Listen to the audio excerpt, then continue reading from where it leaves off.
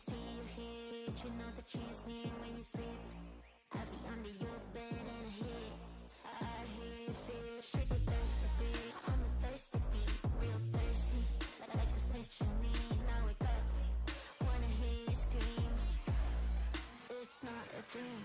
Run for your life, I hunt you hard. You can chase me, but I make you starve. You're a punk bitch, just a punk bitch. Run for your life, I seek you hard. You can chase me, 'cause I'm right behind. You're a punk bitch, just a punk bitch. Run for your life, run for your life, run for your life, run for your life. You're a punk bitch, just a punk bitch. Run for your life, run for your life, run for your life, run for your life. You're a punk bitch, just a punk bitch. Shoot me, you can't afford it. I am the pilot, you're just a tourist. I threw a decoy in her valley, and if you stand here a while, so don't panic. No, I better than dancing myself. Better be safe to get into heaven. Just be yourself and you end up in hell. Do as I say and I might break the spell.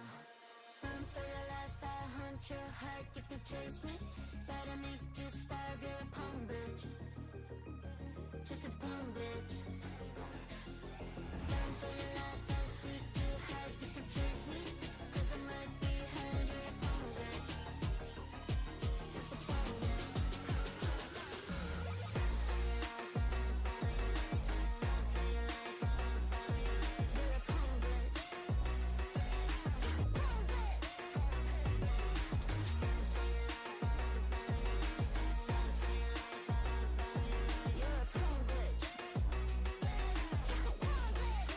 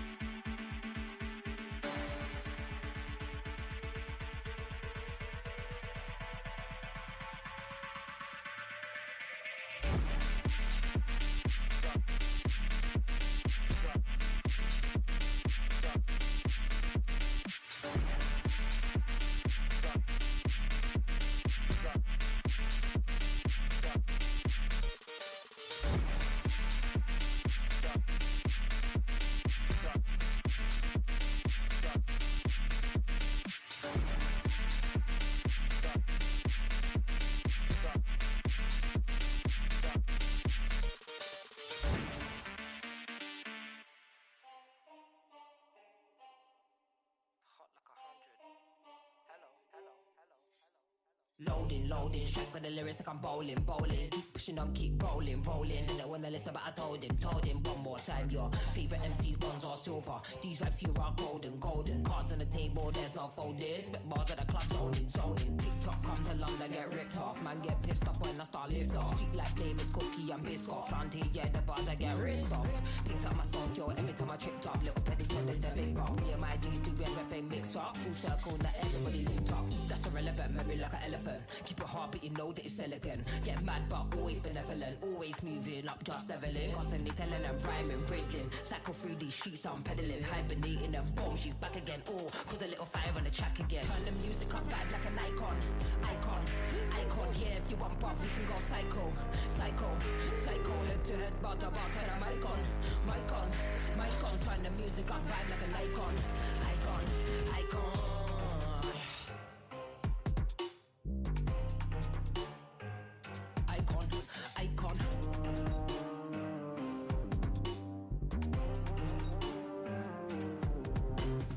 Yeah, it's clear, it's evident. Yeah, I don't mind, I'll do it for the hell of it, yeah. Elevate bars, I regulate, yeah. UK, wheel up the tune, just meditate. If he didn't get it by 9, then they kinda late. Man thinks he's a bad man, but he's kinda bait. Live every day like it's my last celebrate. Mind on the task, we calibrate. Loaded, strike with the lyrics like I'm bowling. Keep pushing on, keep rolling. Didn't wanna listen, but I told him. One more time, your favorite MCs, bronze or silver. Too bad these vibes here are golden. Cards on the table, there's no folding. Spit bars at the club, zoning. That's irrelevant, memory like an elephant. Keep it hard, but you know that it's elegant. Get mad, but always benevolent. Always moving up, just leveling. Constantly telling them rhyming, riddling. Cycle through these streets, I'm pedaling. Hibernating them boom, she's back again. Oh, cause a little fire on the track again. Turn the music on, vibe like an icon. Yeah, if you want buff, we can go psycho. Head to head, bar to bar, turn the mic on. Turn the music up, vibe like an icon. Who's the icon? Who's the icon? Icon.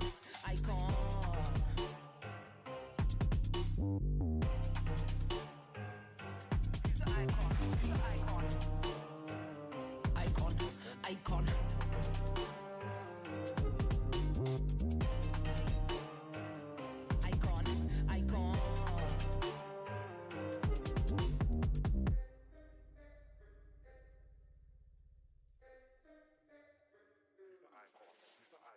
We're driving downtown, foot pushed on the pedal. Move through songs we play together. Feel like we're on holiday. I got a feeling it's a good day. We're driving downtown, foot pushed on the pedal. Move through songs we play together. Feel like we're on holiday. I got a feeling it's a good day. Downtown, foot pushed on the pedal. Move to songs we play together. Feel like we're on holiday. I got a feeling it's a good day.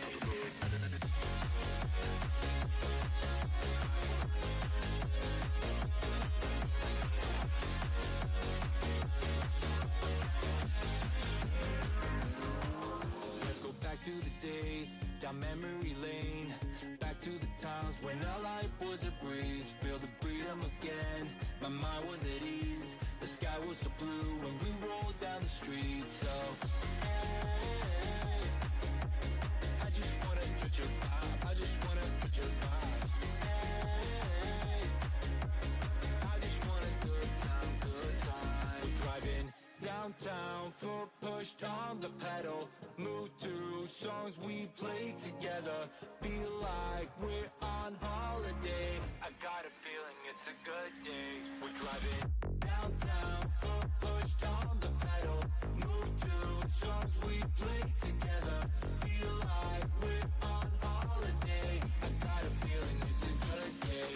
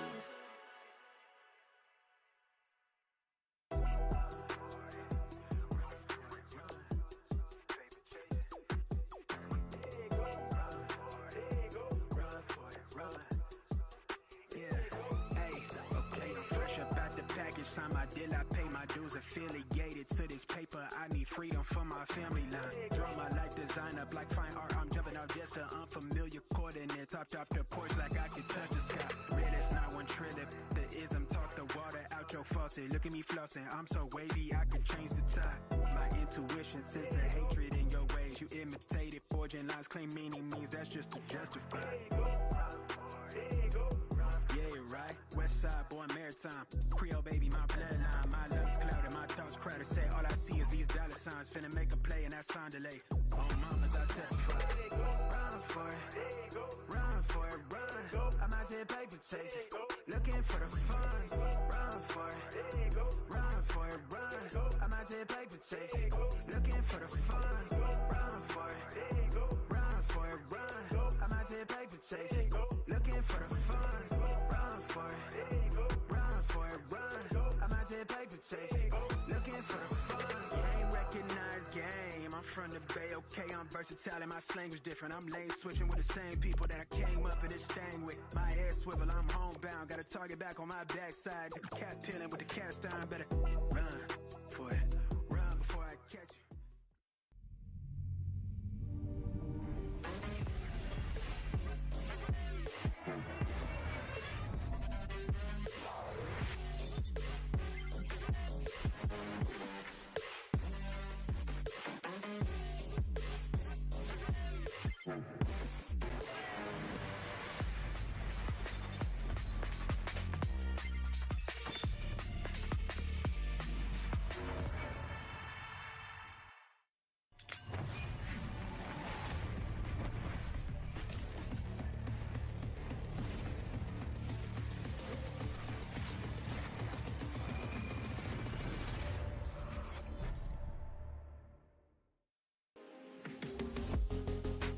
Happy Monday, everybody. Welcome back to the Samsung Odyssey Challengers Northeast as the battle to the top continues. This is still the upper Swiss stage as teams have yet to decide which are the most worthy of them all, right? Still looking for the top 8 of this region. My name is Pavlos, and of course, for yet another day, I've got Summer next to me to help me break down all the action, have a little bit of fun, and see what these teams have got in store for us. And I feel like we start things off nicely today, don't we, Summer? Yeah, and obviously we're concluding that 2-1 bracket. This is going to be that second wave of teams making it into playoffs. And yeah, I'm kind of hoping that we do get through the next couple of games because I'm ready to see what happens in playoffs. I'm ready to see who wants to be fighting for the representation of Northeast going into challenges. But obviously, it's getting ahead of myself a little bit. We just need to see who even makes playoffs first into that top 8 section. But yeah, I'm really excited for today. Absolutely. And in order for us to have the correct context for today, let's have a look at what really happened yesterday, right? Because we saw some more teams make it into playoffs already. Formulation 200, they were the first ones to make it there, but they met with Metasport and Pixel Lumina. And boy, were both those games incredibly cool to watch, especially that Metasport one. 2 maps at the end required overtimes and a lot of clutch moments.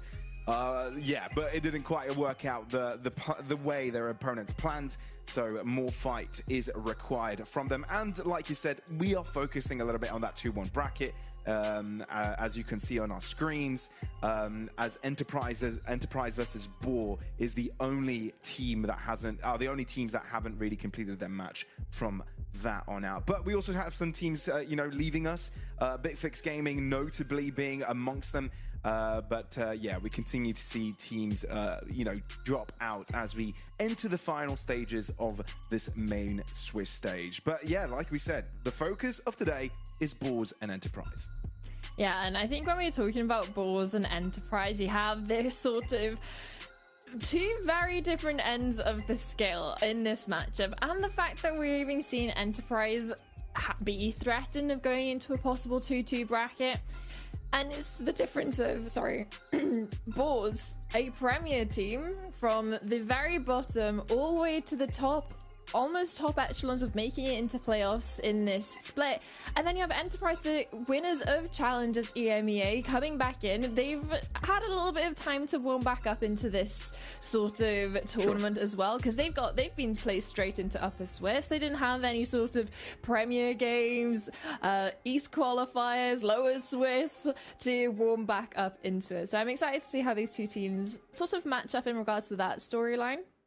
Sure, exactly. A beautiful storyline. And I think let's talk about Bulls, right? For many, probably the least known entity of the two, right? A full Ukrainian roster that, sure, there are some familiar faces, especially if you've been following the Challengers E scene with the likes of, the players in that S4 roster. But like you said, it felt like we haven't really seen too much of them lately, but now they've had a bit of a growth journey, right? A bit of a resurgence, and now with a few different changes coming in as well, with a recent merge, it feels like they've been bringing some upsets against team like Formulation, who has already locked in their spot into playoffs, and can continue to do some damage against the teams at the top echelon of this stage. And I feel like the perfect opponent for them to prove that they can do that continuously is Enterprise. Yeah, and especially it's kind of helping when you have Troisy being one of the top-rated players when you're looking at that Lower Swiss and Upper Swiss bracket. I think he's got something like a 1.3 rating, and that's on your controller player as well. So definitely looking at that person and that player to be having the impact coming into this one, especially when you are talking about going up against a team like Enterprise, of the names they have, the experience they have, and honestly, just how well they fit into their roles. It's going to be nice to see that sort of role head-to-head between the players. Yeah, but of course, a difficult matchup against them, Enterprise Esports. And they are the reigning Challengers EMEA champs. And the reason why this region continues to be at the top of play and continue the legacy from the previous season, I might add, with Apex making it through to VCT. But obviously, a long journey ahead of them, right? Sure, because you win one final against BDR Pacific doesn't really end your journey here. You've got another split to play. You've got to still make it to Ascension. You've got to still prove your worth and consistency throughout this season. And yep, there's a lot of star power. We've spent a lot of this season talking about every single one of these individually, but it's all about them replicating what they have done before. And with teams like Bulls showing up against them, it's a good test to show that in this BO3 format, no one can match them.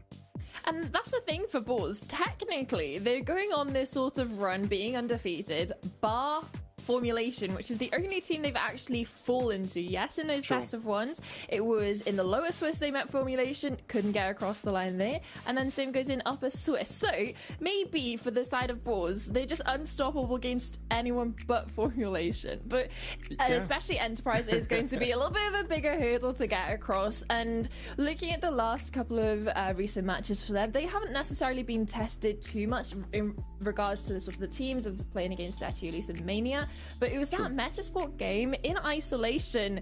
It looks a little bit scary, and it starts to bring up a couple of questions. That it was a 13-4 victory. There wasn't much fight there. And when we're talking about Metasport being a team that's already made it into playoffs, being that sort of gatekeepers in regards to long, deep runs into playoffs or even into the Upper Swiss brackets, you're starting to get a little bit concerned if a performance like that starts to creep back in for the side of Enterprise. It's really interesting, isn't it? Because a lot of the teams that still are around, Twisted Saints Esports have another chance to make it through. They've been beaten by Bulls. Metasport struggle a little bit to make it a playoffs, but still got beaten by Bulls. Team Liquid Academy, who still are alive in this tournament with a win yesterday in that 2-2 bracket, have been beaten by Bulls. So you're right, they are capable of a lot of damage. And now in a BO3 format, they need to prove that they can do it all over again against, quite frankly, the reigning champs, not only of this league, but the T2 system of Challengers EMEA overall in split number 2. So looking at what they've played recently, right, maps, is there a world where Bulls find themselves in a comfort zone, somewhere where you think they'd have a best chance to take on Enterprise? Some maps that you think that are kind of a win condition for them to get a series win? There's possibilities. Obviously, it does come down to the veto, but I can see a couple of sort of punish bans coming in from Enterprise. They're happy to go to a large majority of the maps, and especially with 2 new maps coming back in. Well, not back in, but you have Bind coming back, and then also Corrode being added to the pool. For the side of Boars, really, the maps that they really like are Haven and Lotus. I don't think they've actually suffered a loss yet on those 2 maps, and that's just talking about how they've come through the East qualifier, going into the lower Swiss, upper Swiss. They've actually had a decent amount of reps across all of these maps, right? They've had a couple of best of 3s when they were looking at that lower Swiss, but for the side of Enterprise, they haven't necessarily had to show anything bar 2 maps. They've played 3 maps in total so far this split, and I'm just a little bit concerned for the side of Balls of there's a lot of unexpected unknowns that can start to creep through, coming through into the map veto, and it would be definitely making sense to get sort of a scent off the board. It's something that EP love to thrive on, but Haven or Lotus ban coming in from Enterprise here would make so much sense, as it's sort of the home ground for Balls. Indeed. Okay, so I'm hearing your testament. Try to keep things in the unknown territory, right? It would be the right way to go here for Boars. Make sure that Enterprise, don't know what they've got in store for them. I hear you there. So Boars about to select their map here is kind of what we're anticipating going into this one. And it is going to be Corrode. I mean, talk about a surprise. Talk about a map that you have no knowledge on what can be played here and how it's going to be played. Well, there is no information about Corrode here, so that's as good as it could get, I guess. I'm so excited I'm to see looking forward to Corrode. this. Yeah. I was watching the games yesterday. Sentinels Corrode looks scary, I will say. And it's a lot of the teams, especially in NA, are running Vise and double controllers. So interesting to see what sort of the EMEA sort of counterparts in Tier 2 are wanting to run. Lotus makes a lot of sense for Enterprise to go into. It's a map that they loved going into last split. It's something that they played against the top echelons of Tier 2 EMA on BBL Pacific on it twice. So it's not going to be unknown territory for Enterprise going into that one, but it's going to be a challenge for Balls to sort of stand up to Enterprise on that one specifically. Oh, yeah, it's going to be really tough. Really, really tough. But yeah, look, I mean, even kings can lose their crown, can fall from the throne. Bind being a decider as well, that's going to be super interesting, knowing that's a new addition from the previous splits as well, as of this year. And look, Enterprise, we haven't really seen them. Enterprise, we haven't really seen what they can produce on this one. So a couple of maps that will gain new information on for both of these teams. And I'm excited for that, right? Because now we get to think about, okay, where do their strengths lie? How do they want to be using these maps? And since the last time Bind has come in, there may have, there have been some new additions to the agent pool. So, how does that work when it comes to Enterprises or even Balls' approach to working on a map like that? So yeah, a lot of interesting aspects, and the fact that we start things with Corrode makes me very, very excited.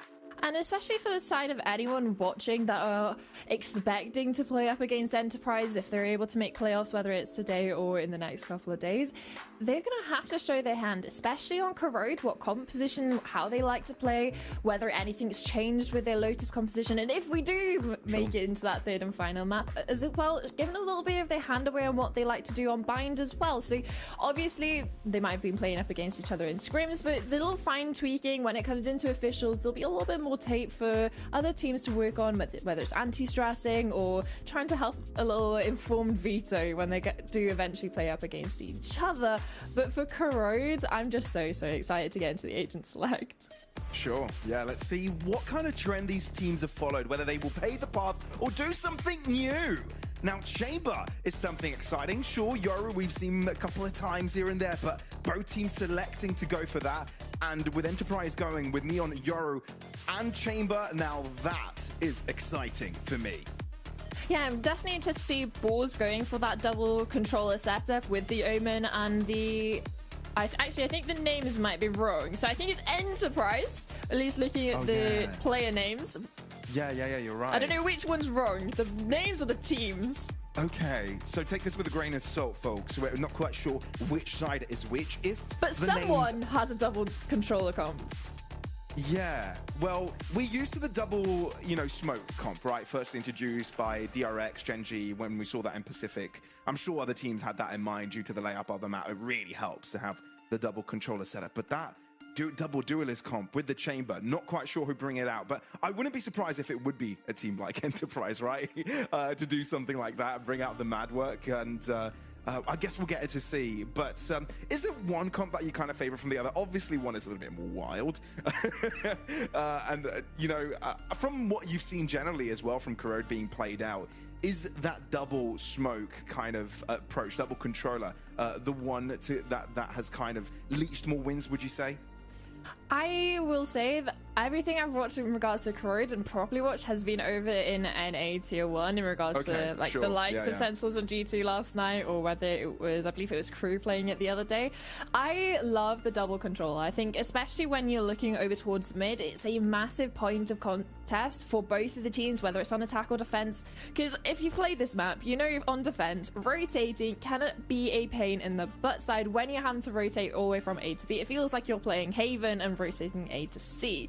So having that mid pressure, especially being able to play through lane, can help a lot with holding down the sites, especially when you're fighting forward towards the mains. But mid in its essence is going to be sort of an area of contest for both of these teams, and if you've got double controller, you can start to cycle a lot of the utility, put a couple of default Viper walls down as well, and be able to just sort of pull at the heartstrings of the players that are going to be designated to holding that, which is likely going to be your chambers or even like aggressive fighting with duelists. Well, it's time to get things rock and rolling on Corrode, everybody. Enterprise and Balls take this map on as the first map of this best of three that could potentially see either of them make it into playoffs. Balls, what an upset would it be? What a brilliant run have they had so far in this tournament. Lower Swiss, Upper Swiss, and now could potentially take on the previous winners of the leagues, reigning EMEA champs, challengers EMEA champs, that is. Would be crazy, would be VCT champs. Either way, you've got reigning world champs, to be fair, in this roster. But taking them down would be massive, and it all starts from Corrode. At least we get a little bit of confirmation that it is Balls that are wanting to run that chamber. Oh, yeah. And again, this is the conversation over towards mid. You have that wall coming in from Achilles. Yes, has taken a lot of damage to sneak behind this, but does he get hard cleared? He does! And it's a shot through the wall, straight into the dome. And that's an entry for Balls. Dude, it is. Nice start. And an instant reset, drop back, and now wanting to pivot towards this right-hand side. A-site's the approach. With two players now defending from Enterprise. Now, obviously, there are a lot of choke points on this map, so the step back that Enterprise can take is substantial. Killers spots a few of these players and continues to try and step back, find cover, but this time overwhelmed by utility, won't be able to be accounted a safe spot to move into. And Balls continue winning their trades. Only two now remain for Enterprise. Both retaking over towards that CT position. You can even see if the players of Balls, they're just not even leaving site. They're happy to stay hunkered down, have information on everything. And even spotting Dome out over towards CT. He's going to call for a jump peek around the corner. I think these guys are on pogo sticks. I mean, it's a brilliant start for Balls, right? And it's the kind of start you'd want to see from these guys, right? Show no respect, completely come out the gates, guns blazing. That's exactly what they've done. All started off from that javelin shot, and it just continued with a ball of fire approaching that A site. Nicely done. Yeah, it was a great paranoia as well, nullifying any presence that they had on towards site. And sure, you get the reveal coming in from Zeke hitting probably about 4 of the players. It doesn't matter if there's 3 of them jumping around the corner and you have one designated going for that kill. And that's what happens when you can play for the numbers advantage. You can just send someone jumping around the corner, especially with a neon.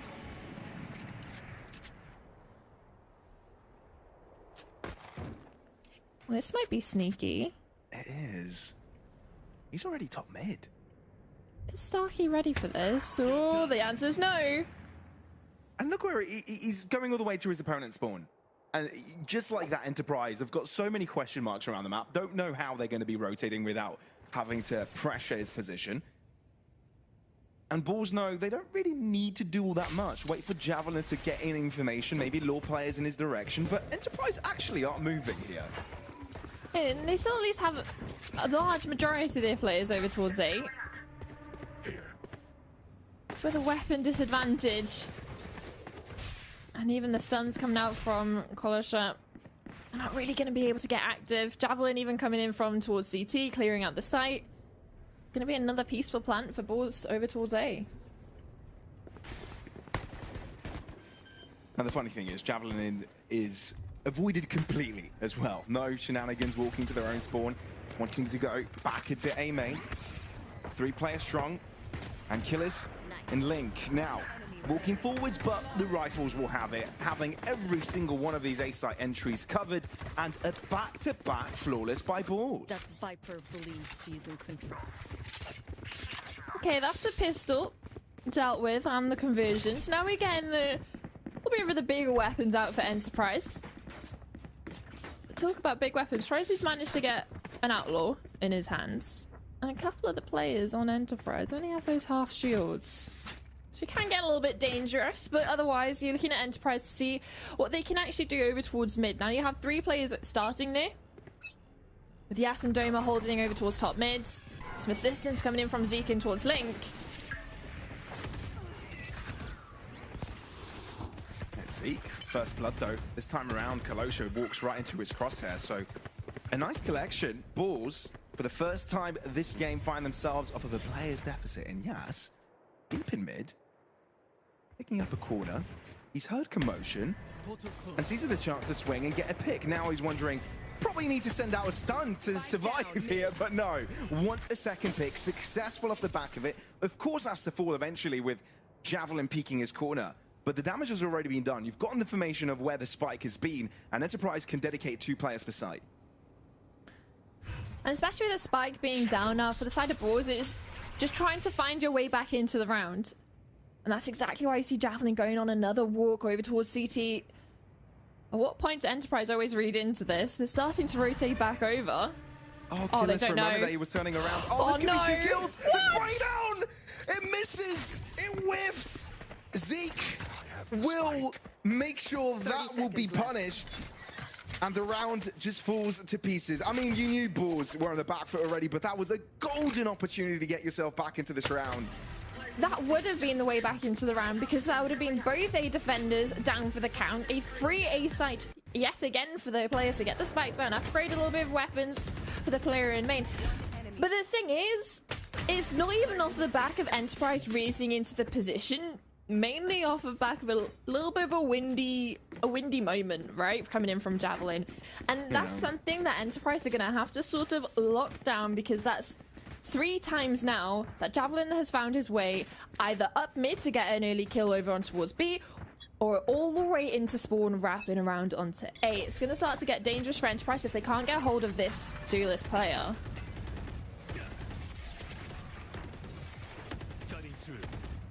Well, this time, I think it'd be easy to find him. Making a lot of pressure over towards mid. With a lot of comfort and help of his teammates. But again, it's a little bit of a solo antic. Zeke wants to clear this out, get a little bit of information, knowing that this is a point of contention. The Ball's wanting to put attention over towards. Both teams' Prowlers have already been used, every single one of them. That's with first blood.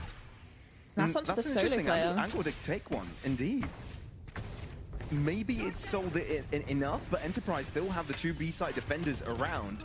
They just want to give off some control and not give any of their lives. Very controlled. And Boars, sure, they take some space, but that's when Zeke is able to find himself into the back line, continuing to put pressure onto Boars. And they might just be boxed in here. Where do you really find cover on this side? That's a tough challenge that you need to find. And Enterprise know that difficulty for Boars and take full advantage of it, Rare, knowing he has to take a fight to get his team back in it. But Enterprise have got the numbers and will prevail in the round. Yeah, this pick over towards main almost solidifies it, especially with a double peek and pick up from Zeke over towards that Link position. It funnels them over in towards B, and Ball managing to get the spike down, get a couple of spaces. They're aware of the double peek that has to come out over towards that Link position over towards mid. It's just they don't come out on top. Enterprise hit their shots, and it's a cleanup for them in towards the end of the round to get that defuse. Equalization now. But still weapons available for Balls. Now even with the Nightfall coming online, 1 away from Javelin's ultimate as well. There's stuff for balls to work with into this one.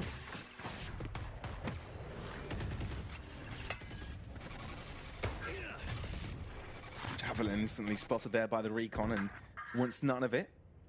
Troisy, that's a nice pick to gather, but Yas won't keep it at a point where they're at a disadvantage. Quickly levels up. And again, it's this solo pressure over towards main. It's going to be rejoined by Klosha.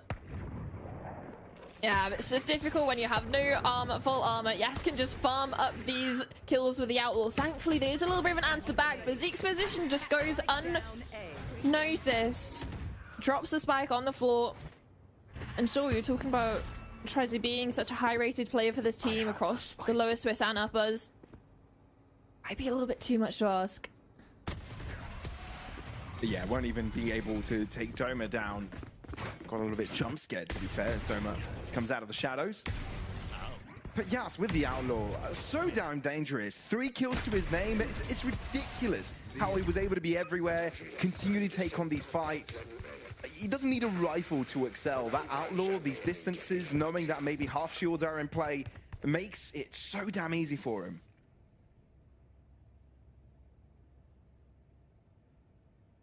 And sure, Paws might have been able to get a pistol for conversion and make a threatening bonus. But down onto issues economically. Sheriff, Stingers, they want to make a fast play over towards B. Especially using the ultimate from Javelin, Dimensional Drift to get a little bit of information, funnel his players into sight. No one's home. Indeed. And if you're Yas, and if you're the rest of Enterprise, you actually want to hold the brakes here because your teammates are very far behind. They're quite far away, in fact, so you want to be cautious. But instead, Dimensional Drift is used, and even when it's a 3v5, Enterprise keep it competitive. Troisy, finally, finds an answer for Boars. They haven't planted yet. They're just fighting. Oh, and they're running for Yas! And he's feeling it today! 2 kills before he drops into the ground. And he's done his job already. Troisy, all that remains from the shadows used, but he hasn't even gone to A. He's gone to his own spawn and he's darting right back to B. Enterprise aren't convinced until they hear the spike planting, and that is phenomenal. But the thing is, Zeke isn't looking in the right direction. Will Troisy clear it? Left. Doesn't matter. I don't think he will. Oh, Zeke knows. What a sneaky man. And he'll just stay out of the smoke. You have information that his opponent is on the other side of it. So killers can look in that direction. For Zeke to net himself the turnaround, the backstab. An Enterprise. Hold on. Yeah, Kelly's just being the perfect distraction, sending that snake bite over. It's sort of, hey, this is where we're retaking from. Look this way. And it's just a perfect wraparound towards backside. There you go, you can even see it in the replay. Early timeout coming in from Boars because, yeah, it's not looking good, especially with these rifle rounds. They've had 3 decent goes at it with Vandals in the purchases, even if it was more of a half buy on a couple. They've had weaponry to work with. They made a couple of these rounds close, but they're not getting them over the line. No, they're not. And it feels like for that particular round, they may have overcomplicated the affair. I mean, I guess you want to be able to punish the stranded players near you, but they were darting a little bit disjointed, which is something that Enterprise could punish. And look, they are aimers, every single one of them. So if you're not taking the fight head on altogether, then they're going to be good for 1 or 2 per player. So you've got to be careful. And Boars know those mistakes cannot happen. A timeout taken to make sure they can rectify them. And moving into another round where they've got a buy available to them, getting close to a couple of ults and even have a Nightfall available to them as well. Yeah, and especially with the couple of ults you're talking about going into the next few rounds, you have Rays coming up online soon with the Tour de Force. Colossus, Run It Back is almost there. So there's things to work with in the next couple, but you want to start it sooner rather than later to get a round on the board. Otherwise, Enterprise are going to start to run away with things, especially with an operator out for Yas. Already picks off this sort of space-creating duelist we're talking about of the Neon. Cover going out. But Javelin wants to push the issue. It doesn't matter. Yas is already TP'd over towards 8. Continuing to stay active. Again, Javelin in this position, he likes to go aggressive. But there's 2 players this time waiting. Oh, it was smart for Zeke to close up the distance there, but Javelin was ready for it. For a moment, Enterprise really didn't need to do much to keep this round under control, but now this is very much doable. Bulls stay together, get another pick, find site control, and this round it could very much go their way. And they even got that trade onto Doma, which is massive, and it opens up that avenue into B. You can see Starkey's repositioning over towards main, knowing that the trip is going to be down from the chamber, and also the fact that if he stays on site, he can't go down, especially trying to keep the numbers advantage in favor of Enterprise. Yeah, Starkey knows there's no point holding on to B. Oh, the trip's gone back up, though. So, Bulls are at least going to get a notification that there is a player in main. That's something to work with. Better than nothing. Oh, it's somewhere to take a fight as well, it seems. Thinking about it. Got Rare posted up very close to that position. Starkey may consider it, though. He knows he's given off that information. His position is not a secret. And he's calling Killies in to come help. He's going to send this Paranoia, support the team. They might not even send it. They might just drive peek it, but shots can't connect. It's now down to Envy Fear, Never Fear, and he's on 33 HP. There's 3 players to deal with. Sure, he gets a consolation prize in 1. But still, another round for Enterprise. Indeed. Indeed. I mean, again, Bulls seem to have the right idea there and how they wanted to work it out, but it was smart from Enterprise, both in micro and macro, right? Having a second player available, being a distraction, but even just continuously walking past that corner is enough of a distraction. There are layers to these Enterprise players, and Bulls not quite equipped for it yet. And it's the call to leave 1 player over towards site, position 1 in main. Hopefully the trip stays up, but as soon as they're separated, numbers advantage wholly favors Enterprise in the engagement. Talking about if numbers favoring the engagement, this is one that Bulls are going to be happy with. And they're moving very quickly. Want to take full site control off the back of it, and maybe want to pressure Yas in his position as well. Never mind.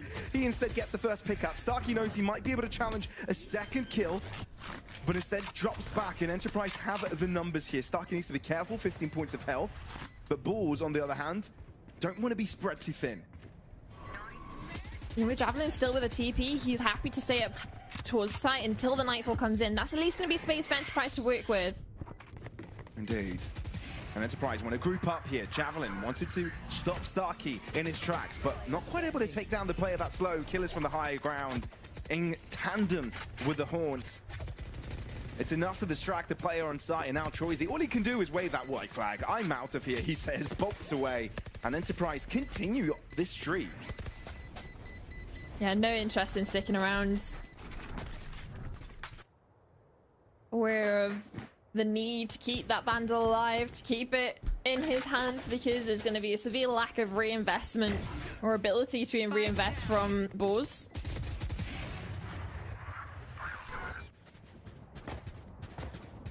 And sure, they're getting the spike down relatively consistently, but it's these post plants that are getting dismantled, whether it's by the cyclone of ults from Enterprise, or just the way they're even able to play into slight disadvantages into numbers and bring back 4v5s into numbers, definitely favoring them.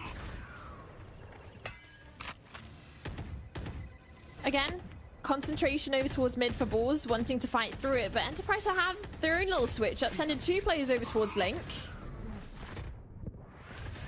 This is aggressive. There's no follow-up. Blocked off by the wall, and a smoke now dropped by the Bulls. But then again, it's Bulls' move to make, right? They need to cover all these corners. They need to use all their utility to clear out all these positions. And Enterprise know of it. They've taken a few steps backwards and even want to pressure an extremity here. This could give them a lot of information of whether this is going to be an A hit or not. And taking this deep angle with 3 players could be unprecedented. Sure, Bulls have to check it, but this might be a little bit too much, and indeed it is. Side swing from Kolosha, but it's not enough. Enterprise overwhelmed, Paranoia through. It catches one off guard, but Zeke is ready for it. Enterprise fully aware And with Javelin all to himself, his position fully telegraphed. Sure, he's got the spike in his eyes, but Enterprise on the 30 chase seconds left. will defend the spike with their lives, and that should be the round. Walking out of the smoke, wanting to tease him a little bit, throwing in the clone in there for good measure, why not? Toy with him a bit, and Starkey collecting the final frag means Enterprise are unstoppable so far, ever since that third round. And you knew it was going to come down to this fight in main because of the sheer numbers of players that were here. 7 players in total. And yet, with the numbers in their favor, it's Enterprise that are able to claw it back with a double kill and then just trading their way out from there. My only concern is for Boars not being able to get even a couple of these last 3 rounds on the boards. They have a double duelist composition with their Sentinel being chamber. It's not going to be an easy defensive half. It's not going to be an easy attacking half either, especially with the scoreline and a double kill from Zeke to open it up yet again. Yeah, not going to be that easy, is it? No. Oh, dear me. The thing is, what do you do if you're Boars? It feels like they can't really find their answers here. Enterprise well drilled. And their fundamentals on this map already. And they've even got a couple of set plays in the mix to destabilize their opponent's attack. Cover going out. Currently being a bit too much. Shadows. Looking at silver linings here, you might want to be able to isolate players. A lot of attention is turned towards Troisy with 3 players over there, but at the same time, Bulls are walking in the most inhabited This might favor sites. Rear though. As soon as this smoke fades, anyone peeks. Hey, that's a pick, but you've only got 25 seconds to work with. Now you just need to start moving into the site itself. Killers shuts down Troisy. So the spike plant actually is committed and planted as well. There's But only 2 Bulls need a couple of players. multi-kills here. Each and every, well, both of them need to find a couple of frags each. I don't feel Enterprise are going to make this easy. Sure, you don't have any paranoia left, but you still have a couple of flashes, as well as smokes. Clone thrown in, no shot fired. Toma Ferrari peeking in front of Rare's screen. Never fear. Might just be in fear at this moment in time. Enterprise flood the site, and there simply are no buckets to save the day. Toxin screen down. And just for context, I don't think anyone was expecting it to necessarily be Bulls dominating against Enterprise. Make conversations, the possibilities on the newer map, have a little bit more of a push and pull. But for Bulls, I think this is going to be a really good learning experience, right? Especially since they're going to have another chance to qualify in that 2-2 bracket. For Enterprise, these are the reigning champs of not only Northeast Split 2, but also the whole of Challengers EMEA. They have the experience, the players, the names that have been at the top echelons of Valorant before. And Bulls, they're just starting out.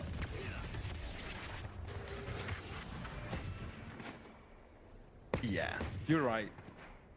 Sure, there are a few reps here and there, but this is a beast they're dealing with. Players that have made this game their life and have traveled the world because of it. Yeah, it's sort of premier team that they qualified to the East, qualifies through their premier rating, battled their way through that, and then into the lower and upper Swiss. So for them, already exceeding expectations.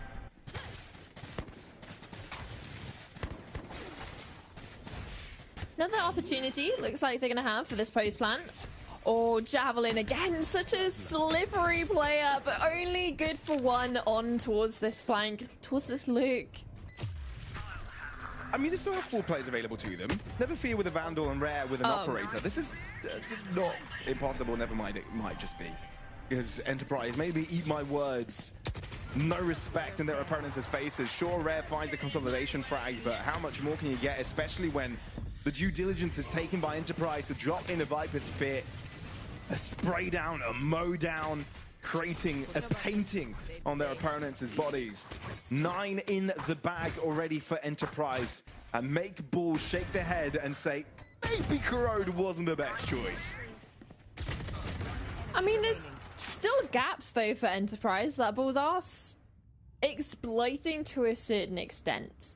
Obviously, we saw it in round 3 as well, again in the round previous, and a couple of rounds in the between as well. Javelin's managing to get timing, finding the space and the gaps in the Enterprise defense to be able to go for kills like we saw just then, but only going for one, and it's just like it's more, you need more from a situation like that, especially when his numbers are already disadvantaging your team. But this one, Balls start out with the entry, but Yas is already there.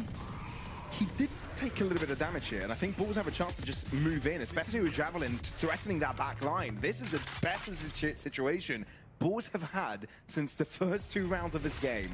This was decisive as well over towards A. Call from That's what I need Spore. a little bit. Bit of that change of pace. Both players for Enterprise retaking from the same position. Domo finds the first. That stun is good. Catches onto him. Starkey has to save his life there. I'll drone out, but the smokes create it. A really tough position for them to spray across Starkey. That is crazy. But you are running out of time. And you need to find Kalosha here for the clutch. What a crazy first EP. Fakes it out, but I don't think Kalosha's buying it. Knife out. But he's nowhere to be found. On the spike to defuse. Not even halfway, and the spray down doesn't quite connect. Kalosha instead will save the day for Bulls. Beautiful execution, a nice switch of pace. Nets them a round win by the end of the half, but still a mountain to climb.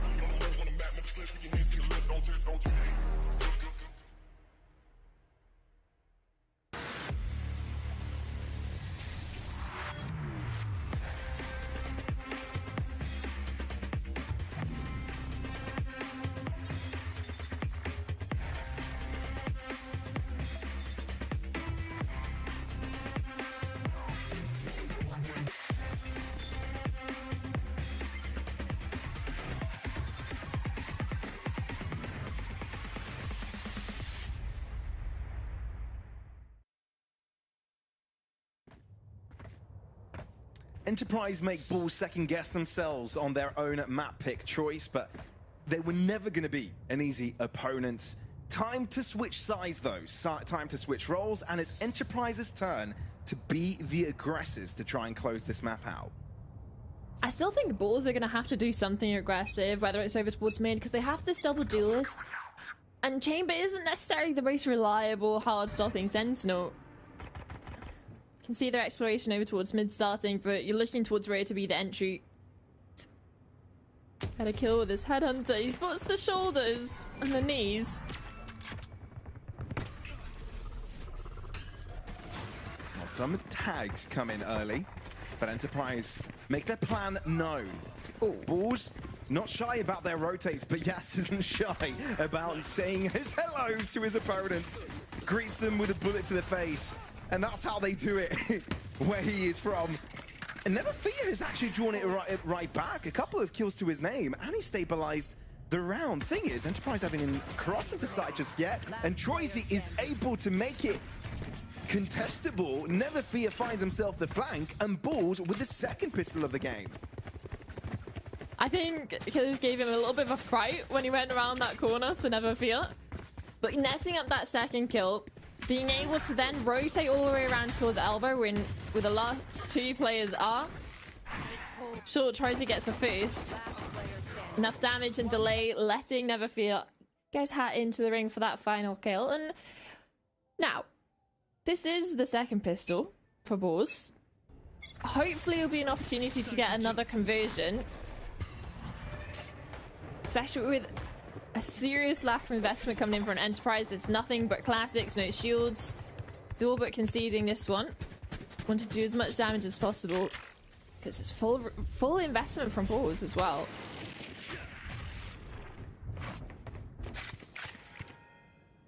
But it does mean that the Marshal on Javelin and Ray are going to be dangerous, right? With no shields, no nothing for Enterprise.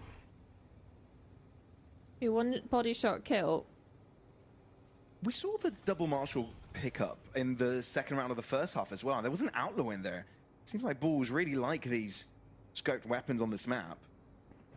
I mean, it makes sense when you have players, you know, on a chamber and even a Yoru, but you don't often see too many of those guns all in one, especially when there's a potential overwhelming force of pistol players in your face. There is an early trade here, and Enterprise will attempt to move onto this A site, and with the judge collected by Yas, it could get quite dangerous. Thing is, Yas, his teammate has fallen, he has to do it by himself, but he can only survive for the one. And there's still a couple of players around. Rare has a few bullets with Killers and Zeke's name still on them, makes clean work of the issue, and Balls again with 2 first rounds on the half. Oh, it started to get a little bit scary, though. And head on a swivel. Literally 180s to get the third and final kill. And save Balls from a little bit of a loss of investment in that one, right? Everyone invests into it. Sure, you only lose 2 Marshals, thankfully, for the heroics from Rick. But this is the issue. Enterprise now have the rifles back out. They're playing on the attack. And with this double controller setup, they're going to have the opportunity to do a couple of lurks, especially over towards mid or wherever Killers puts the Viper wall down. It's going to be question marks that Balls are going to have to find answers to. They can't just ignore the players of Enterprise, hoping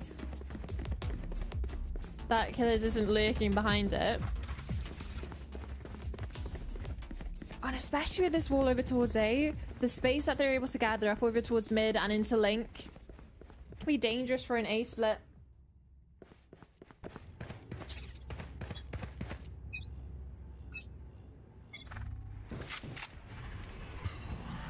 Could be. But not too shabby of a buy for Balls to try and deal with it. Yes, first in, as always, doesn't check his left-hand side. Uh-oh, that's a big no-no, especially when the judge is in play. Doma looking to see if he can pick up the pieces, and I think he just might be. Back to a 2 versus 2, as the scales have been evened once more.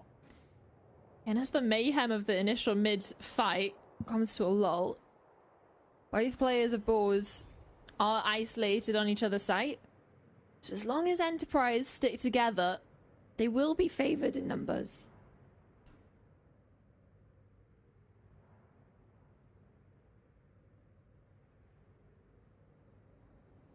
Enterprise still have 45 seconds. It's just Rare on this side of the map. He will be alerted of the push. Trademark is there. Broken. And Enterprise need to figure out in which corner he's hiding. These little box positions, these little corners. We can't TP out. So difficult on this map. It's Red Killers watches it. And Rare can't quite connect on time. Upwards for Troisy. Time for the big boy clutch. Winning this round would definitely put Balls right back in the fight. 10 seconds left. He has been able to pick up a Phantom as well. And even hears Killers' footsteps over towards Elbow. Popping the orb and peeking with it. catches Troisy off guard, and it's double digits for Enterprise. They're not making them wait for it, right? For the side of Enterprise in this one, it was the full buy against Eco. They almost get dismantled over towards mid with a double kill from Ray. But stabilization from Doma. It felt like it was a little bit of overexcitement there from Bulls. They knew they were, ahead in that moment, and we had a little bit of some overzealous peaks. And I feel for like a team that needs to be at that head level needs to know that, okay, we got the peaks, we need to settle down, set back. But that's not what happened from Bulls, and a player like Doma can punish. And that's exactly what he did here. Good info, though, from this dimensional drift. Already realizing where one of these players are to the back of the site, draws out the judge, and doesn't care about being alone.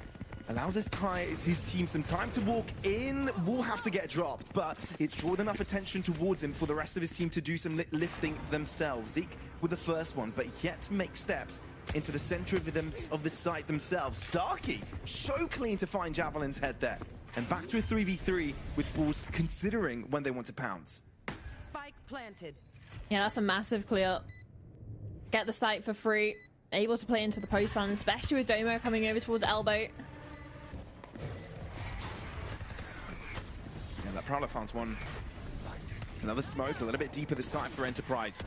Kolosha dashes in. Paranoia is perfect.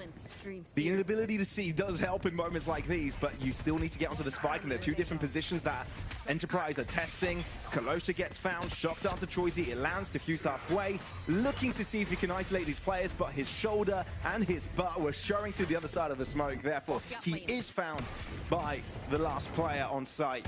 And Enterprise on 11 now, knocking on victory's door. One enemy remaining.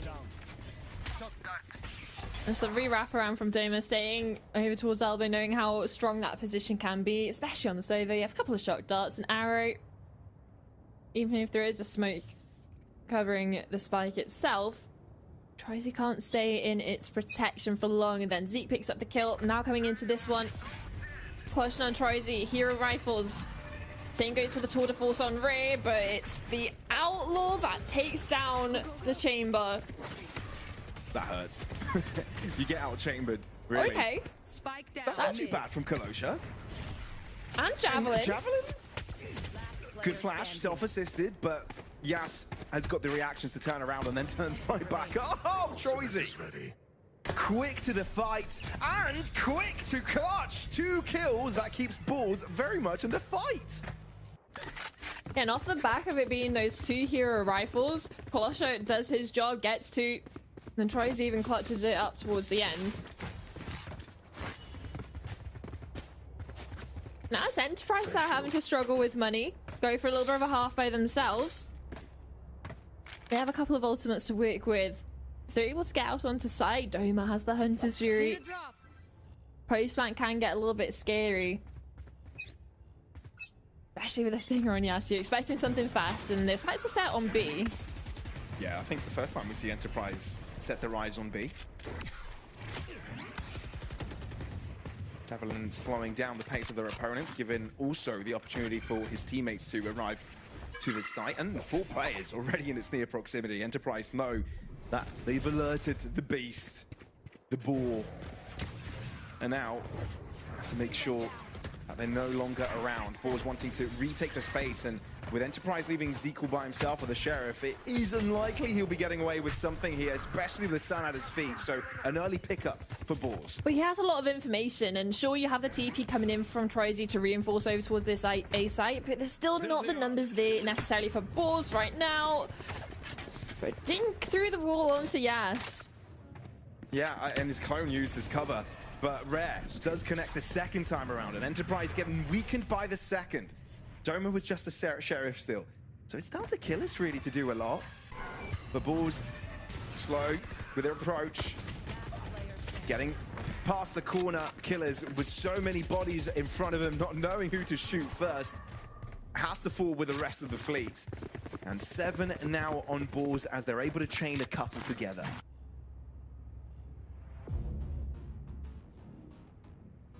Enterprise timeout. Sure, they struggled a little bit in comparison to the first half of hitting their strides on their attack. But now with rifles back out for ultimates to work with, you want to just take a moment, take a breather, formulate the exact game plan that they want to run. Because at the moment, the mid fights that they've been trying, Balls have been ready for, and especially with the utility that they can throw at that space in such a confined area with the stuns coming in from Colossal, Javelin with the flashes, same goes for Never Fear with the utility that he can throw in regards to information, reveals, prowlers. It's something that they've struggled a little bit with. Hopefully they can find a solution into this one, and maybe the ultimates will have something to do with it.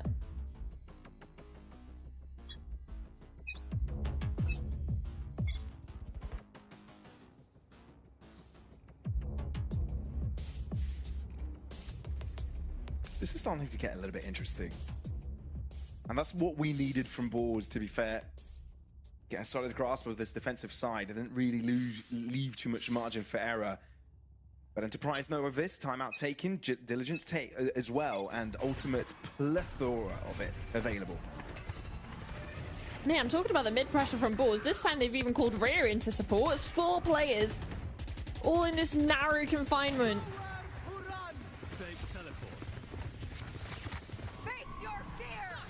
Early pressure towards mid from Enterprise, but it's a quick bounce back towards this A site as well. But it's been slowed down. A Caesar's been put in place. There's a trademark they also have to get across. Balls aren't making it easy for Enterprise to get their hands anywhere near this A site vicinity. Yeah, the delay is actually massive over towards A. You got the stuns and then also the smokes. The net as well coming in from Never Fear.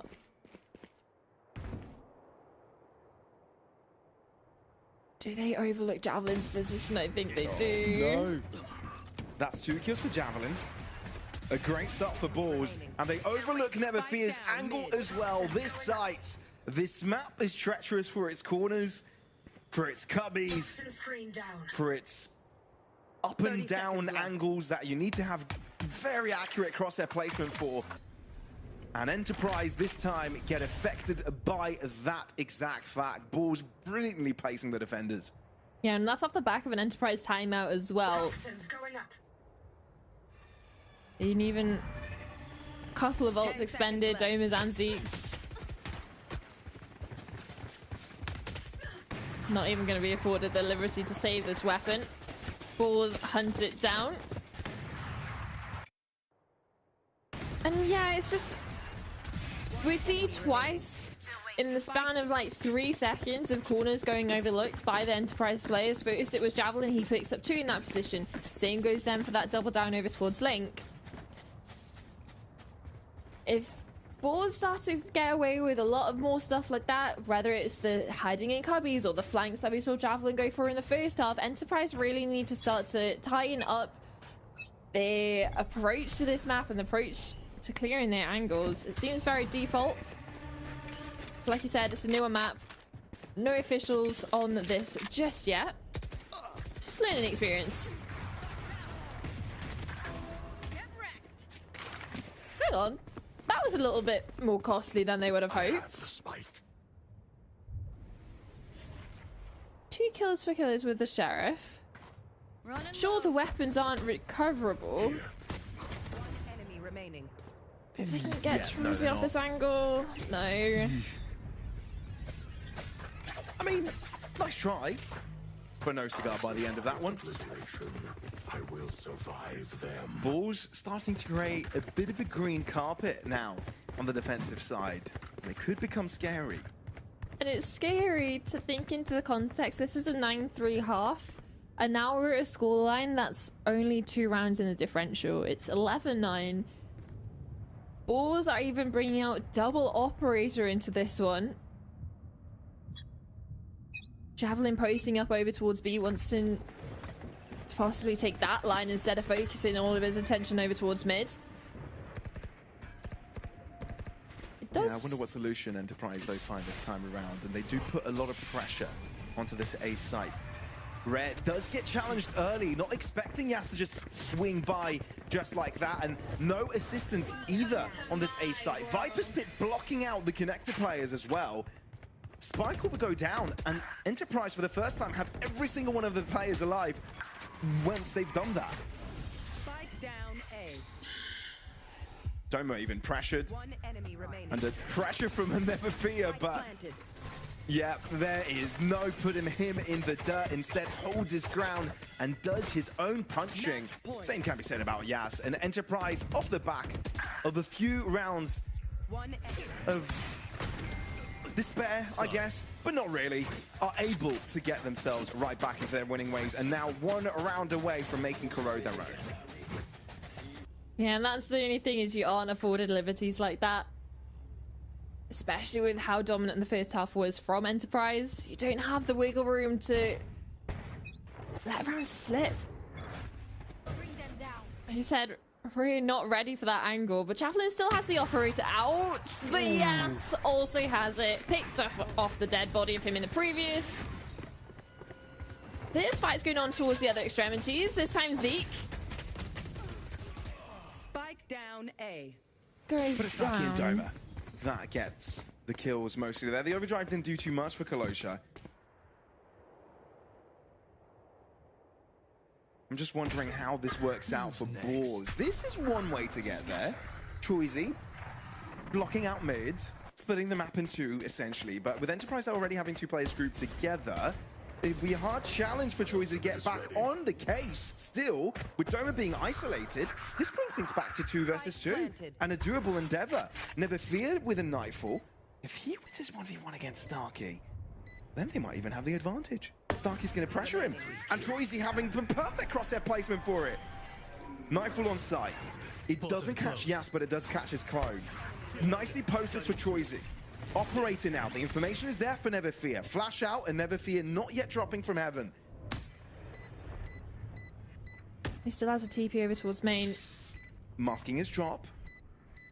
And Yas holds his ground. A spray as well for the bait. TP spotted. Never Fear knows he's got to deal with him first. Sees in place, and indeed has the clutch available to him. But there is no time to defuse. Seeing the circle as he approaches that spike, that is heartbreaking. Especially with the heroics from Troisy that round, but it's just not enough. Enterprise had a too damn good first half and were easily able to close out from then on out, getting Corrode and being first on the leaderboard with the map score. I mean, they got challenged near towards the end when they did eventually switch over into that attacking side. Struggled to get it going, so maybe we're going to see a little bit of a trend in Northeast. Should we see more Corrode? So please, guys, keep picking into this map. I want to see it more, but maybe again a trend of that being that sort of defensive style of map as people are starting to get used to it, especially on manipulating in regards to the rotations and also that space over towards mid, which we did see the Viper from the side of Enterprise, the utility that they were able to use on that defensive side. It locked balls out so consistently. Yeah, I would agree with that 100%. I feel like it was a big challenge for both of the teams to sort of navigate these narrow spaces with so many of these corners. And I feel like it's something we will see a lot of in Corrode, and I think inevitably it will be quite defensive-sided until we potentially see some solid plans of attack further down the line. But for now, Enterprise are 13-9 ahead with the first map win. Balls not quite able to make Corrode their own map pick, which we can get why they try to go for it, right? Unknown entity could have caught their opponents off guard, and kind of hoping that Enterprise might not be that well rehearsed on a map like this, but Enterprise left it open for a reason and now are ahead even before they get to play their own map pick. Yeah, and especially going into a map of Lotus, something that we've seen Enterprise on before. They love this map. It's starting to get a little bit worrying for Boars. Sure, I will say Lotus isn't necessarily the worst map for them. It's not the ones that they're undefeated on this split, but it's something that they've had reps on against better teams when we're talking about the formulations and that sort of caliber of teams that they have played on it. Maybe not the best win rate, but they've at least had the reps on it against higher teams rather than the teams we tend to see in the East qualifiers, in the lower Swiss, that sort of conversation. Indeed. Well, let's see how Boars can fare on a treacherous match up against them. A treacherous map. We'll see if their performance is enough to take a map off at Enterprise and force off a decider. Well, if they don't do it, it's Enterprise into playoffs. We'll see how that goes right after this.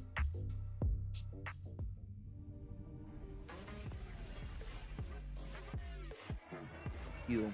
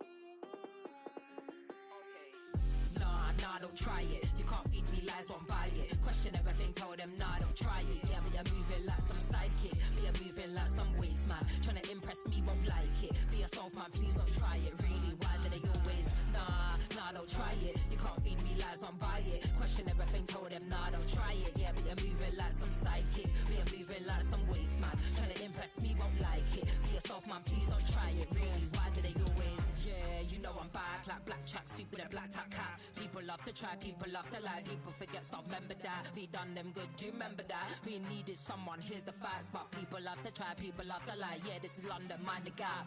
Living life just multitasking. Smile like a horror movie, I'm laughing. Motivated and focused, crafting. Dash something in a break, all your eggs in a basket. Can't handle it, why you asking? Can't handle it, why you asking? Can't handle it, why you asking? Please don't try it. Nah, don't try it. You can't feed me lies, won't buy it. Question everything, told them, nah, don't try it. Yeah, but you're moving like some sidekick. But you're moving like some waste man. Trying to impress me, won't like it. Be yourself, man, please don't try it. Really, why do they always? Nah, don't try it. You can't feed me lies, won't buy it. Question everything, told them, nah, don't try it. Yeah, but you're moving like some sidekick. But you're moving like some waste man. Trying to impress me, won't like it. Be yourself, man, please don't try it. Really, why do they always? Yeah, you know I'm right. Vibes are here when I am outside. Born for the flows to keep the flows tight. Tell me why they love to lie. Soul is dark but the mind is bright. Nocturnal, we live for the night. You wanna try but yeah, not quite. Monster with the bars, yeah, I might bite. If I have to, I tighten up the mic. See me, I don't do it for the likes. Keep it Air Max, yeah, like my nights. Ooh, I like to plan. Hello folks, welcome back to the Samsung Odyssey Challengers Northeast. It's time for map number 2, Enterprise's map pick, as they currently lead their series 1-0 in their way to try to make it to playoffs against Bulls. Now they get to play on their home map pick, Lotus, in which last time they played it in an official, it was the grand finals against BBL Pacific, which gave them the crown of challengers EMEA victors in a 13-3. So, yeah, it's safe to say that Bulls are going to have a little bit of a hard time here. Yeah, it is one of the home maps for Enterprise. They loved playing it in Split 2. They loved playing it in Challengers, like you said, playing it twice against BBL Pacific, and again, taking the victory twice. It's not a map that they shy away from, and especially with how we saw Corrode start. Sure, there's a little bit of adjustments came in and a little bit more of a fight back coming in from Bulls when we got to the second half. But if they start again onto this map, Enterprise, with such a lead, with such confidence, it might be a little bit harder to stop that snowball from running down the hill. Yeah, and it looks like Enterprise will be keeping the comp they had the previous split as well. No changes here. And Bulls, notably, you know, you've got to give them some kudos here.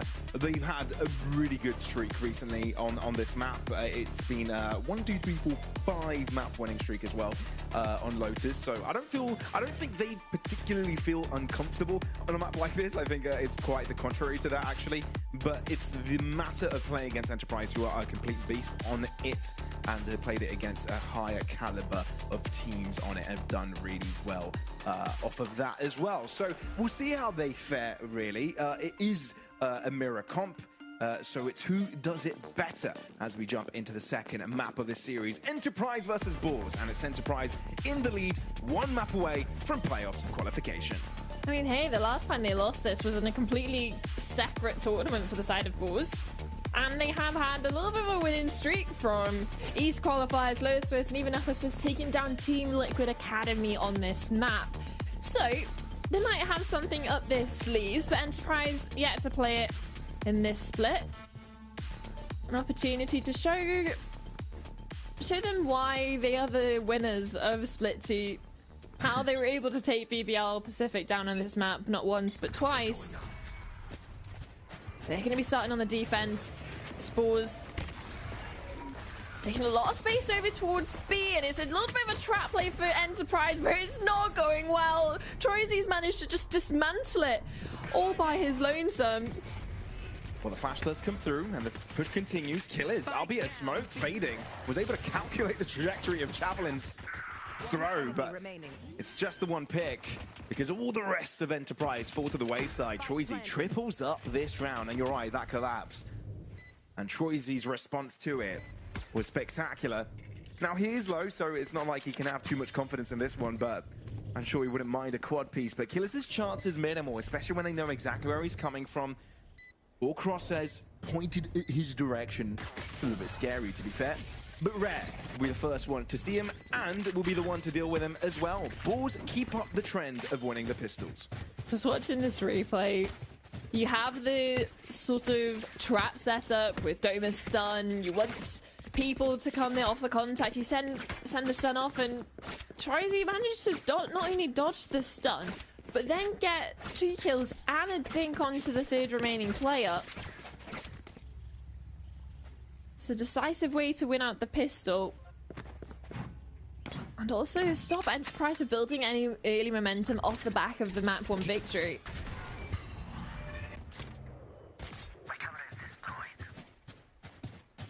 A couple of sheriffs invested onto Yaz and Doma. Boars might think about brute forcing into C. At least keeping Zeke busy for a while. But no response from Enterprise, no rotates. They just stick to their guns on A. You don't necessarily want to over-rotate when you have positions, you have the sight hold on towards A. Just hope that you can puff up his chest a little bit. Well, they know that he's here. Prowl already thrown. Kolosha on the chase. Nice haunt from Neverfria. And a great assist onto Kolosha's pick. And from that, the ordeal becomes a little bit more simple, right? Spike down, 5v4. Should be easy here on out without guns on the Enterprise side. But are they even going to go for it early on or play for any damage towards the exits? Maybe a couple of pot shots here and there. Kolosha wants to go looking, at least over towards CT. He wants a little bit of a gander, see what he can get, especially being only with the Marshal into this one.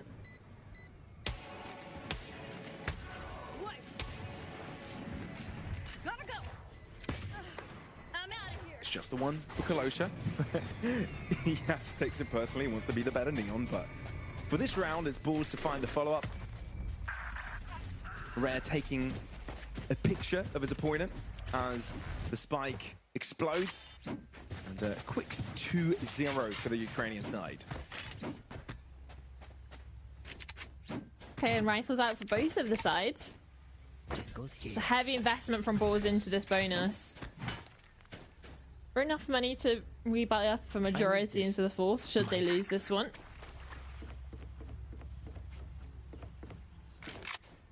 And with 4 players with full armor, I don't think Yaz's Outlaw is going to get the impact it desired.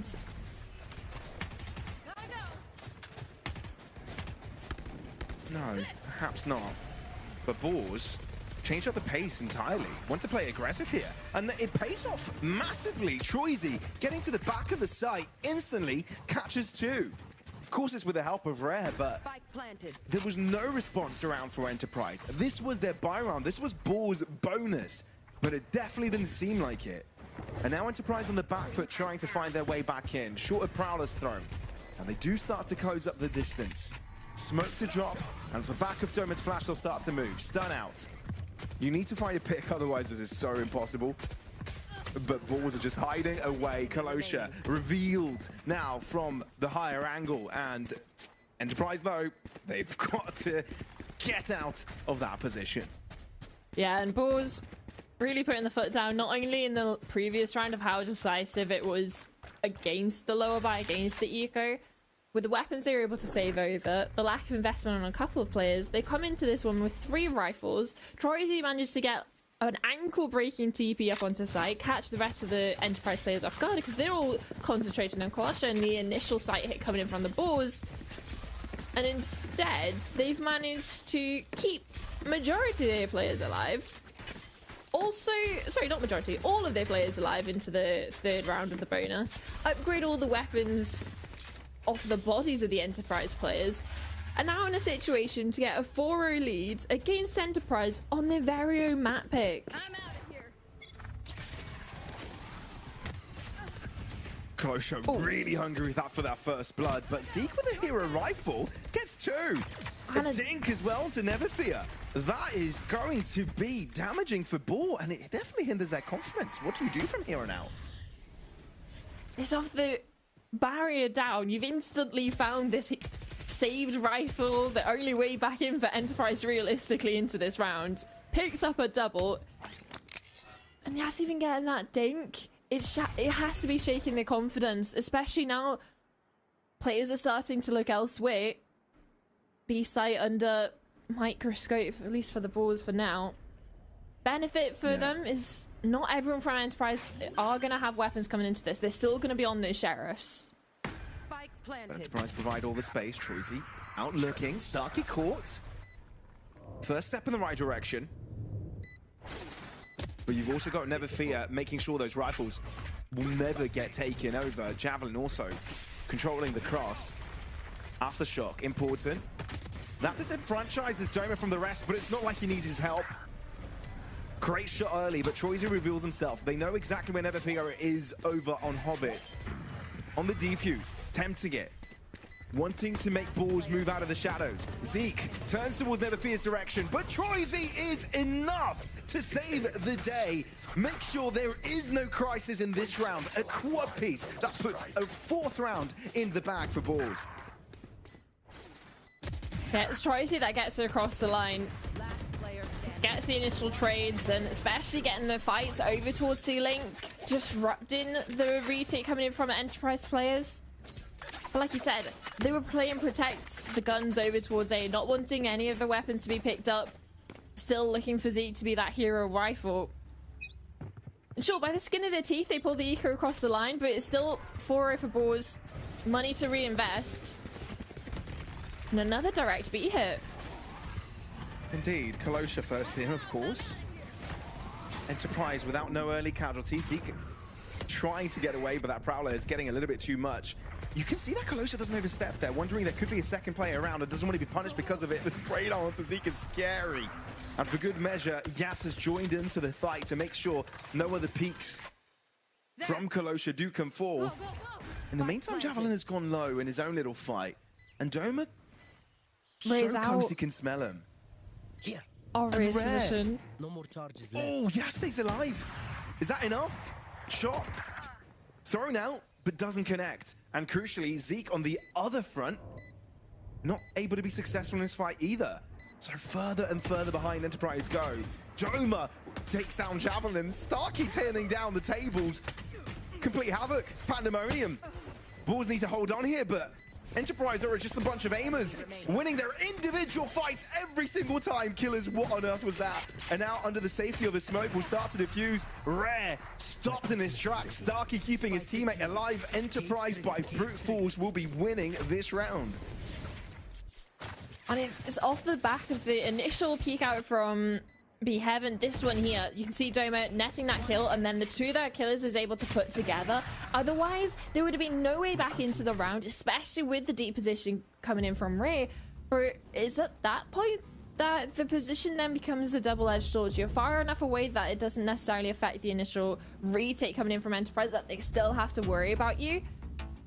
But when your teammates fall that fast over towards site, there's not too much left to do.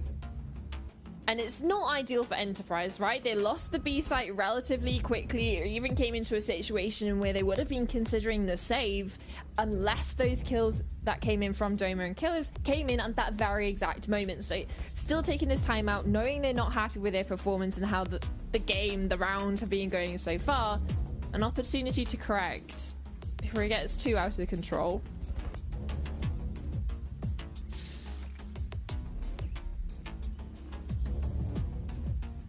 I mean, it was definitely a pivotal round for this game, for sure. Enterprise know they kind of got away with something there. You can't replicate that always, and the CIS scene, known for the cracked aimers, and Balls have already illustrated it, even from Corrode, that they follow that same trend. You've got to respect them. Well, getting back into the game itself, an opportunity for stabilization for Enterprise. Yaz up onto this operator. Balls feigning pressure over towards A, the Prowler and the fast lane, but no initial push. But it's not as if Enterprise are really fighting for it either. They want to lure them in, especially over towards Tree. The double setup of Zeke and Yas.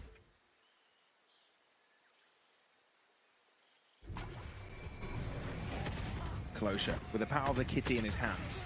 Troy Z is the one with first blood here, actually, but Yas is quick to answer back.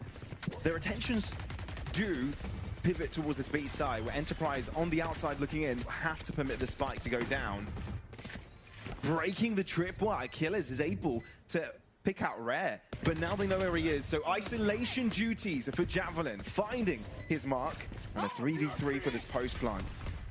Rolling Thunder instantly out. Doma wanted to stun Kolosha in his effort to approach. A flash as well. He's just stopped that Rolling Thunder from having any impact, but Kolosha doesn't really care about that. Yas knows he's up against two, and that's not going to be an easy affair. Kolosha zapping Yas's skull. And Starkey, they know where he is, and that's a big problem, because now there are 3 individual pairs of eyes spare to his direction. A TP away, safety perhaps for Starkey.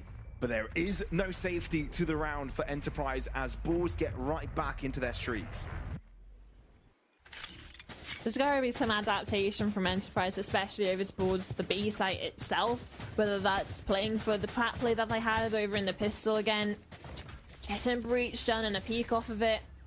Because it's been exploited by Balls time and time again. And realistically, that round 5 was a round that Balls did exploit over towards B yet again. Just Enterprise were able to claw their way back into that round.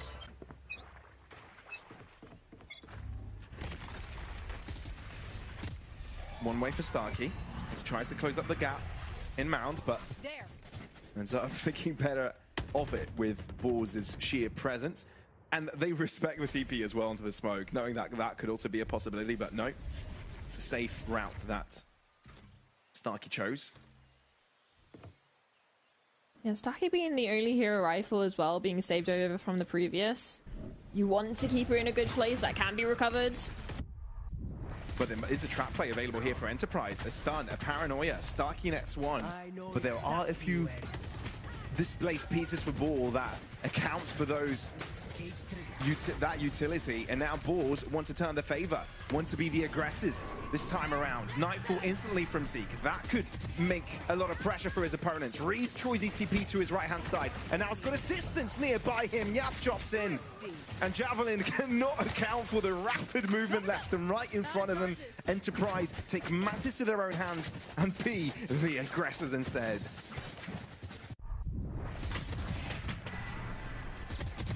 Yeah, there's ultimate coming in from Zeke as well. Super impactful, getting players down low, allowing for Yas to really run away with things with the overdrive. And again, it's the hero rifle from Starkey. He's able to get his, it's in a recoverable position. Zeke picks it up and then runs away with it for himself in the round. And now a little bit more into equal footing in regards to weaponry. A different look for Balls as they pop out over towards Rubble, but again, Enterprise aren't necessarily heavy fighting any of the lanes at the moment. letting the fight come to them.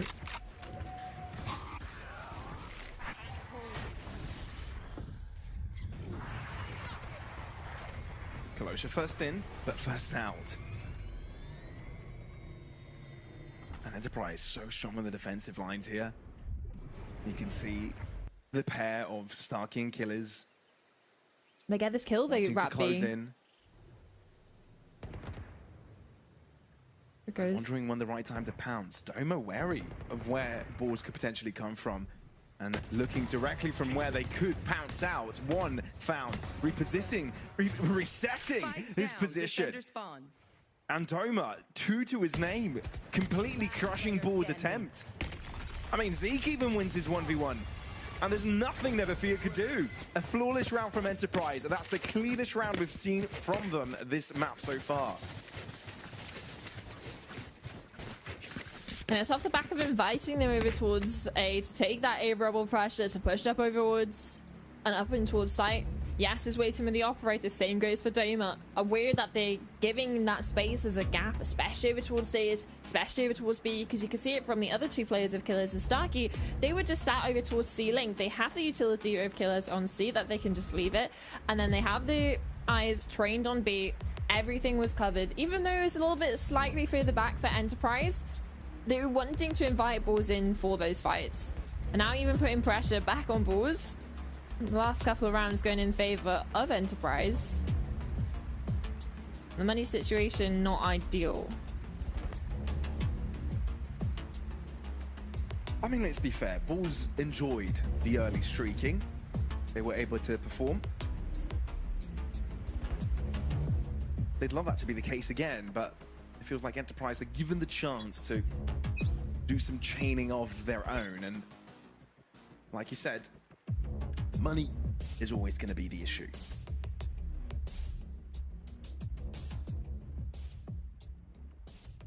See conversations about who's going to get a hero rifle, Javelin sacrificing his credits.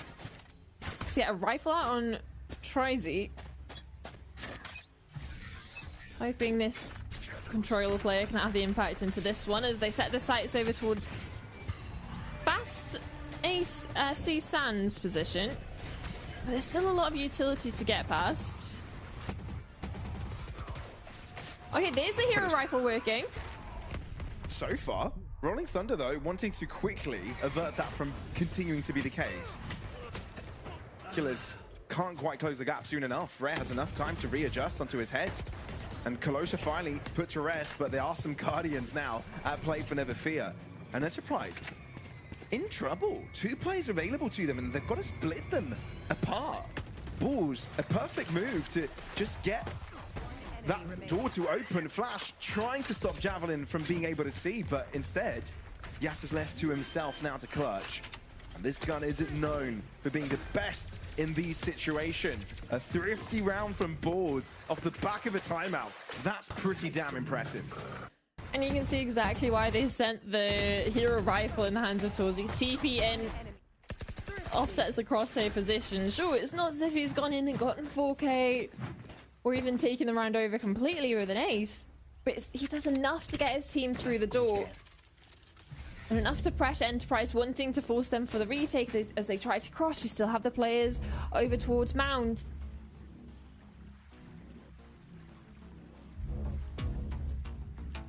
Well, it does seem we do see a technical pause in front of us, and apparently there seem to be some PC problems with one of the players. So waiting for that to fix up before we join in. But it's not exactly what you need in a moment like this. Balls nice and steady. I mean, nice and steady. I don't know if you couldn't call it nice steady, the way they were able to bring themselves back in, but disruptive for Enterprise for sure. So when you're in-game destabilized, you don't really want to be destabilized by external factors. Got enough to deal with in the game without having extra things affecting you. But talking about in this game and in the round coming, in regards to anything interesting of note, Yas still has this operator afforded by Zeke and a couple of ultimates, but especially with the Rolling Thunders and the Nightfalls from both teams being used relatively recently, none of them are online just yet. Neverfear is close to getting his. So if they're able to get an orb, possibly over towards A or a netted kill, could help with the site hit itself. Enterprise looking like they want to go fight ahead of the smoke this time over towards Rubble.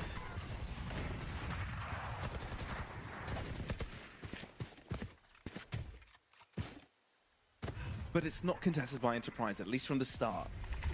You do have contention in Hobbit. That's what Chaffin is considering. He wants to put a lot of pressure in. Prowler as well as Kolosha dashing in front of Zeke's screen. Leaves the man with no recourse. Kolosha wants to go even deeper. Javelin helps in with the 1-2 punch, but Starkey levels up. That's 2 picks. And now Enterprise straight in it, especially with the helps of Killers. Sure, the spike is down, and the Nightfall goes in. You're probably considering to throw Yas in here, but Killers takes a step forward. Use the cage to create some more space for himself. Troyzy, you know where he is. Yas out of the smoke. Oh, dear me. The second tick of the neural theft has been enabled. Killers knows that Troyzy's further back and finds the head first. That is absolute absurdity from Killers to turn this round back in Enterprise's favor. You know, 9 HP is, 7 HP, even worse. Just about gets there across the line. And you saw the effect of the Nightfall coming back online for Neverfear. Noted both positions. Were isolated in the 1v2. Killer's able to pick up the last 2 kills. And now, in the last few streak of rounds, in isolation, the last 6 or so, a lot of it's been Enterprise, but also starting to slow down, at least on their role of getting those rounds across the board. A big ultimate taken off in the attempt of the last at least. The Nightfall not going to be available to them. Got scared by that breach appearing on my screen. Peekaboo. Yeah, something like that. Gorgeous. Ginger beard, though. See, we just received word on what happened and what has caused a technical pause, and it's very similar. For anybody that tuned in yesterday, we had a spillage. We've had it one again. It's happened. An undetermined liquid is what we keep getting told.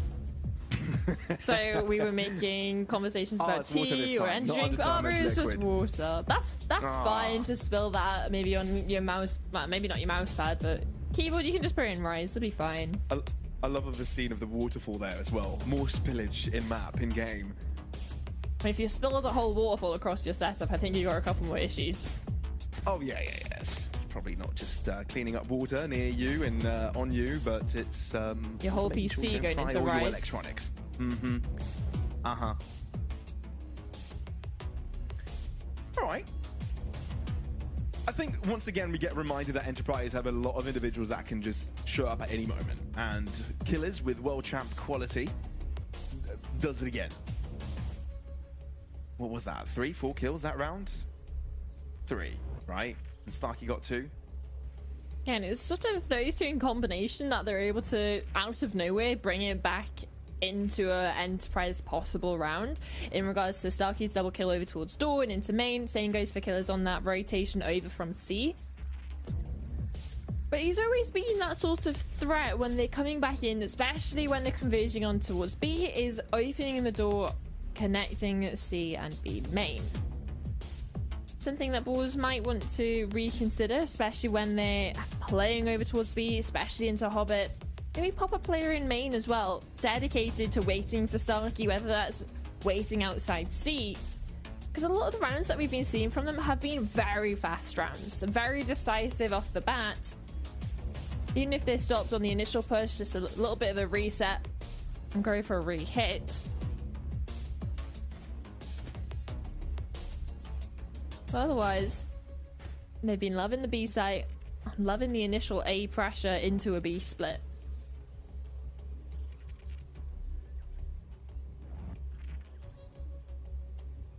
Yeah, it's been getting a little bit interesting in that regard.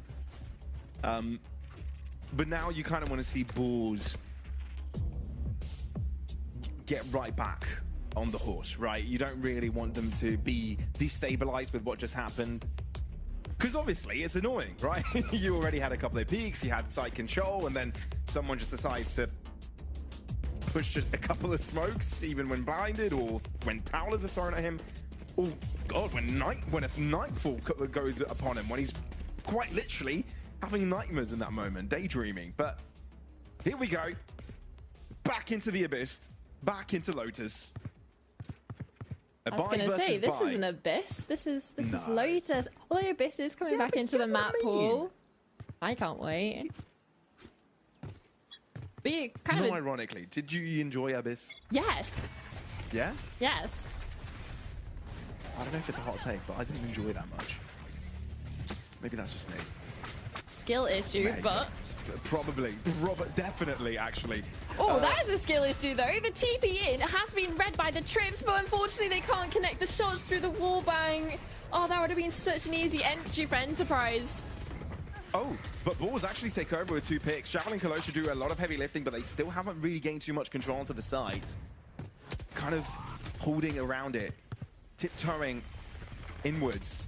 But Zeke is looking for that alternative angle, and with that smoke fading, he's in trouble as 2 players appear on his screen instantly. Doma also can't really find too much success, and Yas's position has been realized. TP fake.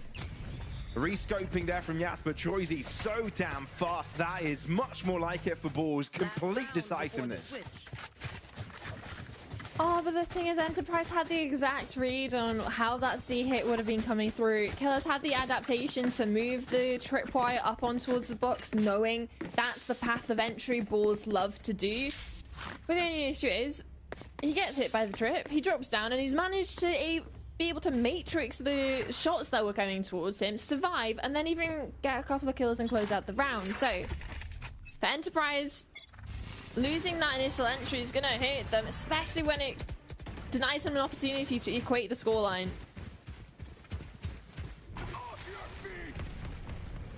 Rolling Thunder.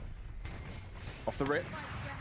I don't think it caught Yas. No, it didn't. It's left him into the backside of the corner, but he's gotten one in the process, trying to create some space between himself and Kalosha, but not quite happening now. Zeke wanting to interrupt the spike from being planted, but he doesn't really have a rifle to spray across that box, hoping that his teammates can do some heavy lifting, but instead Doma falls, and Zeke, in his efforts to pick up the rifle, gets shut down as well. That's a bit rough. Overdrive thrown in, but I don't think it's even needed. Just in there for good measure. And Balls show that, albeit this being Lotus, a very scary map for Enterprise, show that there's a real possibility of them squaring things up in the map score, ahead 8-4, and with the possibility of taking us to a decider.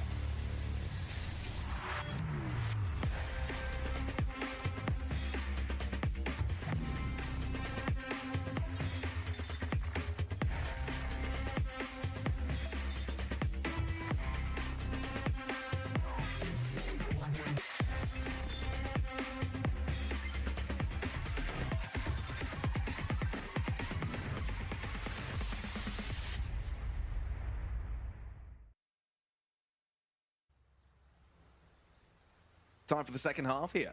Enterprise under a little bit of trouble. Not trouble I think they would have expected to be in. Blimey, got there eventually. Balls on 8. Tremendous first half on the attack, but now have got the duty of closing this map out. Something difficult, but now on the defensive side might be able to make it happen. Enterprise, eyes on the prize. That is this A site. Thing is, Boars also want to take this pressure over towards A. As soon as they spot more than one person, like, you know what?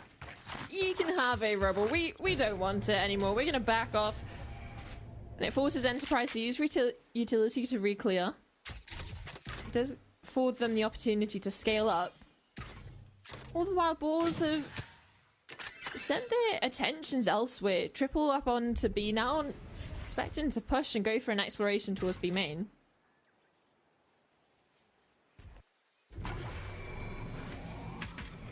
And Boars gained a lot of information with their push. But Enterprise in the meantime opened up the door, so the vision is clear. The plan certain at this point.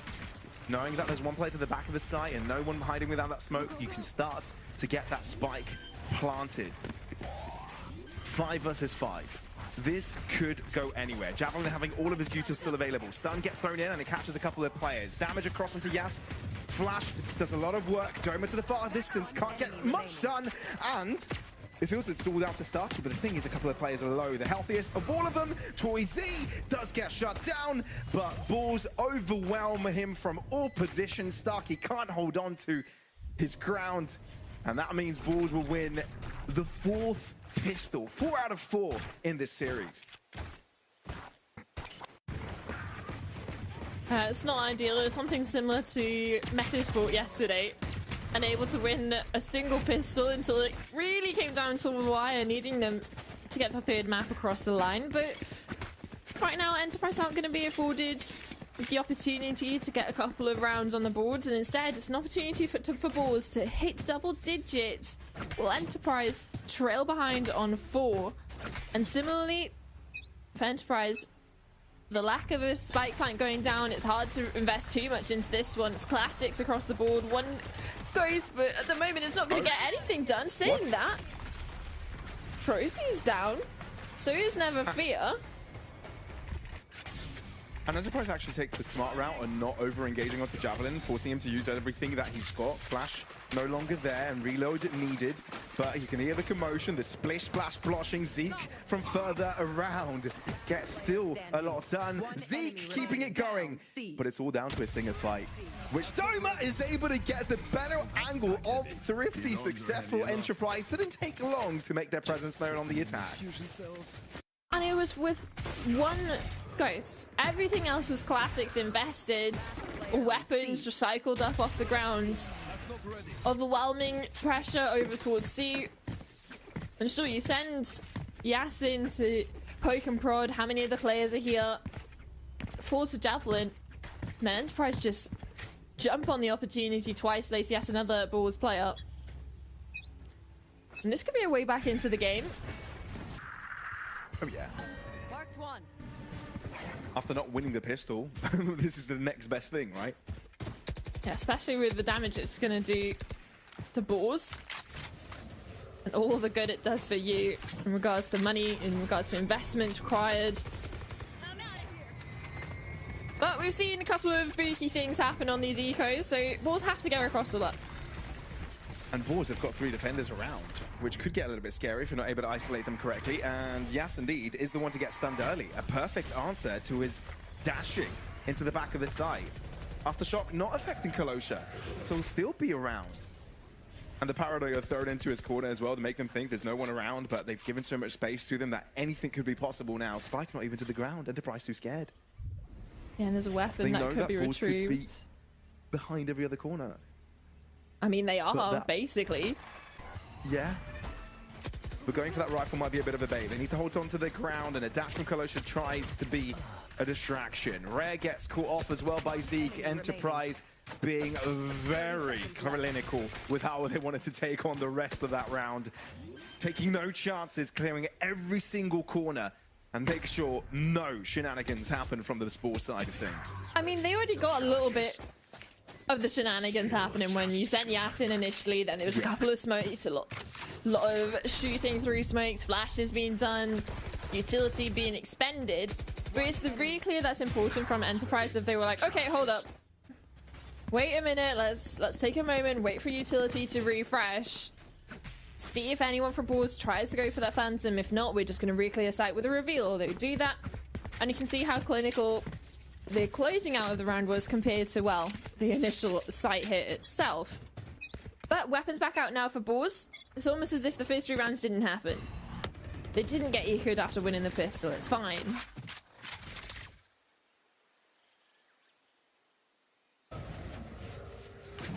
Again, a lot of space afforded for free for Enterprise. Again, you're talking about trying to bait them in towards this A setup when they have 3 players here. It's a trap setup with a stun, and it's a run in from Kalosha, and 1, 2, possibly even 3, but Zeke denies the triple kill.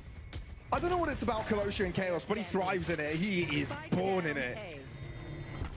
But this sort of leaves Killers in a really precarious spot. Sure, he's able to find the spike, put it in his pocket, think about what he can do next.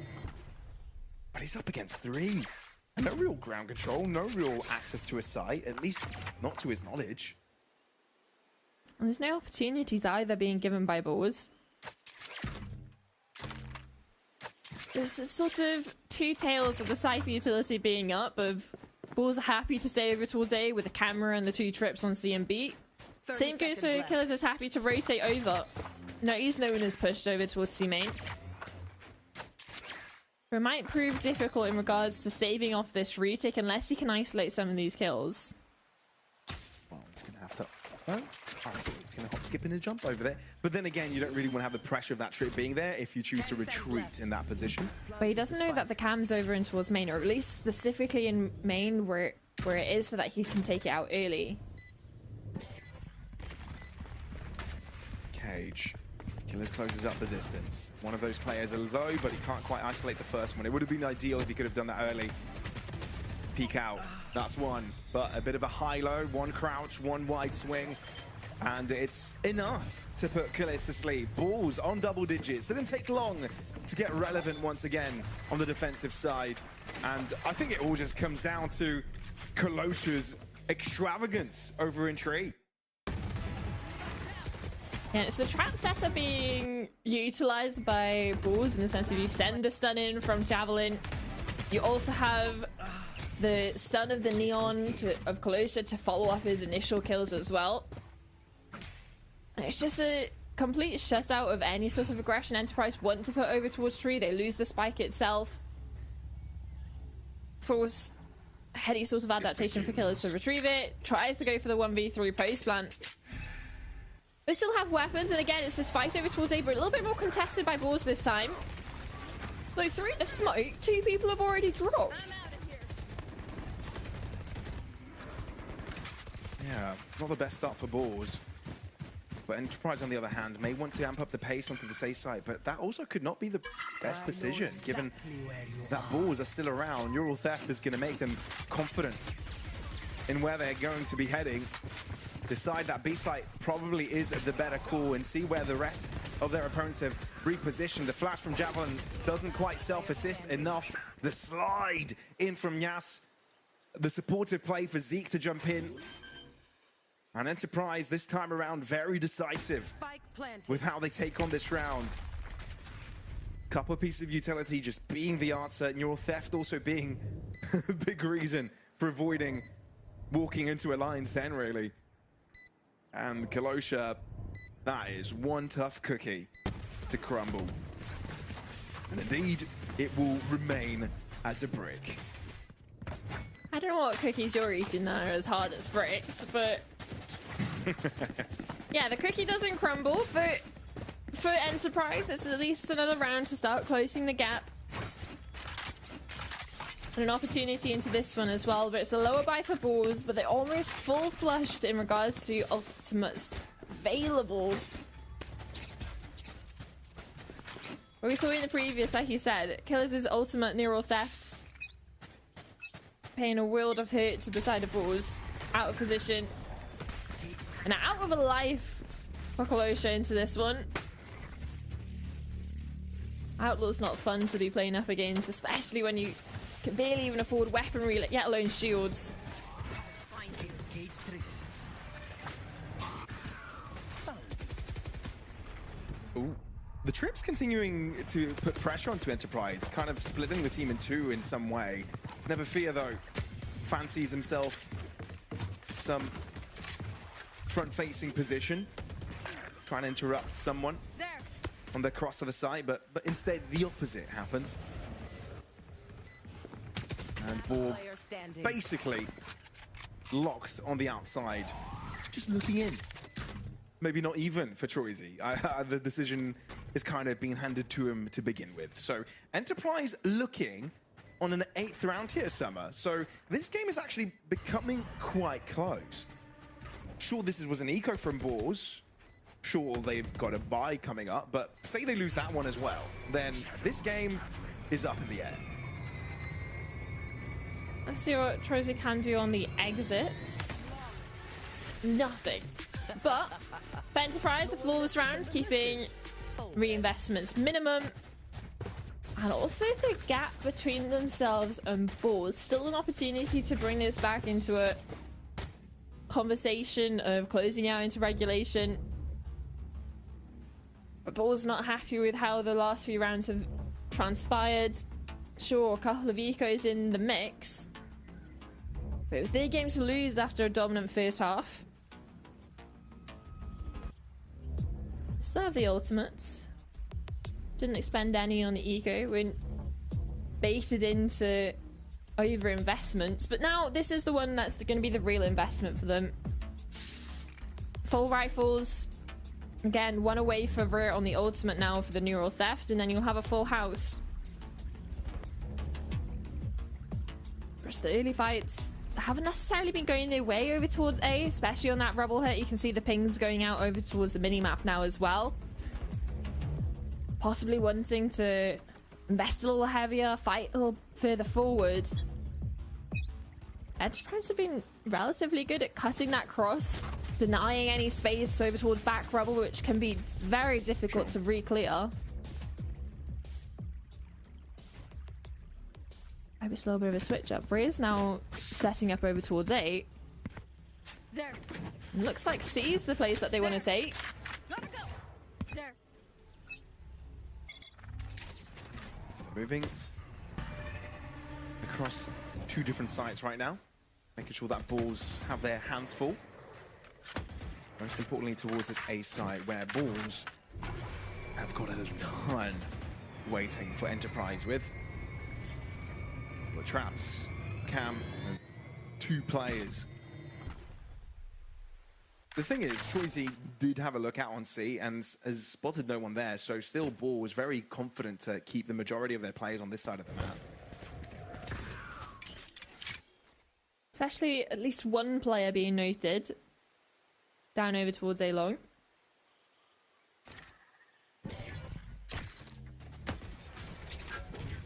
Enterprise make their move. They found my wire. Never Fear has rejoined Rare's angle. Paranoia. That's not going to help the endeavor, but Rare might be good for himself here. He's actually going aggressive, and Doma can't account for it. Yasser's got his hands full.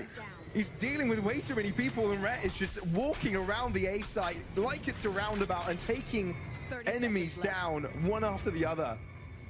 And Enterprise need world champion magic here. Z can kill as the 2 remaining. I'm afraid this is a really tough one to deal with. Rare spots them, already having 3 kills to his name. Might even want to make it full, but Zeke finally to punish. But then again, they've got 10 seconds to deal with this one, and Kalosha takes no chances. Overdrive out. But it's Never Fear's angle that is the most impactful by the end. 11-8 Balls. That was decisive. And Rare, I'm sure your teammates are giving you high fives right now. I mean, if I was Rhea, I'm also giving Never Fear a high five, right? Because it's his ultimate, it's his Nightfall that has allowed Rhea to never even think of touching the shift key at all, because he's able to maneuver so fast around 3 different positions to take 3 different gunfights without the rest of Enterprise hearing those footsteps, and able to get a grasp on his positioning. Talking about grasp on positioning, they're hoping someone's going to be PK, but look at how far Bulls have taken over towards B main, over towards C. A is completely free for the taking, and yet Enterprise is still too slow. The fact that the shots are thrown, though, Enterprise know why that's their opponent do have that information. So they probably want to be quick with their approach. Stun out, but then again, a treacherous sight to be in. Oh, and the Rolling Thunder. You surely have to know a Rolling Thunder is in play. That's going to catch 3 out of the 5 players, maybe even 4. But are you able to delay Bulls entering? That's the big question. And the cam is still up, by the way. The cam is still around, and it can give every piece of information that Bulls need. Still, Enterprise win the first 2 picks as Bulls try to close up the distance. Peek taken by Yas, but it doesn't connect. Rolling Thunder in retaliation, trying to close up the distance. You know, Rare is stunned up, and to no-scope by Yas to make it flamboyant. And with that, Enterprise secure the spike plant as well. And Bulls with 2 players going out. Deficit in this one. I feel like they need to wave the white flag, concede this one, because there's not much that could allow them back into this one.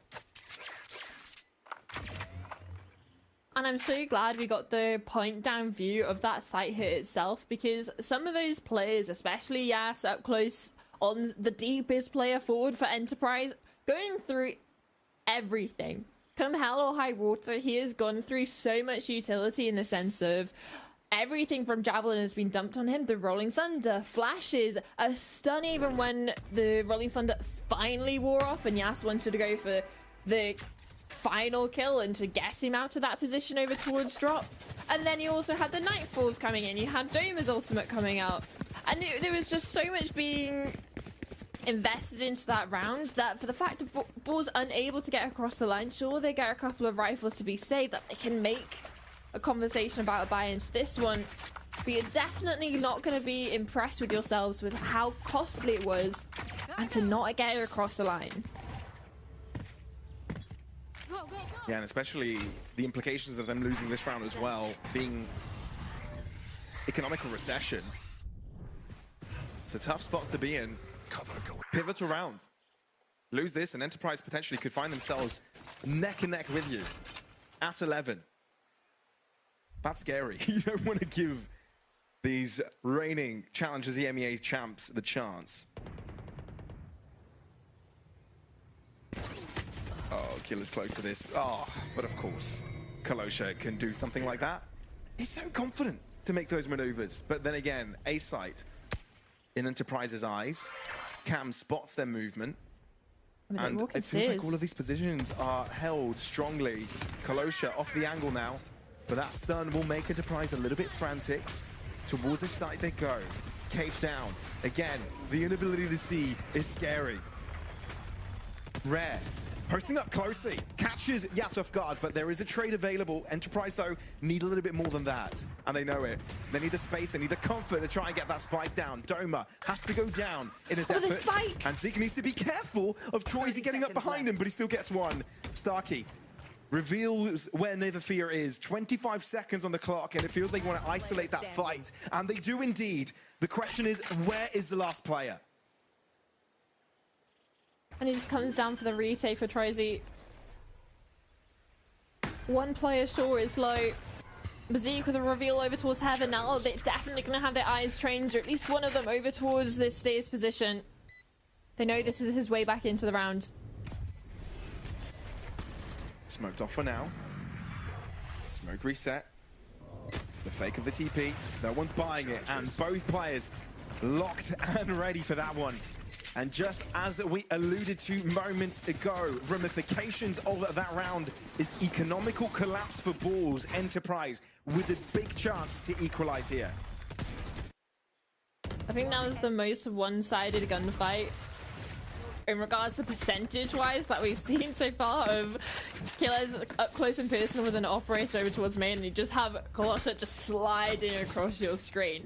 But his teammates are able to close it out while he's on the sidelines, and into this one, it's an opportunity, a great opportunity even for Enterprise to equate, to equalize, and put the pressure back onto Bulls because they haven't got a timeout left.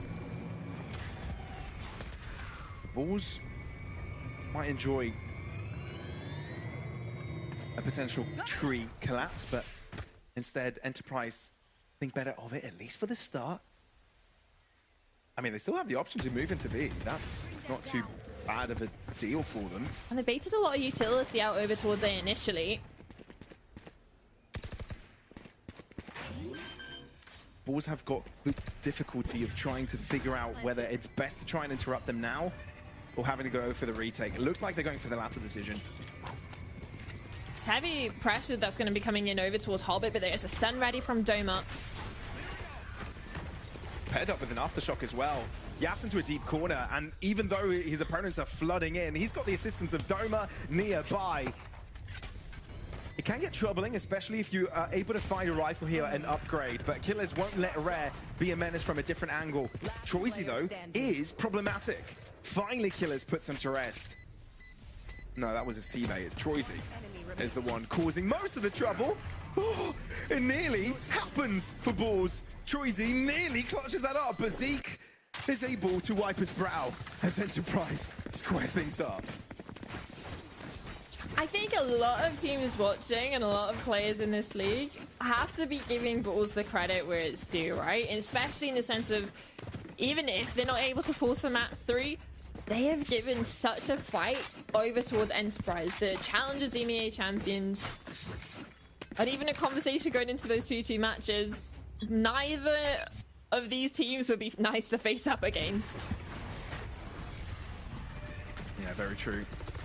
But Troisy takes a risky maneuver off the back of a stun as C's trying to break through, and it's actually worked on the most part. In and out of the smokes, in and out of the shadows. Never Fear triples up, and the trap play works like a charm. I hope we get to see the point down view from the replay, because just look at the grab that we were able to get from Never Fear, and also Shorty backs it up with a triple kill, but it's the utility support, his duelist of Kolosha going in initially for that initial fight towards back rubble, which is something that Enterprise had been relatively successful on denying from Bulls, is that deeper space. But off the back of the utility from Never Fear, again with the double stun up coming in from Kolosha, and Javelin pairing it up on top, there's a little bit of a shutout that couldn't get anything started going over towards A. And now round 24, the end of regulation could be the end of the match, but Enterprise want to at least try and force overtime. And they have money to reinvest. They have ultimates as well. Nia to Zeke's, Nia's to Doma's. Same goes if they can get a pick. You can see Killers' ultimate again get value like we've seen in previous rounds. They have to be feeling the pressure. The newcomers of Bulls putting you on match point on your own map pick after having such a dominant start on this. Things start to get a little bit scary for the Enterprise side.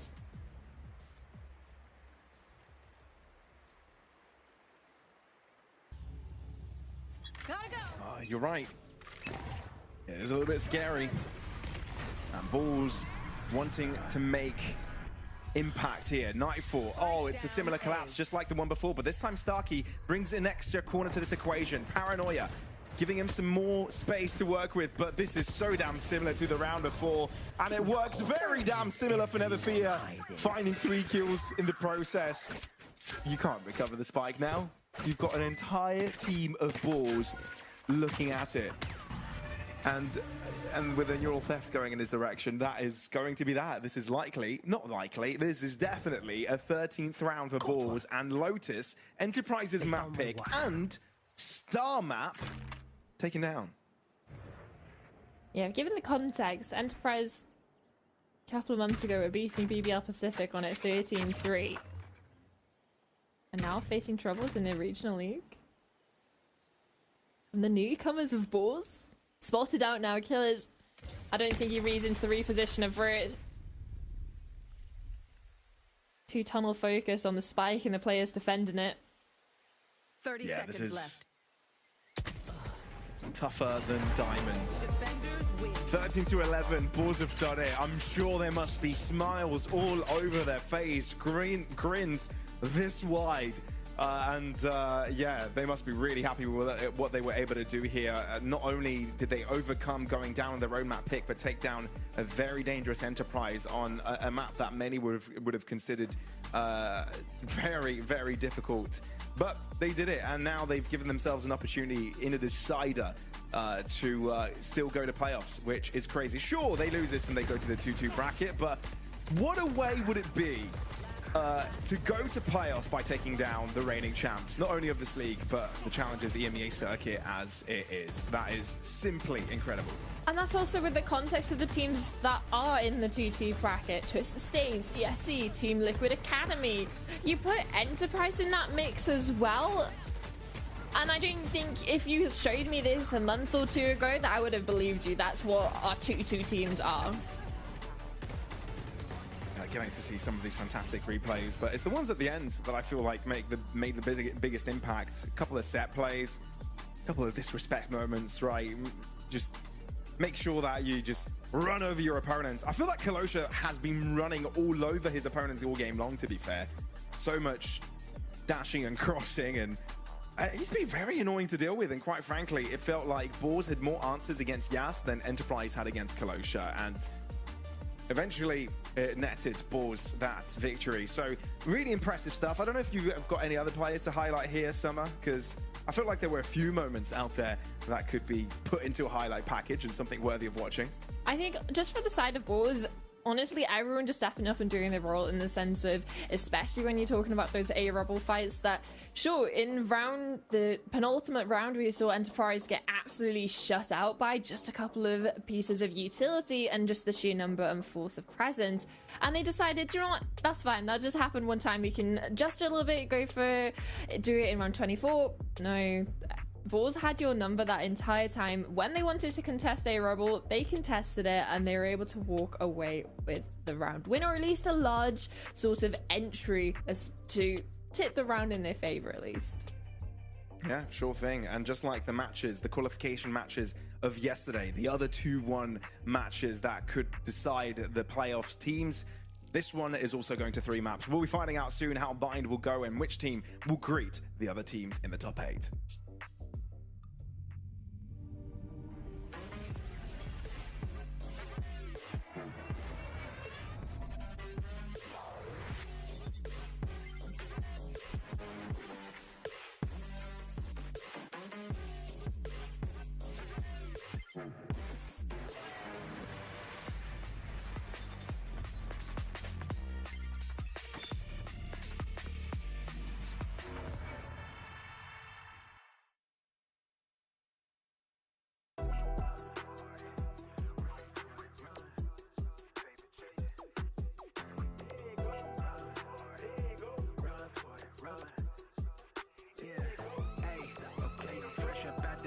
Time I did, I pay my dues, affiliated to this paper. I need freedom for my family line. Draw my life design up like fine art. I'm jumping out just to unfamiliar coordinates. Hopped off the porch like I could touch the sky. Red is not one trillip. The ism talk the water out your faucet. Look at me flossing. I'm so wavy, I could change the tide.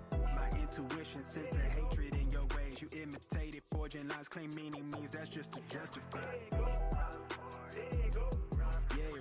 West side, born maritime.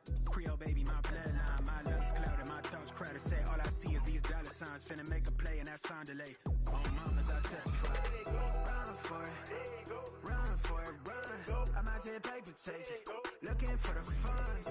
Run for it, run. I'm out here paper chasing, looking for the funds. Run for it, run. I'm out here paper chasing, looking for the funds.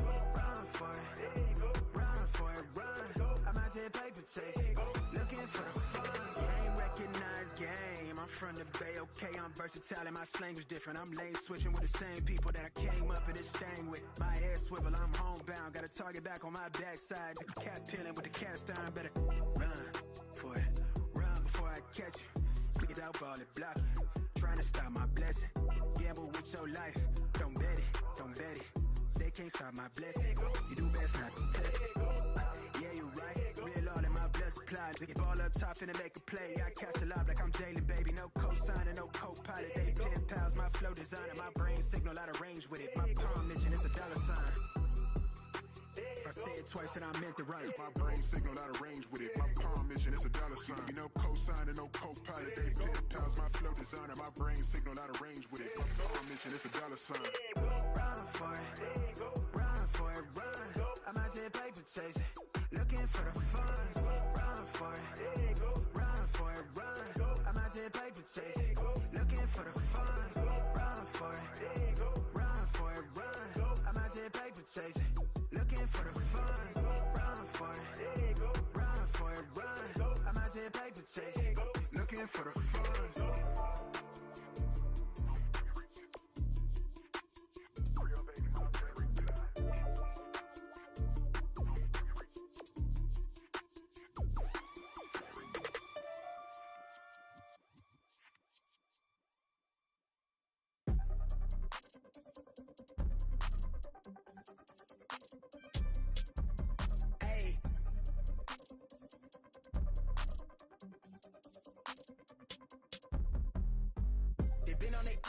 I'm on the rail. I wrap it, I bag it, I pack it for sale. Got feeling on speed out, I hit me to chill. I give it a thrill, I put it on film.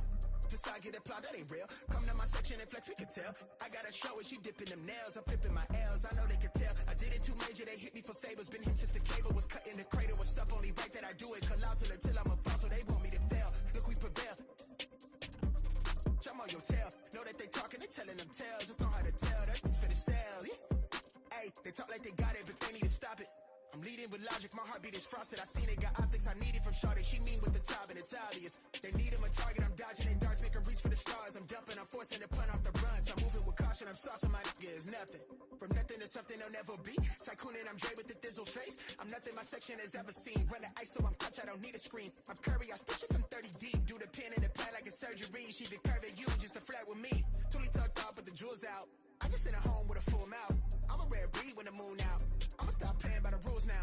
I been ran plays, need a new route. Queen said she needs space in a new house. Mom told me that she pray for the kid every day. No wonder I'm getting paid for the tunes now. It ain't ass, bitch, I'm on the rail. I wrap it, I bag it, I pack it for sale. Got feeling on speed out, I hit me to chill. I give it a thrill, I put it on film.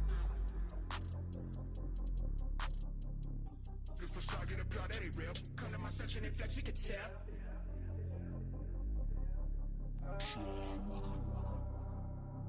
Really outside with it. Run with it. Run with it.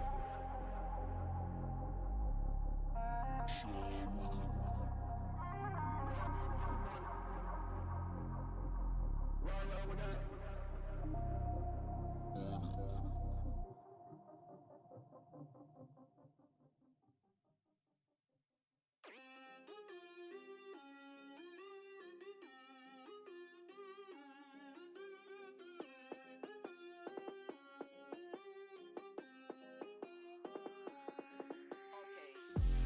Nah, don't try it. You can't feed me lies, won't buy it. Question everything, tell them nah, don't try it. Yeah, but you're moving like some sidekick. But you're moving like some waste man. Trying to impress me, won't like it. Be yourself, man, please don't try it. Really, why do they always? Nah, don't try it. You can't feed me lies, won't buy it. Question everything, tell them nah, don't try it. Yeah, but you're moving like some sidekick. But you're moving like some waste man. Trying to impress me, won't like it. Be yourself, man, please don't try it. Really, why do they always? Yeah, you know I'm back like black tracksuit with a black top cap. People love to try, people love to lie. People forget, stop, remember that. We done them good, do you remember that? We needed someone, here's the facts. But people love to try, people love to lie. Yeah, this is London, mind the gap.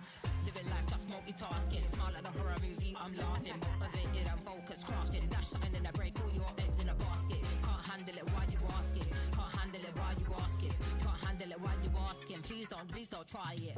Nah, don't try it. You can't feed me lies, won't buy it. Question everything, tell them nah, don't try it. Yeah, but you're moving like some sidekick. But you're moving like some waste man. Trying to impress me, won't like it. Be yourself, man, please don't try it. Really, why do they always? Nah, don't try it. You can't feed me lies, won't buy it. Question everything, tell them nah, don't try it. Yeah, but you're moving like some sidekick. But you're moving like some waste man. Trying to impress me, won't like it. Be yourself, man, please don't try it. Really, why do they always? Yeah, you know I'm right. Vibes are here when I am outside. Born for the flows to keep the flows tight. Tell me why they love to lie. Soul is dark but the mind is bright. Nocturnal, we live for the night. You wanna try but yeah, not quite. Monster with the bars, yeah, I might bite. If I have to, I tighten up the mic. See me, I don't do it for the likes. Keep it Air Max, yeah, like my nights. Ooh, I like to plan before I strike. But what do they know?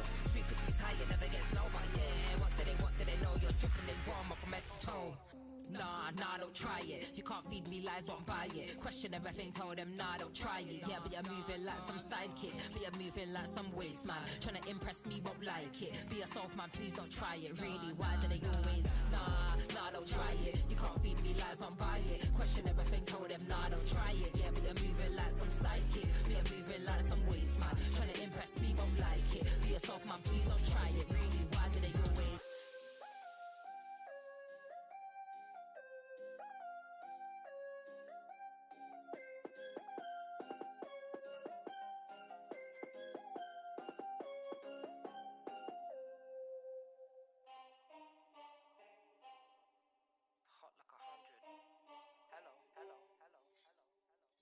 Loading, strike with the lyrics like I'm bowling. Keep pushing on, keep rolling. And then when I listen, but I told him one more time. Your favorite MCs, bronze or silver. These raps here are golden. Cards on the table, there's no folders. Spit bars at the club, zoning. TikTok come to life. long they get ripped off. Man get pissed off when I start lift off. Sweet like flavors, cookie and biscuit. Planted, yeah, the bars I get ripped off. Picked up myself, yo, every time I tripped up. Little petty told the big rock. Me and my G's do everything mix up. Full circle, that everybody linked up. That's irrelevant, maybe like an elephant. Keep it hard, but you know that it's elegant. Get mad, but always benevolent. Always moving up, just leveling. Constantly telling and rhyming, riddling. Cycle through these streets, I'm pedaling. Hibernating and boom, she's back again. Oh, cause a little fire on the track again. Turn the music up, vibe like an icon. Icon, icon, yeah, if you want buff, we can go psycho. Psycho, psycho, head to head, bar to bar, turn a mic on. Mic on, mic on, turn the music up, vibe like an icon. Icon, icon.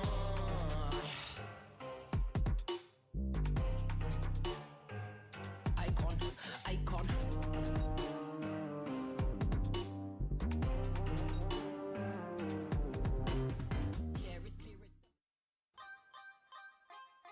Bulls force out Bind and another opportunity to see what these teams have got cooking ever since that map has kind of not been around. Time to get rock and rolling still here at the Samsung Odyssey Challengers Northeast. Always being a tongue twister. Love that. All right, yeah, third map of the series. Bulls with a great comeback again on their opponent's map pick. How do we feel about this one, Summer?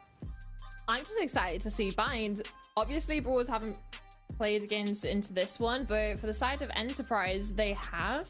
And looking at this coming forward, the last time we actually saw Enterprise play, Bind was back in Split 1. They played about 3 officials on it, and then it was over a year ago before, because this map has been in and out of the map pool, especially in the last few months. But I'm just excited to see what Bulls can do, especially since we saw a little bit of a resurgence for them on towards the end of Corrode, obviously both being 2 new maps for them in officials. That's just what I'm worried about. Are we going to see something similar from Enterprise in the sense of they have the experience of being, well, just the more experienced team, hands down.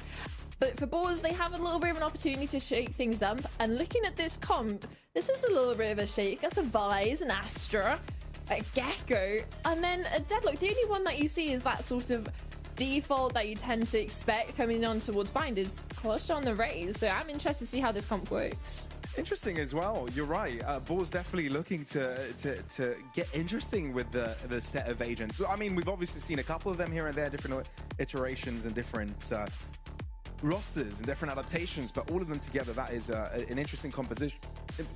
Composition. Enterprise, on the other hand, pretty solid, pretty what you'd expect, really, from a Bind comp. And now entering this one, it is what decides who gets into playoffs from this match without being forced in that 2-2 bracket, where, let's be fair, it's getting quite scary. A lot of strong teams, a lot of strong competition. You know, Twisted Saints aren't no slouch. We know on the good day they'll be great. Team Liquid Academy, they were the victors of the first split. And, you know, any team that you have to be facing in that position is going to be a really difficult prospect to look at. So you might as well get it done right here, right now on Bind. And especially for Enterprise, obviously we still have the same roster in regards to the last time they played this when it was over in Split 1. It was a Sky that they were running, so the only actual change that they're having coming into this in regards to composition-wise is that swapping of the Sky for the Fade. And it's something that Zeke plays a lot of in regards to in this team. He's one of the sort of Fade go-tos for the side of Enterprise, so not worried about any sort of comfortability in that sense. But for Balls on the attack, they have a composition that can work, can be very aggressive, and they want to go for a direct A hit. Well, Javelin first in, together with the Wingman, attempting to get the spike down. Enterprise, though, are holding quite close to this. The paint shell available to try and deter anyone from the cubby, the double box cubby. While Balls take positions, both in lamps and showers. And Koosha a little bit up closer to this fight. Enterprise, sure, they don't lose players, at least not as of that moment, but Doma was low so quickly. Found Starkey, unable to find the headshots. Never feared, crouching in his peaks. Balls, how are they so damn good on their pistols this time without a casualty? Was this all pistols so far in favor of Balls, or something crazy like that? They had both of them in Corrode, at least one on Lotus, so now another one over on towards Bind. Yeah, it's going to have Enterprise shrugging on how they have been unable to convert many of these initial rounds. Because it definitely has helped Bulls set the pace, especially when you're looking at Lotus. We saw how damning it was for Enterprise being 0-4 down on their own map pick, tumbling us into a bind appearance. Yeah, these pistol rounds and follow-ups to add out. I mean, if they would have won any of the pistols in the previous map, we could have been looking at a completely different story, but too big of a buffer for Bulls, and 13-11 was the end. Now, a bit of traversal towards this left-hand side, where 3 players are holding, but a quick pre-fire shot towards his Yas's location will just do the trick.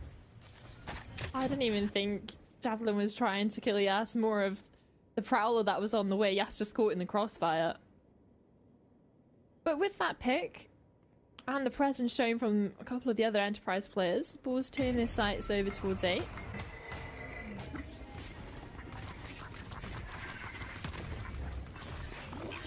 Doma in a bit of trouble. He knows it, so he might as well go for a hop, skip, and a jump in his opponent's direction, trying to catch them off guard and get a pick, but nothing of the sort happens. Look at the utility across this site. It is just a slew of red mess. You have the deadlock walls, the sonic sensors, Trozy's just stars as well, ready to be utilized. It's a battlefield, and that's going to be something that not only do Enterprise have to deal with in this first initial half. Once they get into the site, they can change it into this sort of heavy defensive setup to hunker down when they get into the post plant. But this is not going to be an easy composition to beat when it's your turn to attack, especially with the double sentinel, the deadlock, and the vise. So Enterprise gonna have to start getting their act together on this defensive side. Good opportunity now in this one with rifles back out. I'd love to say it's the first time, but it's the second. I mean, it's. I believe it's the second time where we've seen a flawless pistol round followed up with a flawless follow-up, right? I mean, sure, it doesn't make that big of a difference. Or at least near enough. It's this third bonus that probably matters most. I mean, matters in regards to reinvestments, because the biggest reinvestment coming into this one is Javelin being able to afford full shields. Oh, that's not how you want this to go. Yas wants to press the issue over towards Long. Catches a lot of damage, but no kill until Killers is able to convert with a spam through the smoke. Yeah, it's still upgrades. I felt like Enterprise were in a bit of trouble, but Bulls instead have to overstep their welcome, and it's back to 4 versus 4. And it's just a containment game for Javelin over towards B, especially with the sonic sensor going up, knowing that he's safe in this position. I don't know if Dave is safe here. Oh, Trozy's expecting it. Must have caught a brief look at a toe or two. Definitely saw a pixel, and it was enough. But that's put Enterprise in a world of hurt. Starkey knows he's got to do something spectacular here, but he's only good for the one, and it's not going to be enough. So Zeke can kill his hold hand. In through lamps they go, and still a plethora of utility available. Dizzy will be the first one to be used. Killer's quick to snap on it. Oh, but Zeke loses his head. And Killers is now pressured from all sorts of directions. Where does he turn his attention to first? Probably even Everfear, because he's the closest. But then Trozy and Javelin group up together, and it feels like Killers knows this. Now finds another, but again, time is an issue. A gravity well will deter Killers from sticking to that defuse. Trozy jumps in, and Boars win their bonus round. Enterprise seem like they're in a bit of trouble. A world of hurt. We saw how the first half transpired on Lotus when Boars were able to get such a good start. I gotta visit the Astral to now they're wanting to replicate this into binds. And the money situations isn't great. But it's also the isolation of kills from Bulls, not rushing into things. They get the pick over towards B, but they reset. Go looking elsewhere. Trozy finds one over towards A. A little bit more aggression from Enterprise in this one. Riz being held for.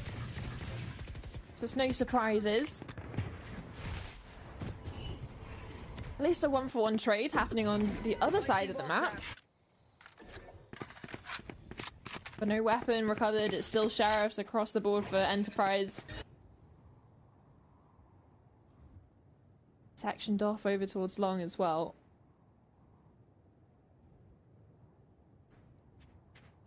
I mean, last time they were in a 3-0 deficit, they did get that 4th round win, even with pistols.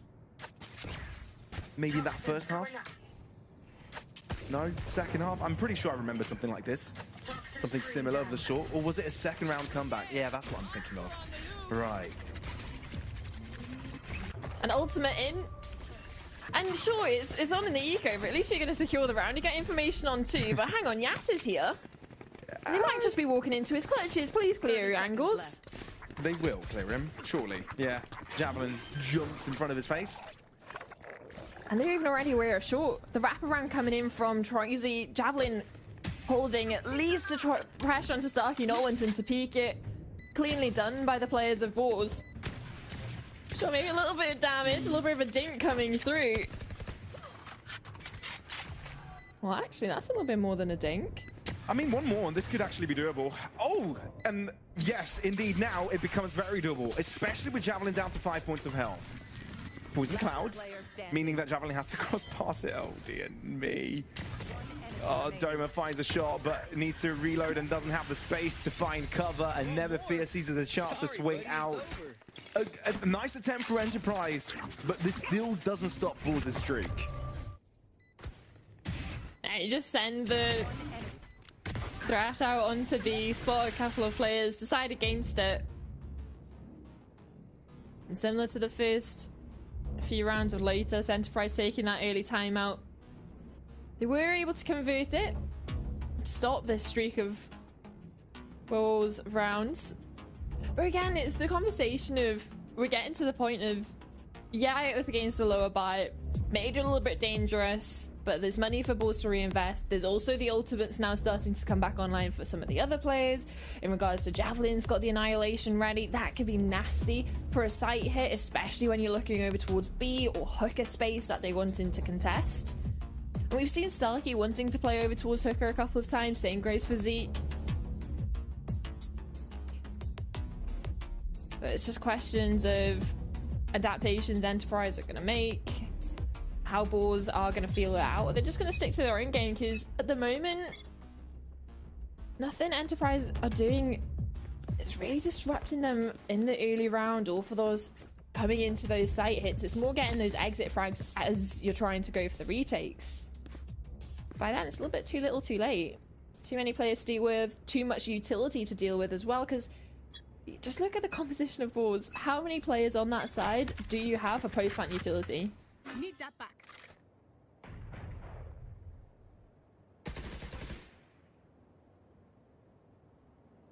Enterprise hoping they can make this trap play work. Or at least give them the space for the orb collection, but you can't feel too safe. Killers, that's the opener. With Boars' attempt to move into short, they have found something that has given them the numbers advantage, but Boars aren't slowing down. They're actually going even further in. Annihilation enabled. Which position do you choose to use it? Indeed, it does catch one. The spike does get planted, but look at Troisy going all the way around. The flag works superbly. And now Yas and Zeke all to themselves. With Boars having so many players everywhere, Troisy is such a thorn. Finally, Yas gets to deal with him. And the Vandal is right there for the potential clutch. Rare has gone all the way over in Lamps. And Javelin to his left-hand side. But you don't quite have the information of one of them, which causes enough destabilization for Javelin to pick up the pieces. And yet another buy round falling to the wayside for Enterprise. Yeah, it's a great backstab. Late showers lurk coming from Troisy. And this was something that they weren't able to do on Lotus. They weren't able to get the 5th round across the board because it was the full rifles. A reset for Enterprise, and failing to stabilize into this one forces them back down onto a weaker weapon. Stingers, a Bucky, they wanting to go for something aggressive, a quick peek, a quick entry, but it's just a tag to the shoulder. And sure, they might be able to funnel them into the more defended in regards to numbers side with the Vipers put over towards A. It doesn't seem like Enterprise are enticing balls too much. They're playing very respectful.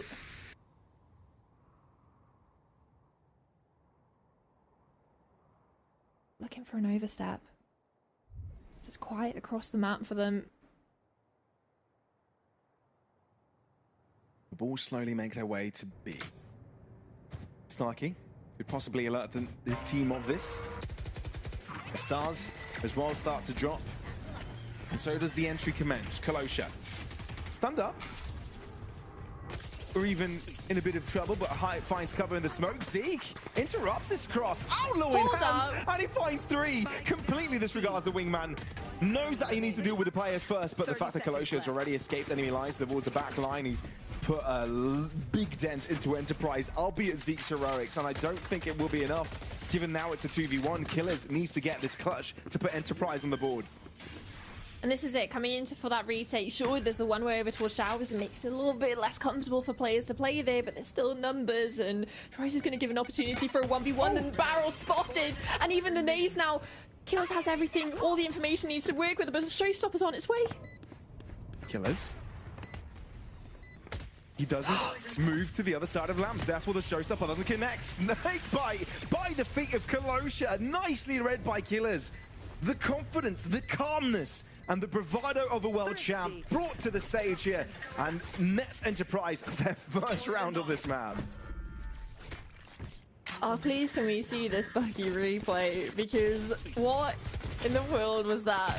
1, 2, 3 denies the plant. Sure, Kolosha has a little bit of a resurgence, but 4 was too much to ask. Expertly played by Killers. Isolates the first, avoids the showstopper in the second, and then Snakebite forces the engagement he was all too prepared for.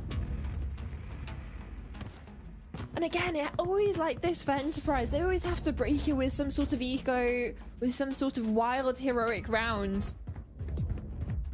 Started off by Zeke, finished by Killers.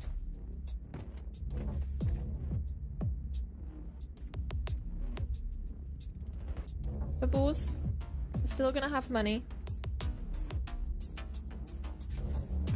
Not necessarily broken the camel's back just yet from the side of Enterprise.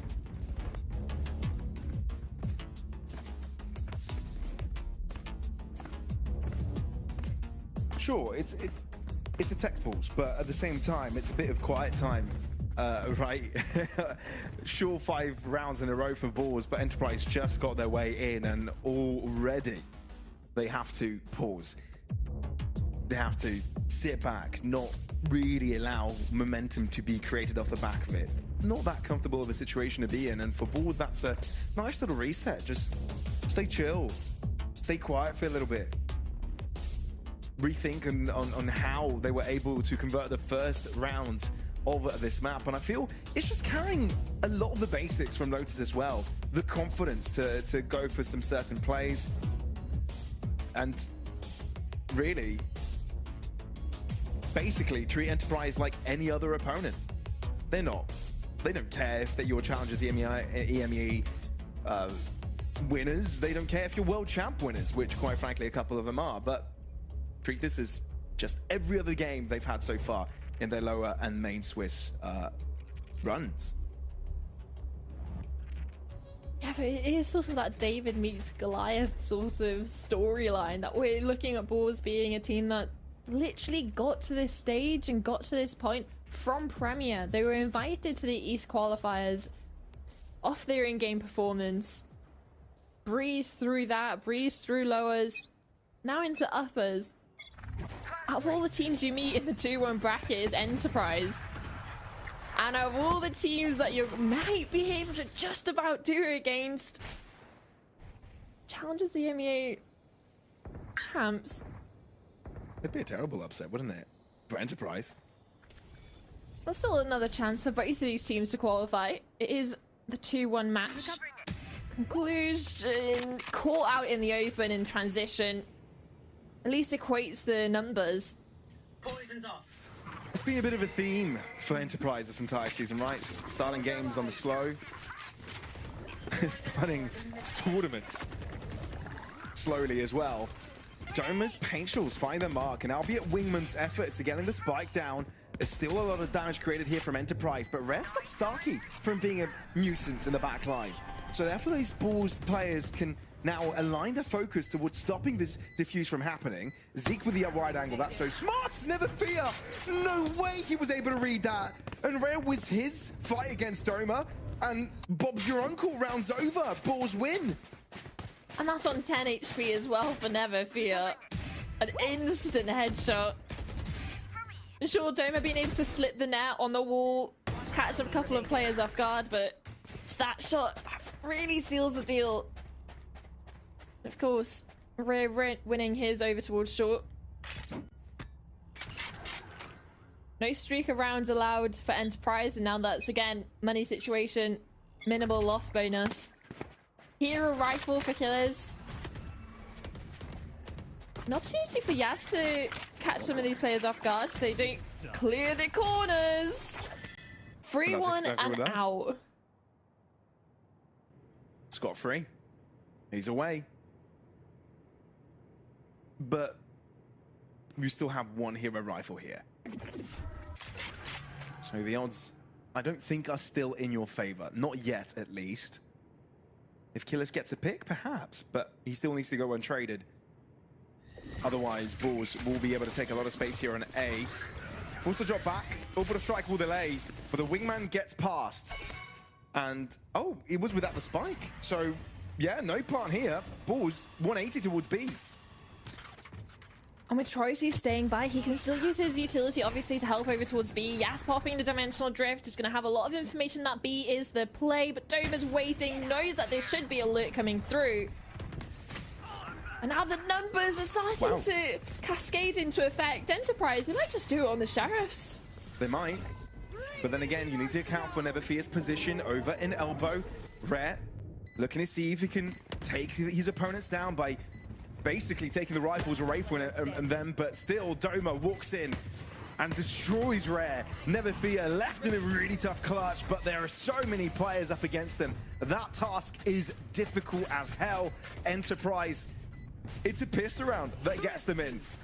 A hero rifle only that round. And it's crazy that this is how they win rounds on this defensive side. Yep, 2 players caught in transition. And then off the initial first entry over towards long. But it wasn't even a weapon that Yas was able to pick up. It was just collect the kill, get out. And then it was Bulls round to lose from there on.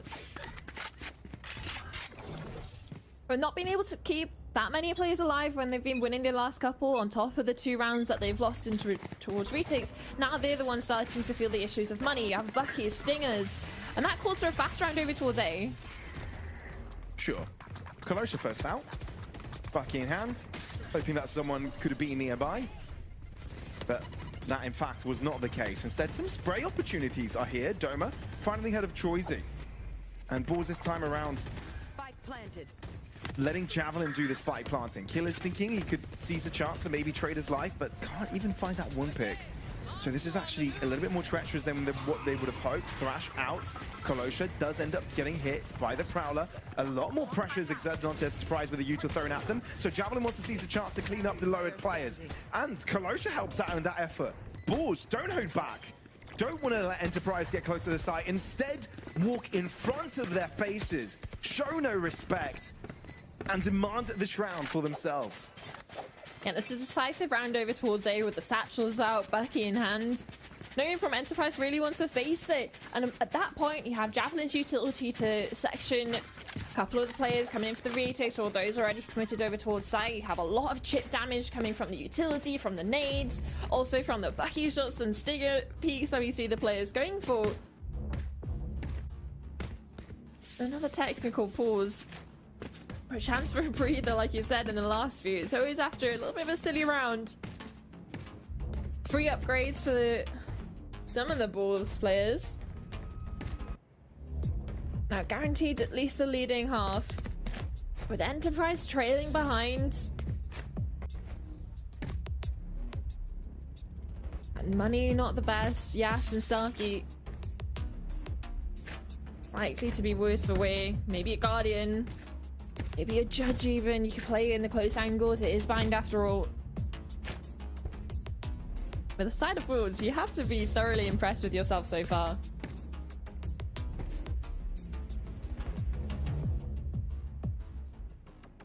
Yeah, for sure. You've got to be happy with what you've been able to achieve, but you also can't start thinking that way either, right? You know you've got a job in your hands right now, and this is just a few rounds of many, right? Only round 10 played out of potentially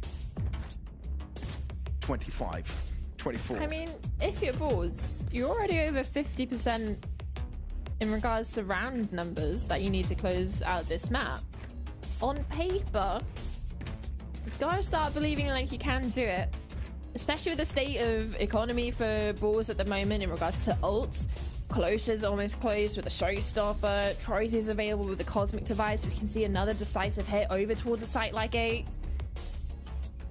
Same goes for javelins with the annihilation. We saw how impactful that was when they went for the A hit coming out of shorts and the late wraparound coming in from Troyes. There's so many things that balls have been able to do in variation. I keep Enterprise guessing.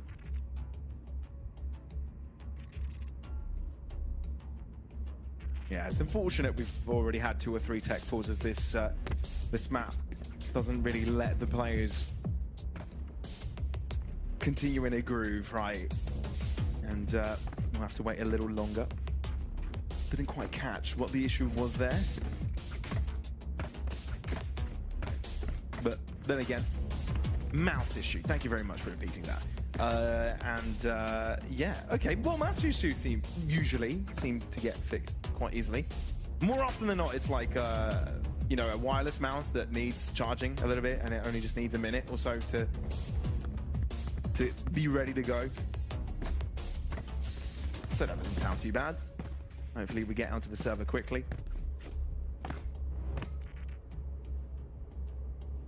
A little bit of a technical issue, but yeah, like you said, it's gonna break the stride not only of the momentum balls were starting to build, but same goes for Enterprise. Got their couple of rounds on the board, then played with tech issues after. It's not ideal, but getting back into the game, and Doma might just have a couple of balls on his hand over towards short. Indeed. Oh, showstopper out. Doesn't quite find the pick he would have liked, and instead he's the one that takes a lot of damage off of himself. Yas, in a confrontation within the smoke, didn't get what he would have liked. Instead, balls come out on top heavily from that. Zeke. This is interesting. Colossia's holding for it though. Oh, they're aware of this gap, especially with how they've placed the Vice wall. But hold up. What? Okay. And he seems aware of Javelin's position as well. An opportunity to start making this round more believable. Javelin? He's closed in on him. Yeah, well, Zeke, even though he was aware of that opportunity, it doesn't quite work his way. And now it means we've reset back to that 3 versus 3. 50 seconds on the clock, and balls darting towards B. Killer's the only one with the rifle and full HP. Cosmic Divide going out, but they send in the wingman alone.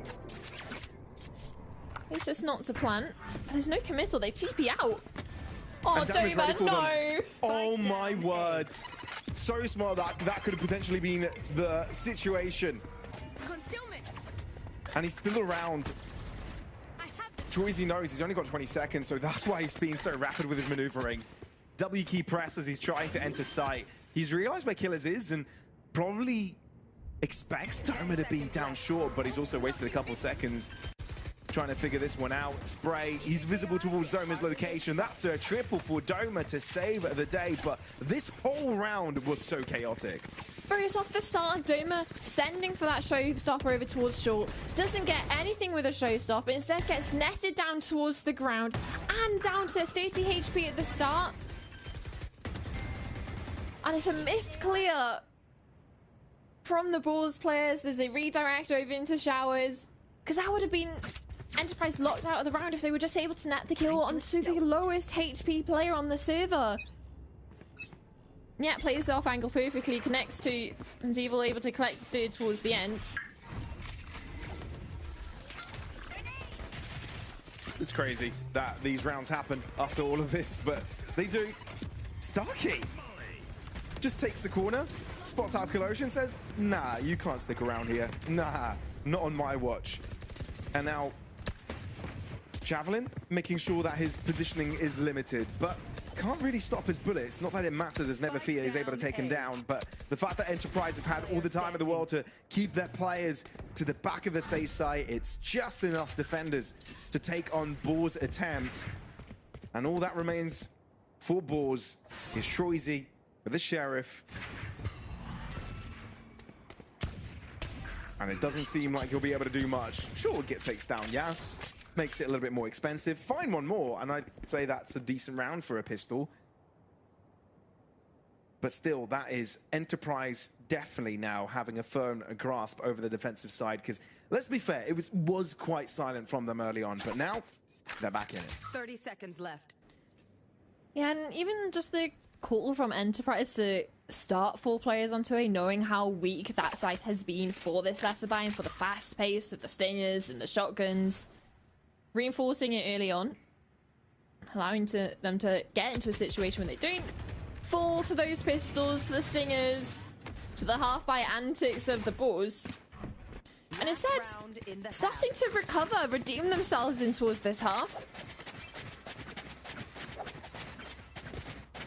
Final opportunity now to get a 5th on the board for Enterprise. So what are we looking at here, right? Showstopper available on one side, Nightfall on the other, rifles all across the board. But is the last round, so full investment. You can even see Yaz toying with the idea of whether to go with the operator, no armor, or instead opts for the rifle. Wants to get active over towards long.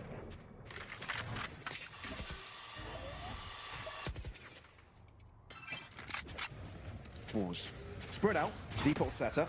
2 towards the left-hand side, but pretty much all across the map. And Enterprise not really overzealous to go for anything aggressive either. Oh, talk of that. A Nightfall is used, as well as Doma crossing through the TP. That's one big ultimate to get out of the way, and it really hasn't netted them much. It was the only ultimate available for Enterprise, at least online, as of this moment, and that's going to be a weakening strike over towards the B site. Yas wanted to go for explorations over towards long, but Doma's reposition again. If this goes unclear, this could be devastating for the Boars.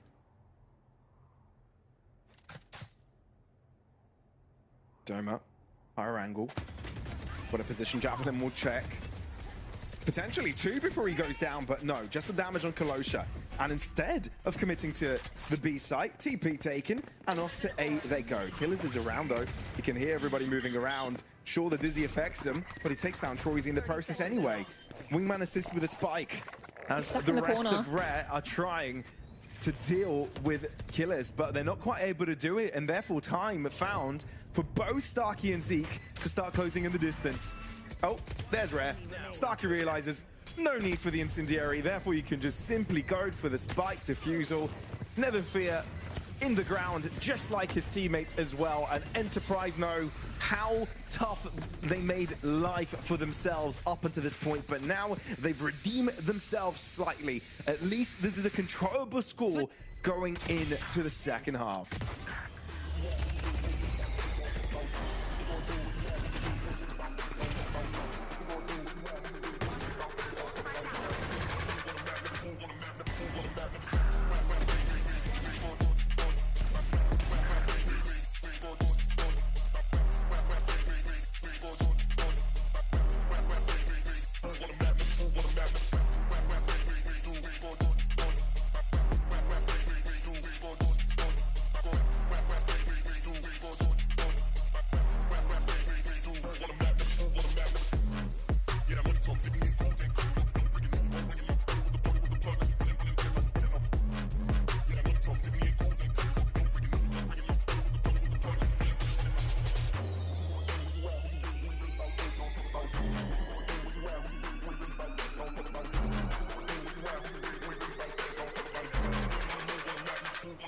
move on the map, never slip. What you gonna do when you at, who you with, you ain't really about that, don't you, don't you? Really on the move on the map, never slip, put your hands to your lips, don't you, don't you? You ain't really about that, don't you, don't you? Really on the move on the map, never slip, put your hands to your lips, don't you, don't you?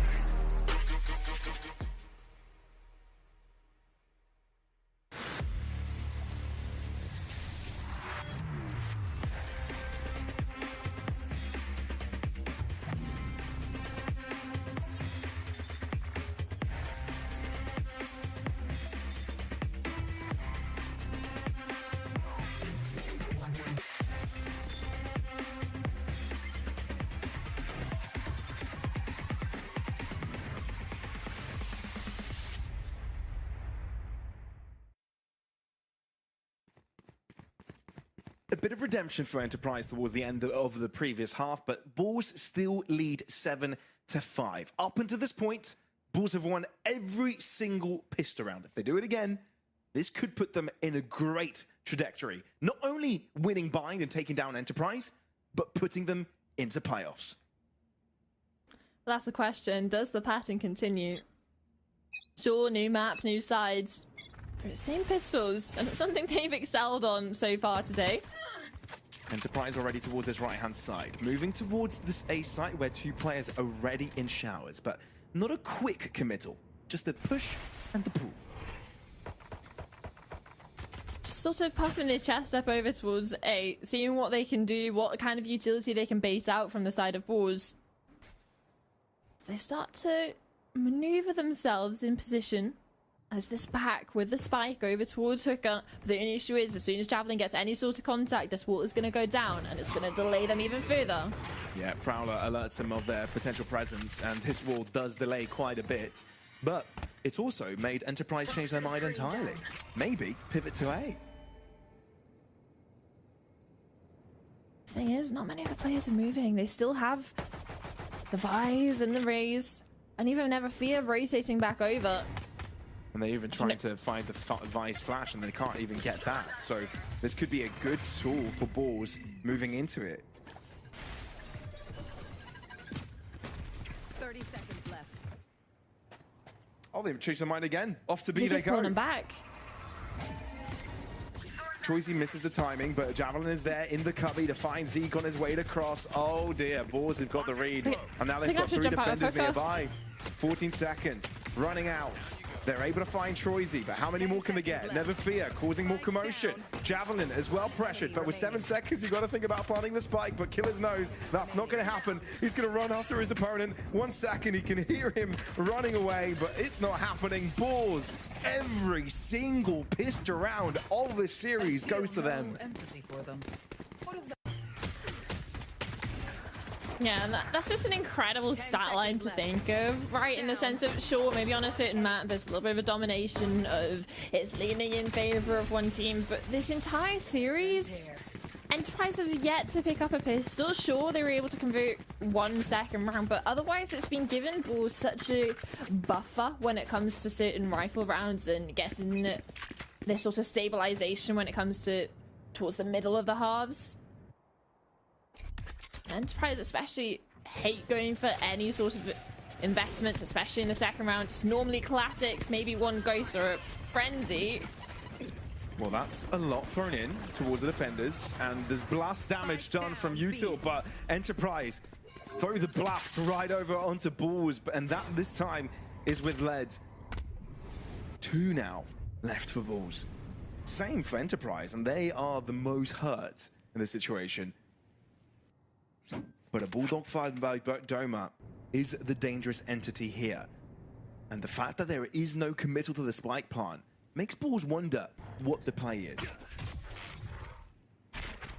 Now an opportunity as well. Now both are situated in garden for a TP over. That's where you can see Ray maneuvering back over on towards A, ready to rejoin with his teammate Javelin over towards CT. Should they go B or should they go A? They're in the right position to react off of it.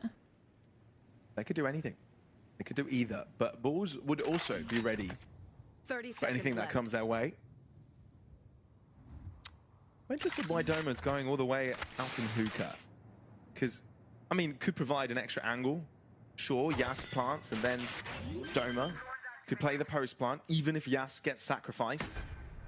They can hear the spike being planted, and therefore balls make them maneuvering forwards. Javelin first in.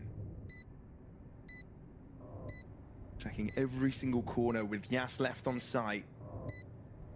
Yet to be spotted, and Doma not showing where he stands. Yas, good for the one, but that's just about it. Wait, the spike is in the corner, which means you don't expect Doma to be up in hookah.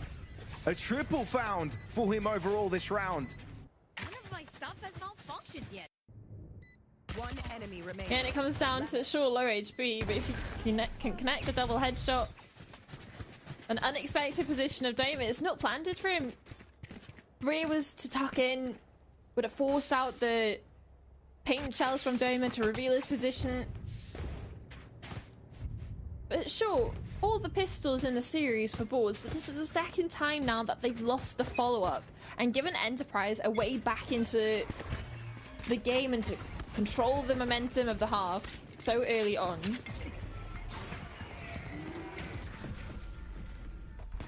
Whoa, that is a big collapse from the TP. And Doma's definitely fully ready for it. Paint shells thrown in as well for good measure. It's just a cleanup, making this a swift round, a quick one.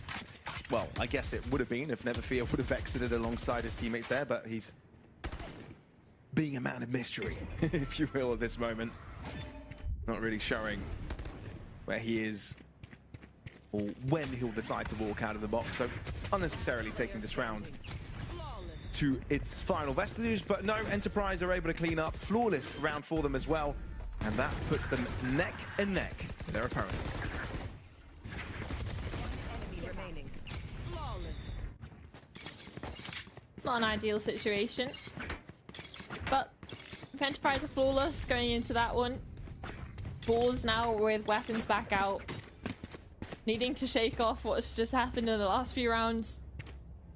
Annihilation available for Javelin, so that could come to buy Enterprise. Should they go for an execute over towards B, isolation of easy quick kill. Talk about isolations and an easy quick kill. That's exactly what Yas has done over towards Showers.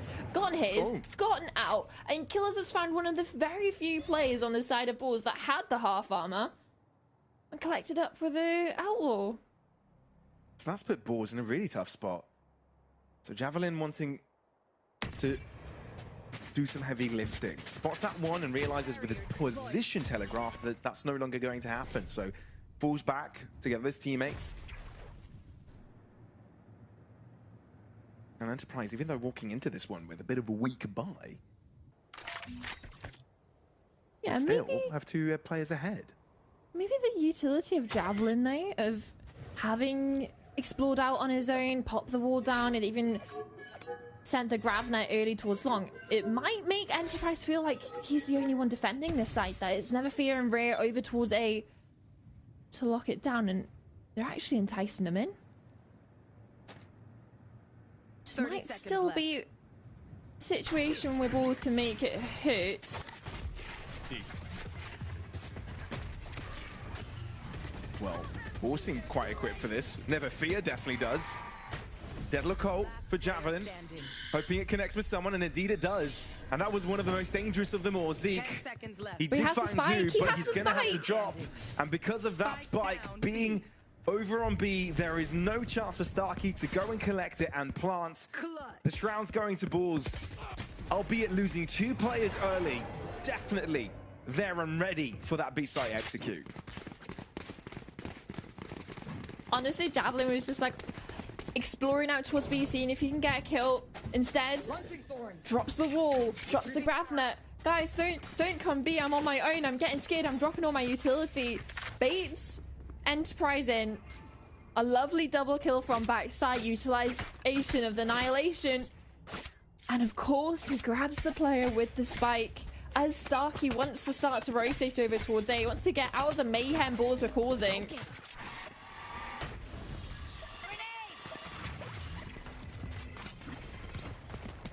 Still a little bit of a reset round now.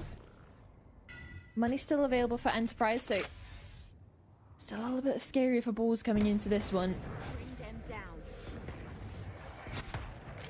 Early pressure on Indeed. the extremities.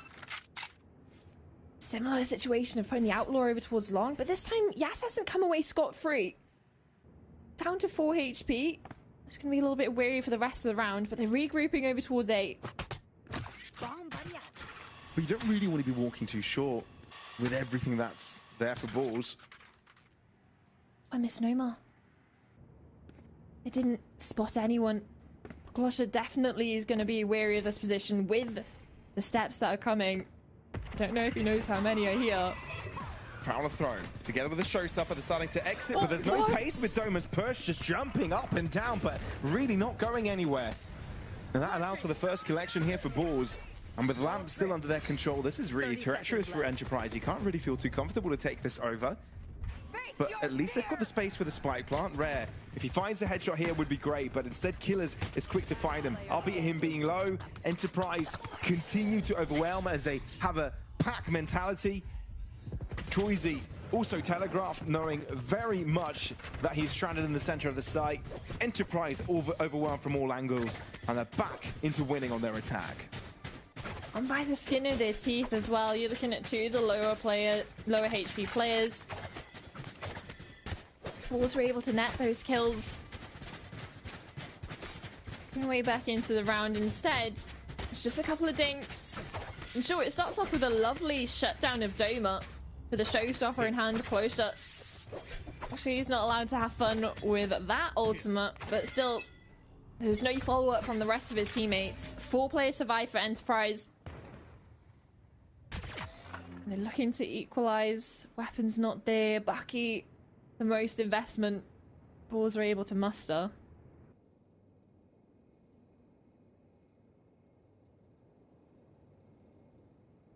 So a triple stack just outside of Showers over towards 8. There's patience across the map, doing the due diligence, clearing out as much of Javelin's utility as they can. That's still a lot of lingering and not much information found, to be fair. And Bulls, on the other hand, are just waiting it all to happen. And Javelin hopes that it's in his direction, but instead knows there's presence. And Pentagon needs to help out. Javelin has been found out due to the Prowler, and the exit from Long is also successful. And with Enterprise gaining full site control over B, it's hard to imagine Bulls have an A in. Big ask. Spike planted. Especially now they know exactly where these players are going to be attempting to retake from. Okay, a little bit of damage, but just no follow-up. Yeah, that's it. Killers with a triple by the end of it. Enterprise started to gain some pace. Obviously, again, against an equal of Bulls, by no means, but starting to get a little bit more comfortable, a little bit more groovy on the attacking side. And if you're Enterprise, I feel like you need that. For the past couple of mounts, it definitely hasn't felt comfortable at any moment for them. For either of these teams, really. Sure. What, Bro starting as a 9-3 half, finishing 13-9. Lotus being back and forth to the very bitter end, needing all 24 rounds of regulation, and now even combined, we're at a position where we're at 9-9. Enterprise starting to take the leads, both economically and possibly in this round. Get up onto double digits. Dimensional Drift is going to gather a lot of information on positions on players just like Javelin, but there's no follow-up from the rest of Enterprise players from Showers. They're unable to get out. Javelin putting a lot of pressure. But Yes is so low. Enterprise gets a cross through. He still gets a kill. Albeit low, is quick to find the headshot. Orbital strike dropping, putting Javelin in a tough spot. Troisy is the only one to get some damage across for Boars, but it has to be enough. Rare, can you be relevant here? Only 5 points, only 5 bullets. And 7 for Troisy. Rare connects with his first hit, and Troisy does with his. Both get the chance to reload. And Killers finds himself now in the 1v2. How the tables have turned. And they know where he is. Drop in from Troisy. You've got to beware from Rare, because you don't know if he's made his traversal into lamps. Snakebite is burning Troisy alive. What? But it's fine. Ray's there for the trades. Yeah. Maybe it confuses Killers enough that he doesn't expect the insta swing right exactly from the position where he's just, you know, body full. But either way, that denies Enterprise double digits, puts Ball back into the winning seat, and even forces out a timeout. Wanting to recollect themselves. That's just crazy. It's by no means how Balls want these rounds to be going. Last player I mean, it worked in their favor, right? It didn't matter in the end.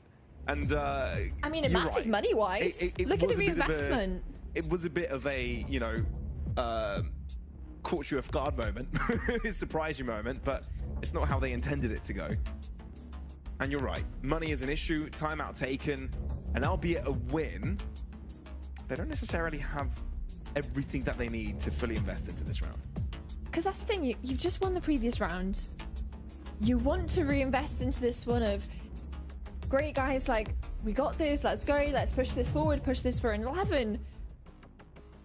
But the economical situation, let's see what they've discussed in this timeout, what they're going to decide upon, because for Enterprise, they have plenty of money, just based on how the last few rounds have been going. They managed to get 4 of the last 6. And even keeping players alive in one of the ones that they lost. So the reinvestment has been down towards the minimal, and the influx of cash definitely bettering that of Boars. But it's a full investment from them. Judges, Bulldogs, Guardian. Only Ray with the only rifle, having saved it from the previous. Unfortunately, the only ultimate they have to worry about from Enterprise's Killers is Viper's Pit. But if you can get onto site and utilize this ultimate, it can be scary for Boars in the retake, especially how messy it's been in the last few. Add a Viper's Pit on top.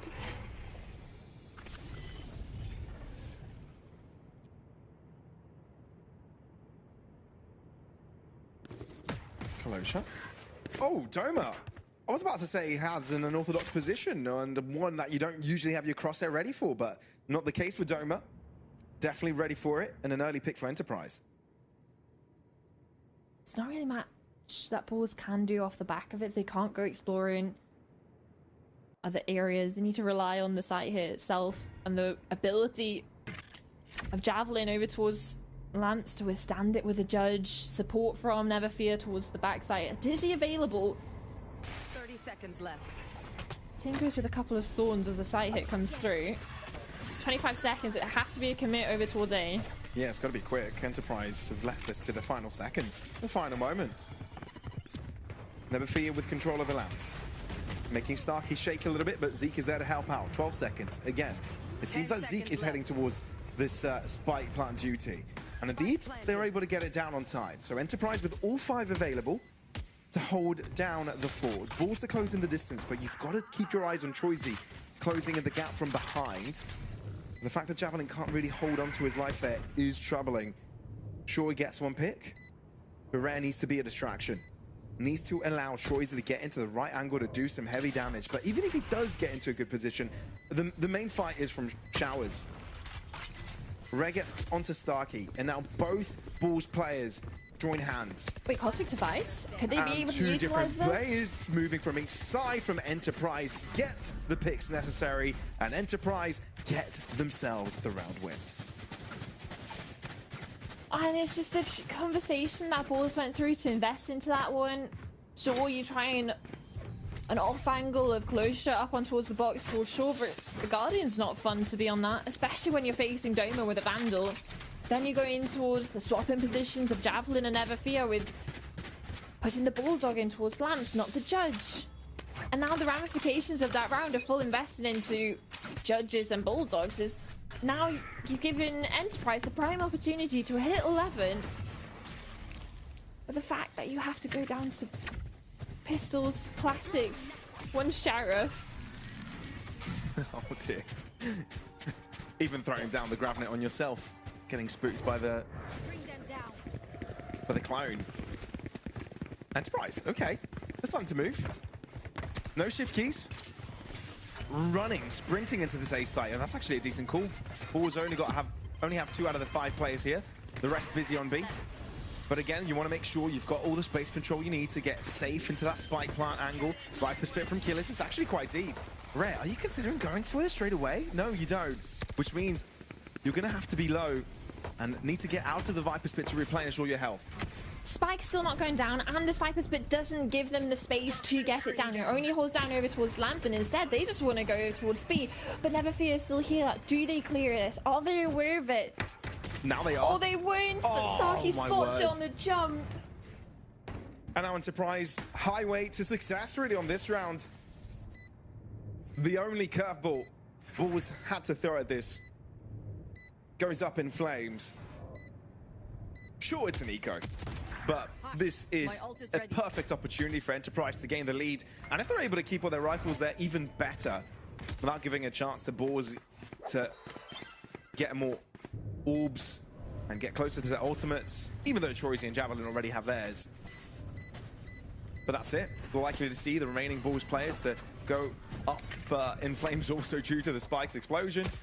Oh, Yas actually goes after Troisi.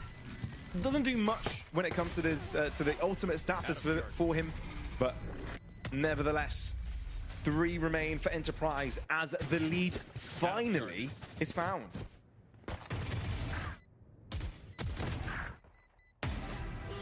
Positive silver lining. Bulls will have a bye coming into this one.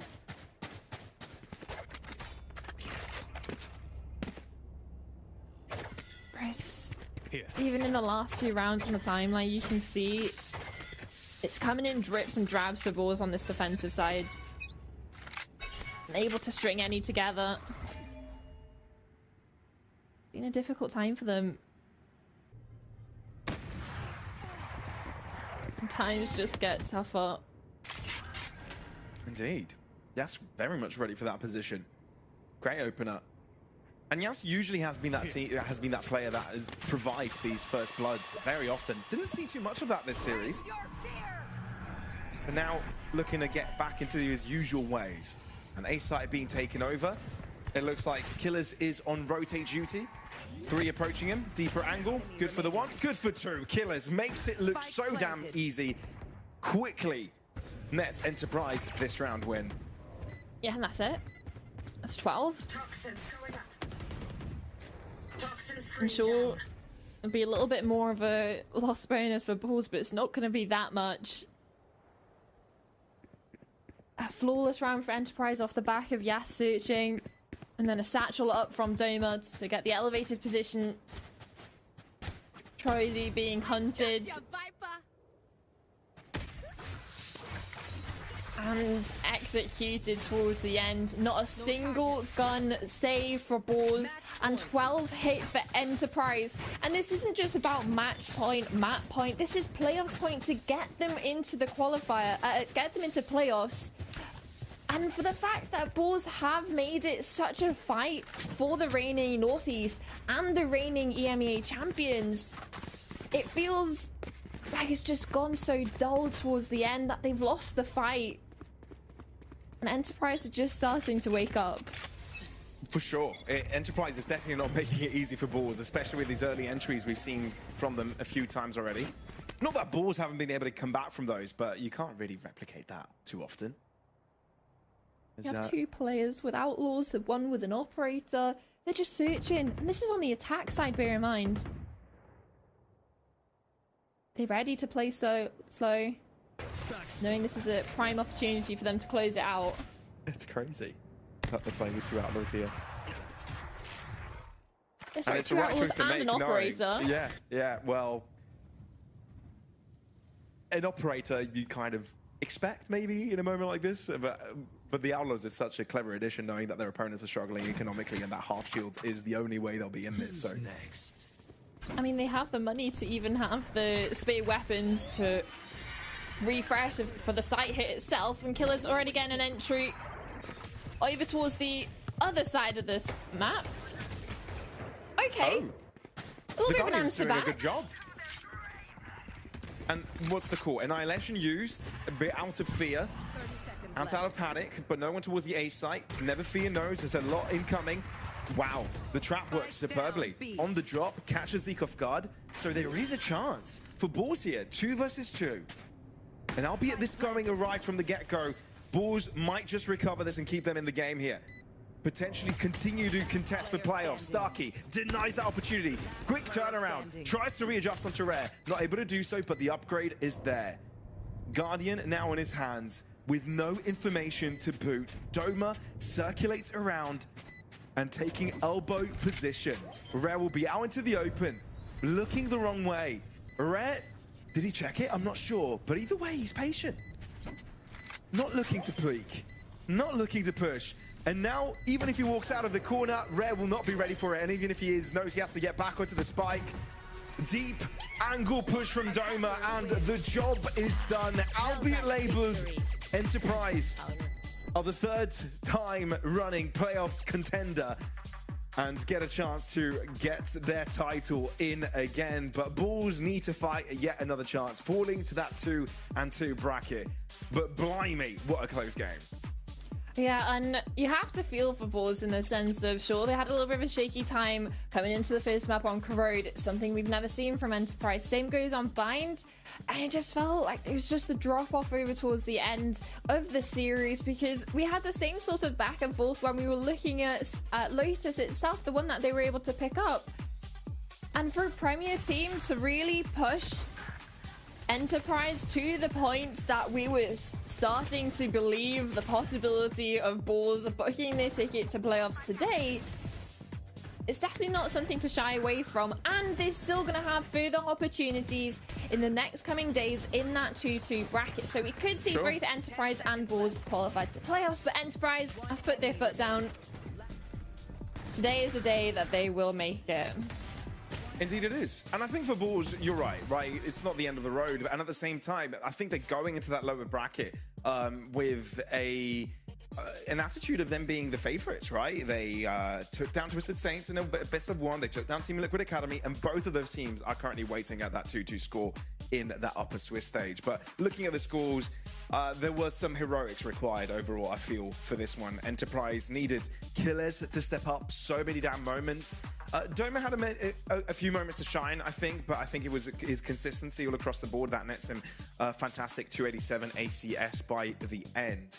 But yeah, I feel like this was too crazy for Enterprise's liking, too competitive for them to feel confident moving into playoffs, and still work to be done given that Balls were able to push them so far. I mean, it was the same conversation we had at the beginning of the series, worrying about cracks starting to show under the Enterprise sort of light. When we were looking at the Metasport loss, it was 13-4, something unexpected like that.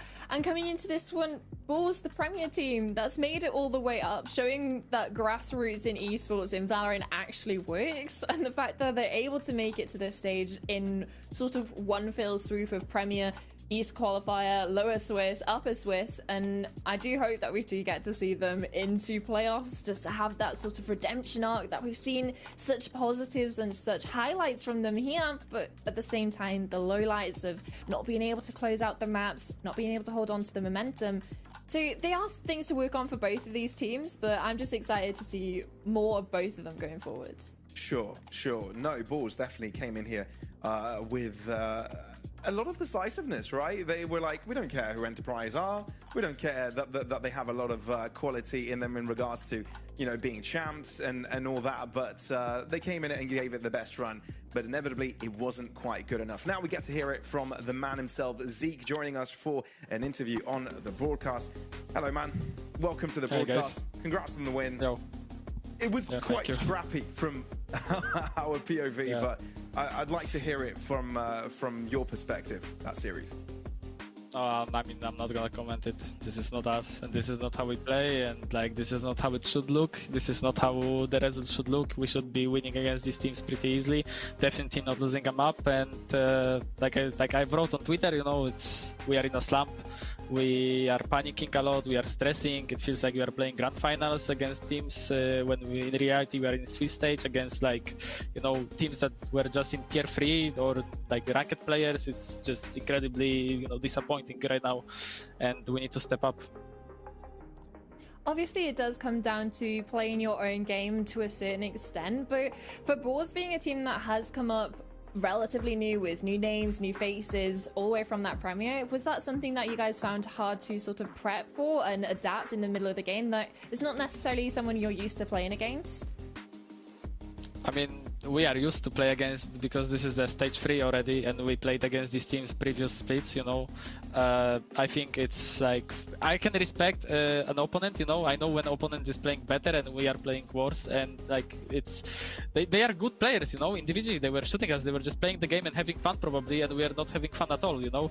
Like right now when we are playing, it's just the atmosphere is just not the greatest, you know. So I think that it's us failing more than like something about adapting and stuff. I think we are just not, everyone is shadow of themselves, you know. Not everyone is playing on their like 50%, and it's rough. Even though I respect them and they put a great fight against us, we won in the end, but you know, honestly it felt like we deserved like half only, you know, of that winning this game.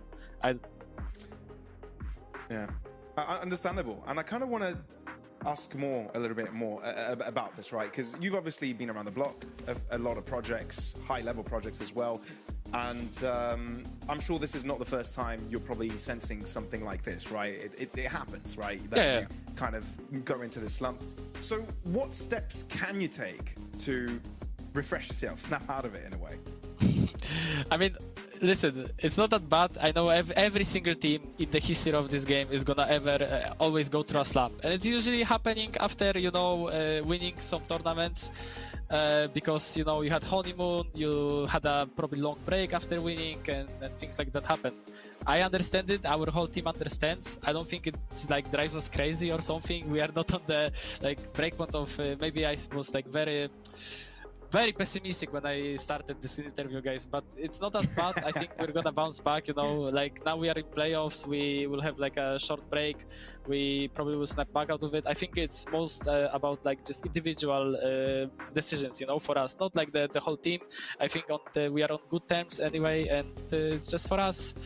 We just have to, I don't know, maybe grind more for some people grind less, for some people, you know, just find their own routines, you know, change some settings, maybe get back into the game, and we're gonna be back for sure. Like it's a natural process for every single team, and it's okay, you know.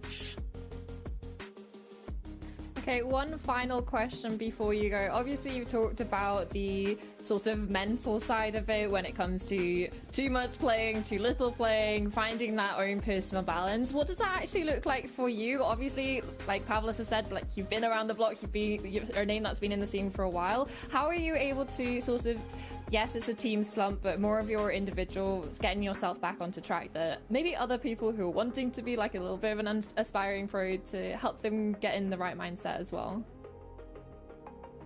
I'm sorry, but I completely did not understand the question. How do you lock in? When you're down on your luck, losing rounds? No, personally, how do you personally lock in? Okay, so listen, I can tell you a secret to this game. When on bind, when we're like 2-7 down, I started just screaming at everyone. And it worked. It worked. I crashed out. I swear to God, I just crashed out, you know. And I think it usually works when somebody just like instantly crashes out, you know. Happens, I think, for every single player in our team. Someone crashes out, and that's how like somebody now understands that, you know, oh no, it's not jokes anymore. Now, like, we really have to lock in. And like instantly, this 2-7 tech pose, you know, instantly we somehow woke up and started winning rounds, and people started communicating more. So I think that's our way of locking in, you know. Just someone has to crash out. Today it was me, sometimes it's coach, sometimes it's like Amra IGL, Starkey, I don't know. Well, thank you very much for joining us on the interview, and again, always good to hear from you, and thanks for keeping it real as well. Great insights all across the board. But yeah, cheers, man, and best of luck in playoffs. Thank you. Thank you. Congrats on the victory as well. Okay, so crash out against your teammates and you're going to make a miraculous 2-7 comeback into the game, qualify for playoffs of Northeast challenges, and yeah, I think that's easy enough to do. Yeah, sure. On paper. On paper, I don't know if you want to be doing that in your own matchmaking games, in your own ranked endeavors, but I feel like it's all the more reasons in your Premier doing teams, maybe. Okay, sure, yeah. Don't listen to some everybody unless you want to get banned or like chat restricted in some sort of way. All right, 13-9, 11-13, and 13-10 is a score. A very close series, like Zeke said. This was not the score they were hoping for, but they managed to get it across the line in the end. But yeah, he is very much thinking that they can get themselves back in line, and it's just a normal process that you have to go through after winning an important event. It would have been crazy if they crashed out, right? And if they weren't able to get a win, I think then that would be trouble zone. But they can now relax a little bit, settle down, and have their focus on playoffs. Well, a bunch of other teams look to fight it out at that 2-2 spot, right, Simon? Yeah, and we're just getting the final confirmations on who is going to be playing who. Obviously, this matchup was the end of the 2-1 bracket, so it will affect on who's going to be playing up against in the 2-2. But final thoughts on who's made it to playoffs so far? Sure, maybe not in necessarily the order we would have expected in regards to Enterprise only just about making it today. Is there any sort of other upsets that you're hoping to possibly see that to join, like sort of the big names, right? We have Team Liquid Academy that would have expected to make it a little bit earlier on before it gets to that 2-2 situation. Anyone that I think that should have made it sooner. Should have made it sooner. Yeah. Than they. But they shouldn't be in the 2-2 I feel like Metasport should have gotten a well. 3-0. I feel like Metasport should have gotten a 3-0.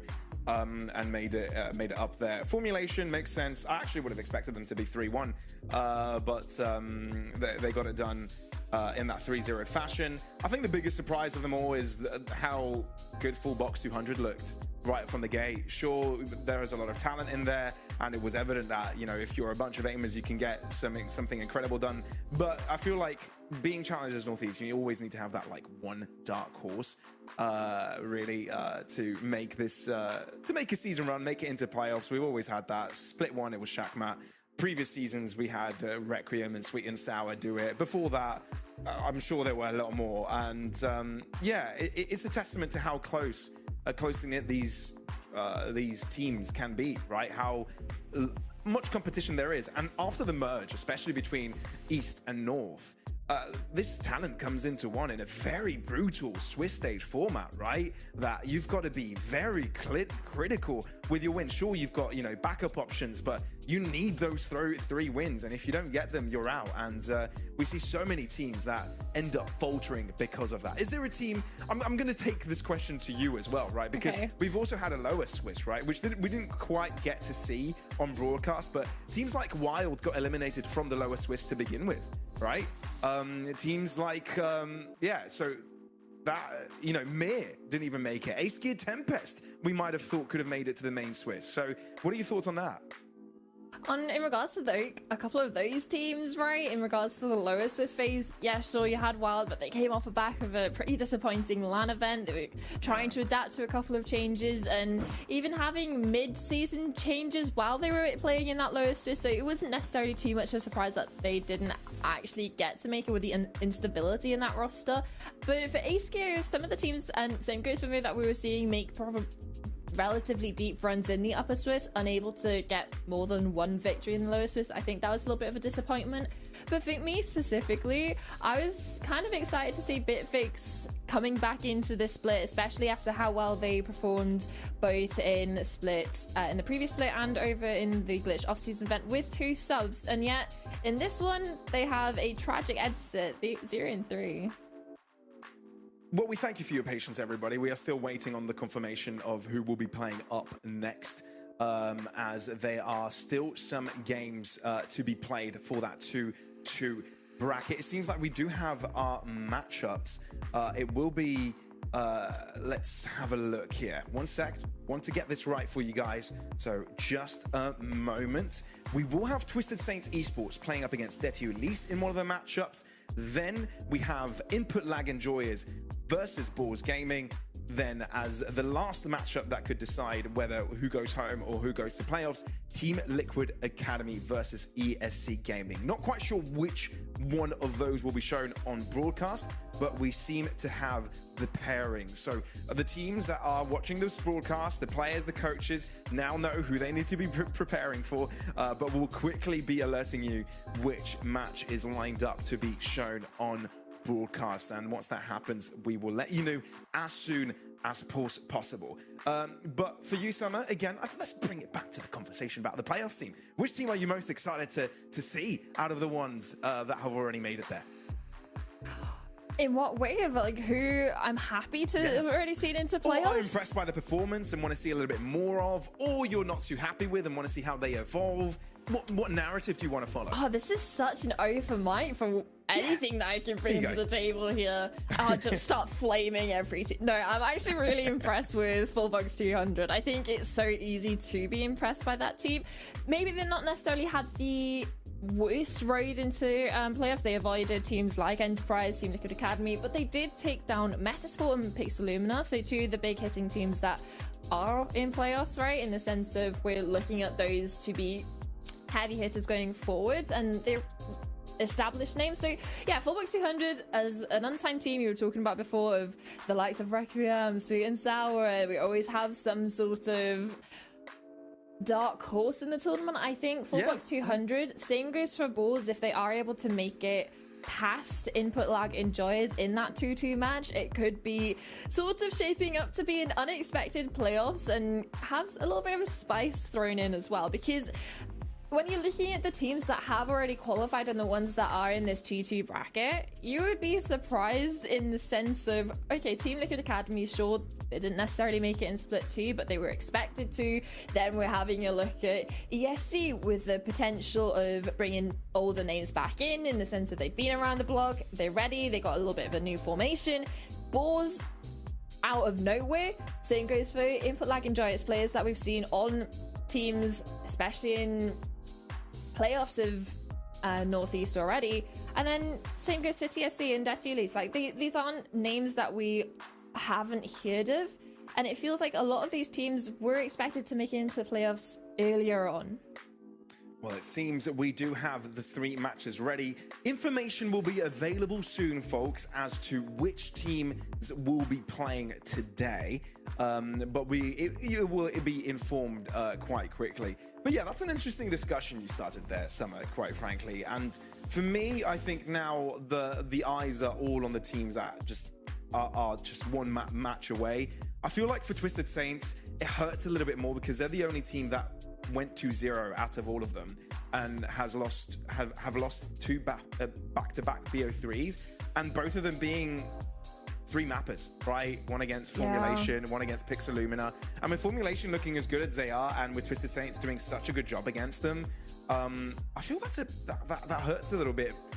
Do you think that could hurt their confidence coming into it, or does that actually give them a bit of a boost knowing that they probably played more best of 3s than any of the teams here? No, not probably. In fact, they have played more best of 3s than the rest of them for this stage. I mean, hey, think of it. They've had more reps, so maybe they're going to have a little bit more confidence, a little bit more tape of themselves to look over, see where they have a little bit of cracks in their gameplay, an opportunity to have that little bit of a resurgence in that 2-2 bracket. But we are going to be thrown to a break just as we sort out the fine-tuned details of who is going to be playing on the stream today and who's going to have the day off and play again tomorrow. But that is it from us. We'll come back as soon as we can to update you, but go get a cup of tea, get a drink, and we'll be back as soon as possible.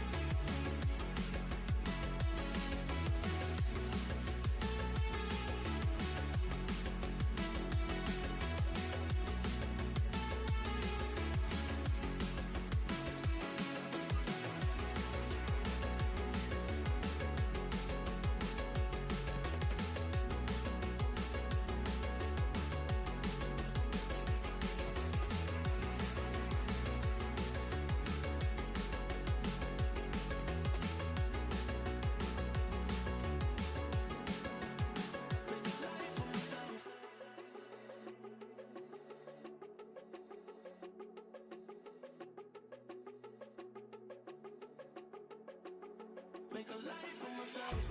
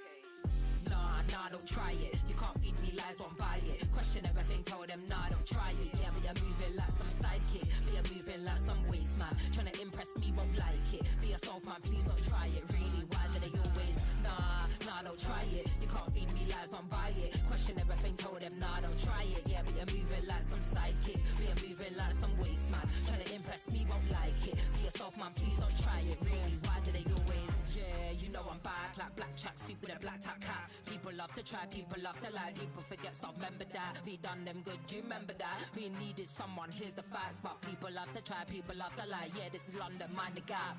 Living life just multitasking. Smile like a horror movie, I'm laughing. Motivated and focused, crafting. Dash something in a break, all your eggs in a basket. Can't handle it, why you asking? Can't handle it, why you asking? Can't handle it, why you asking? Please don't try it.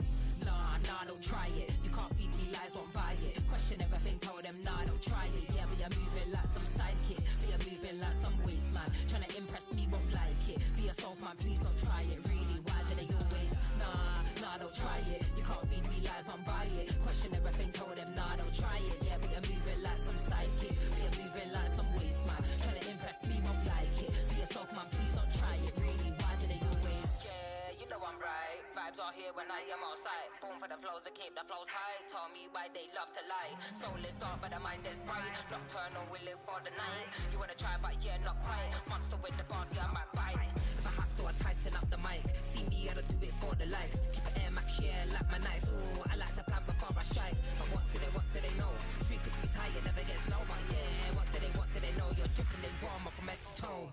Nah, don't try it. You can't feed me lies, won't buy it. Question everything, told them, nah, don't try it. Yeah, but you're moving like some sidekick. But you're moving like some waste man. Tryna impress me, won't like it. Be yourself, man, please don't try it. Really, why do they always? Nah, don't try it. You can't feed me lies, won't buy it. Question everything, told them, nah, don't try it. Yeah, but you're moving like some sidekick. But you're moving like some waste man. Tryna impress me, won't like it. Be yourself, man, please don't try it. Really, why do they always?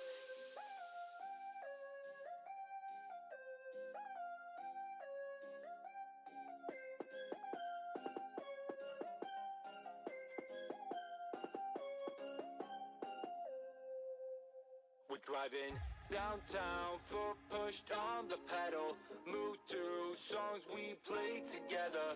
Feel like we're on holiday. I got a feeling it's a good day. We're driving downtown, foot pushed on the pedal. Move through songs we play together. Feel like we're on holiday. I got a feeling it's a good day. Downtown, foot pushed on the pedal. Move to songs we play together. Feel like we're on holiday. I got a feeling it's a good day.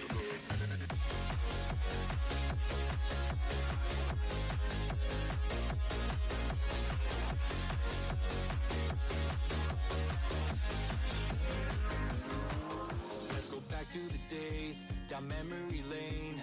Back to the times when our life was a breeze. Feel the freedom again, my mind was at ease. The sky was so blue when we rolled down the street. So, hey.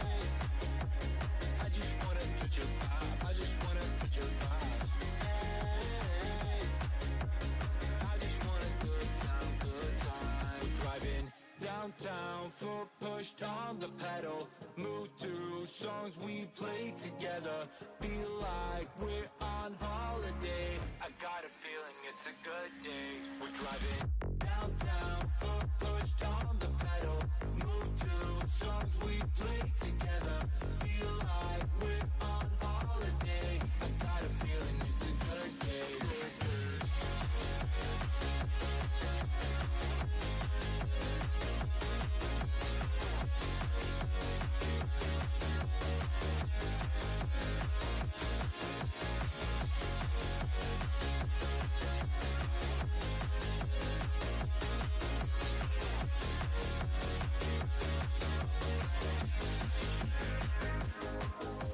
Sun going down, living the dream. Everything's clear, but the lines are the freeway. Let's do it again, like back in the day. Nothing can stop us from living the feeling. Hey, I just wanna touch your vibe. I just wanna touch your vibe. Hey, I just want a good time, good time. Driving downtown, foot pushed on the pedal. Move to songs we play together. Feel like we're on holiday. I got a feeling it's a good day. Downtown, foot pushed on the pedal. Move to songs we play together. Feel like we're on holiday. I got a feeling it's a good day, good day.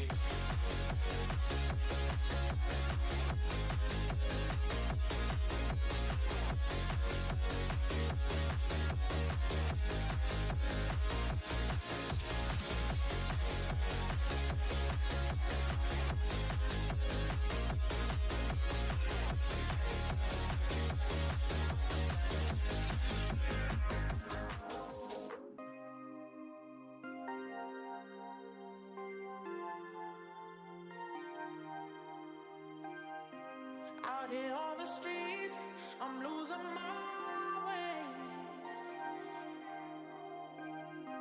You've gotten to me, and that's my mistake. Some might say I can't get too far without seeing your face. Oh, you gave me your heart and took it away. I'm going underground, going underground. Till your loving comes around, loving comes around. Going underground, going underground. 'Cause your love is not around anymore.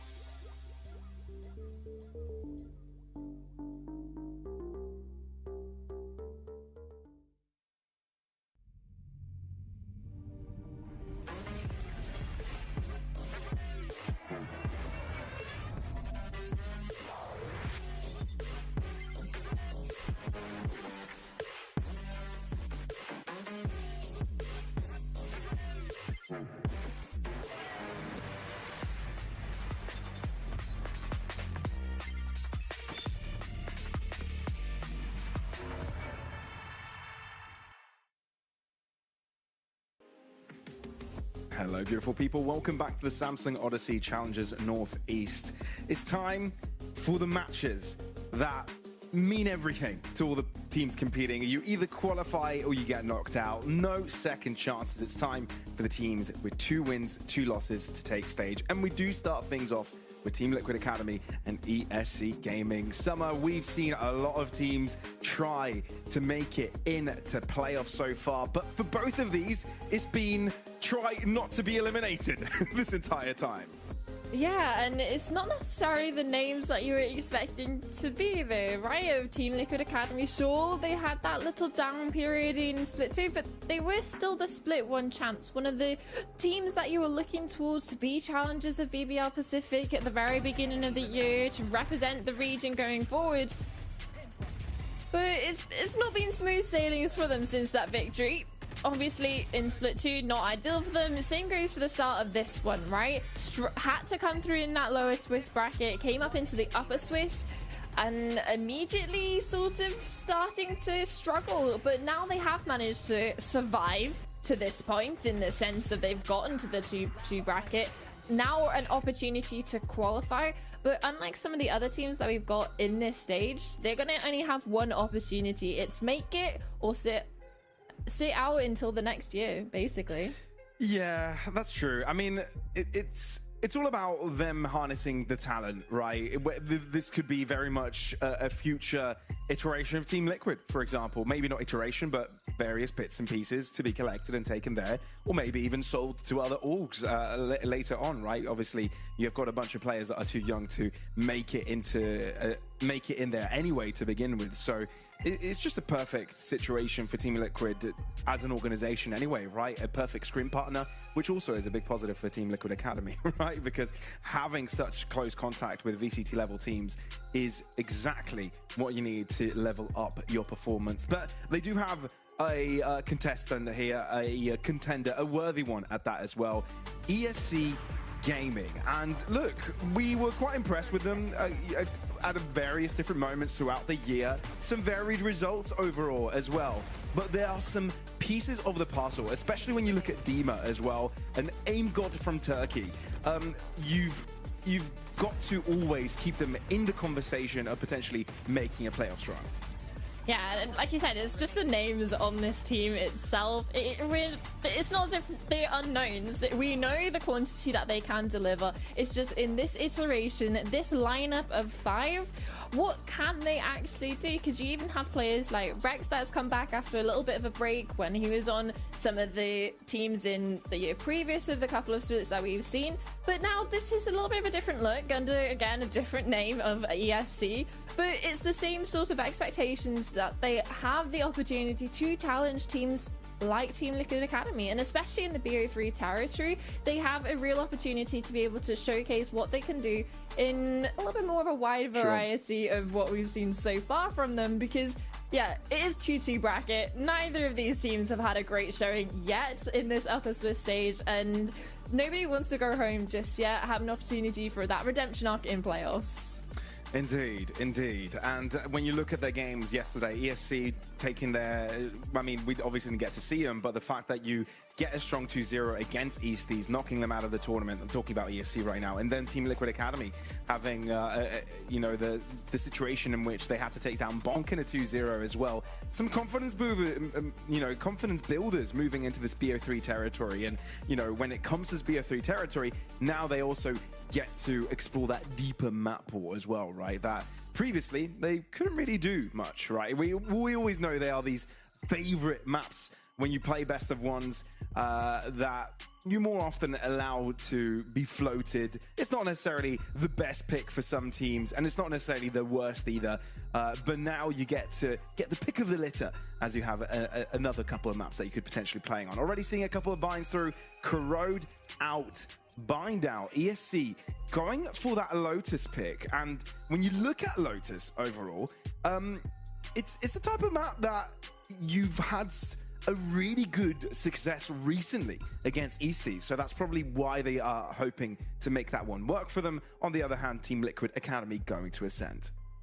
Yeah, and for the side of ESE, they've only actually shown 3 maps, even across the best of 3s, Lotus being the one that's come up most, but it's not necessarily the best win rate for them either. They've played it about 3 times, lost it twice, won it once, so hoping to really improve off the back of the mistakes that they have made already to fine-tune the game plan when they come into this matchup versus Team Liquid Academy. But same goes for Scent, they haven't shown it yet. It's something that Team Liquid like to play. They've played it twice, a 13-0 victory against Easties and a 13-5 against Twisted Saints Esports, so it's a very strong map for them. It's still, again, an unknown quantity of what ESC can bring, but definitely the home ground for Team Liquid Academy in this matchup in particular. Yeah, for sure. I completely agree with that testament. But what's also very interesting about the veto is the fact that both the teams are just going with the maps that most recently they were able to just go through a bit of a slaughter up against their opponents, right? And Easties being the receiving end of that slaughter, right? Yeah, on both ends. Easties was just there and taking shots and couldn't do anything about it. But inevitably, it's given a lot of confidence to the teams competing today. I'm not sure where to lean on when it comes to that best of 3, who is favored the most, because when you look at performances, especially for both of these teams, but I think when you focus down on Team Liquid Academy, they've got such high of highs, right? A very aggressive play style that has been reined in a little bit, that when it pays off, it is beautiful. It can't be stopped, and it wasn't stopped in Split 1, but sometimes it just doesn't work. It falls flat, and that's what you want to avoid if you're Team Liquid Academy right now. I mean, hey, you say that about the Split 1 victors. Dema on ESC was actually the super sub in the grand finals who dropped over triple-digit kills to help get Team Liquid Academy that first victory in Split 1. So definitely looking at the firepower of that Rose player over on ESC, and a little bit of a revenge arc, right, for him. Sure, he helped get Team Liquid that victory. Now he has an opportunity to eliminate them in Split 3 and qualify himself into playoffs. Yeah, that is a storyline and a half right there. And we'll keep our minds on that as well, as Dima has already shown us what it takes to be a clutch player in clutch moments. Team Liquid Academy versus ESC Gaming. It's for all the marbles, folks. It's for making it into playoffs or saying goodbye to the season, because there's no Split 4. This is it. You either make it into playoffs now or wait until the next year. Team Liquid Academy starting things off on the defensive side, as they have decided to do, and ESC lined up to do something towards that left-hand side, C site in their eyes. A little bit of a difference in composition and how they want to approach it. You got the double duelist, double sentinels. Oh my gosh, double controller. Sorry, for ESC.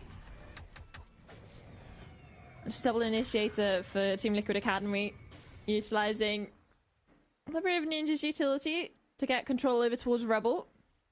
But with a composition such as ESC, it's going to be harder for them to go for something so aggressive when you have so many agents that help you lean in towards the slower play style of being able to play for those picks towards the extremities. Get a couple of lurks in as well. For instead, it's no crossing the mark for the Team Liquid players. So finally, they want to show some presence over towards A, but no one's going to get caught. And this re-hit coming in from ESC could be deadly. Oh, but it's a mist drone. I don't think they necessarily spotted out Donatello in this position.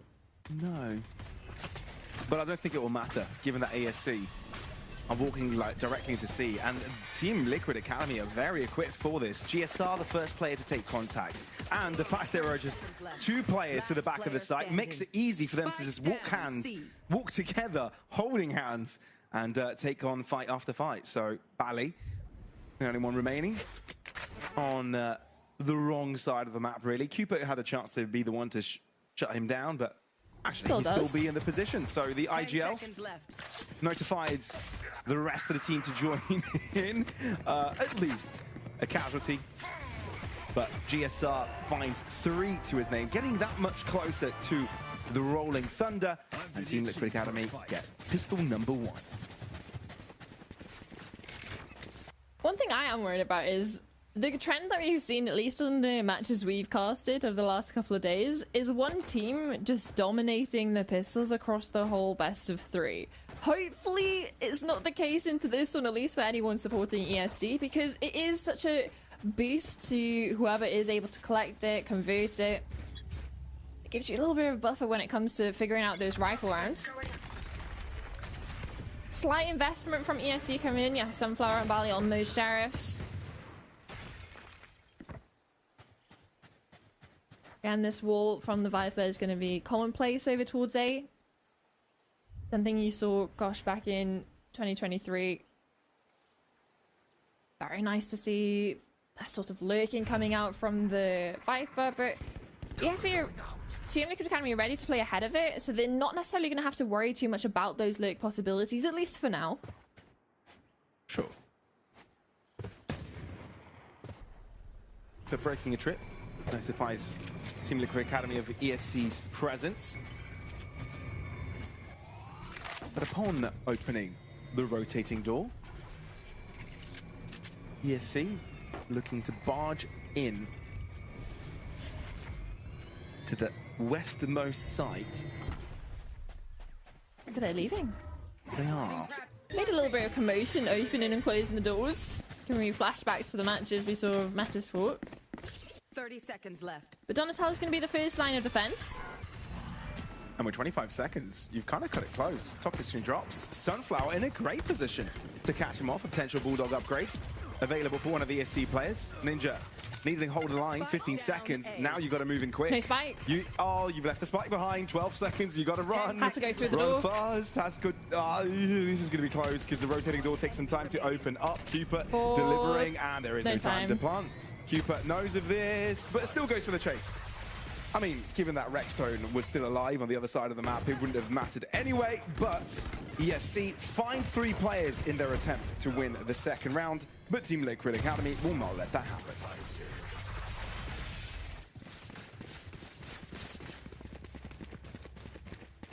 A little bit of a reinvestment for them coming into this one. Beef up the saved Bulldogs that they were able to keep in their clutches, but ESC is rifles out now for them. A little bit of poking and prodding done in the first couple to see what sort of setup is commonplace for the Liquid Academy players, but what is this? Donatello has just strolled it down. Walked into a smoke with a bucky, found himself an upgrade, and even tripped the vised wall of Rex as well, so that's going to be something that ESC are going to be worried about in regards to the flank opportunities. At least keep in mind.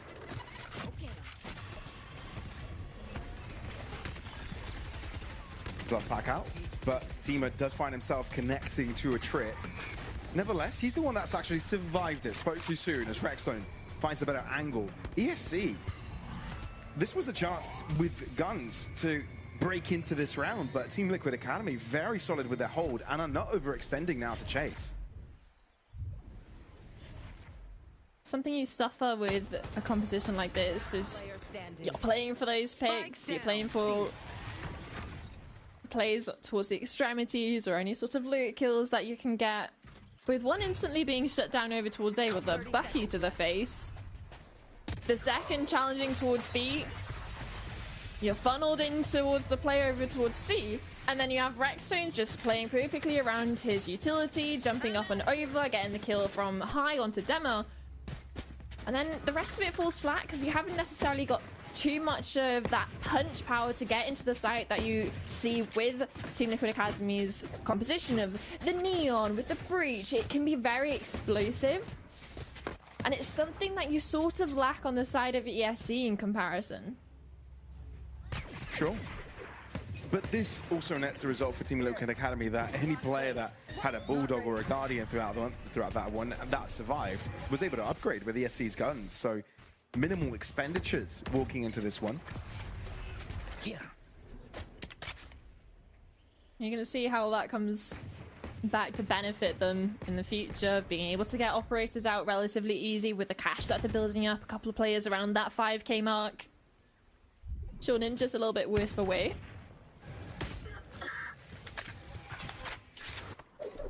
And you can understand why ESC are throwing in some Hail Marys, trying to get some extra information as well towards that right-hand side.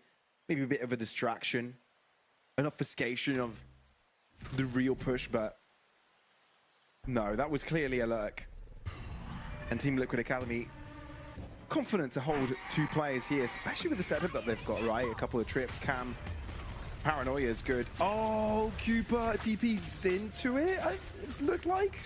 Has to TP out one way or another because you have the paint shells coming in straight into the show stuff, like you said. But Rex Tones is going to farm up, and same goes for GSR, 2 for himself. You make a play, sure, from the side of ESC. Put the showstopper in just to net the entry, but at that point, too many Team Liquid players, too many disparities in firepower, weapons available. There's a little bit of a cleanup for the rest of the Academy players filtering in. Now back into the rifles though. And with that showstopper offline for Dema, looking for GSR on the breach, on that Rolling Thunder to be impact. The impact ultimate to the defenders. And instead they're going gung-ho all the way towards C, but they're not gonna hit Rescues. Rex is wall. So at least they have some sort of semblance of safety. Oh, does he get pulled into it? He does. He does indeed. So Rex gets caught out early with ESC looking to break into the site. Rolling Thunder, One enemy remaining. knocking everybody up, so making them quite simply pickings for X-Tone. And Yasik now finds himself in a really tough spot, having to recover greatly. GSR lingers a little bit, and so does Donatello. It nets Yasik a couple of kills by the end, but Team Liquid Academy make it look clean. Sure, off the back of the early pick, but that Rolling Thunder just nipped it all in the bud. And you can see the idea of Rex over towards B main. Here's the player opening the door, rotating through B. Donatello, aware of the antics that could be pulled, waits, collects a freebie towards the back. And again, that's another rifle round for ESC that's falling flat when it comes to the site hits themselves. They're being locked out, unable to get that spike plant down, which is also another added thing that's keeping them down onto these sheriffs. It's a buy round, a sheriff round, buy round, sheriff. They can't really invest too much else into it because they're not getting the spike down to get the added little bit of cash influx to make it a little bit more of a dangerous buy.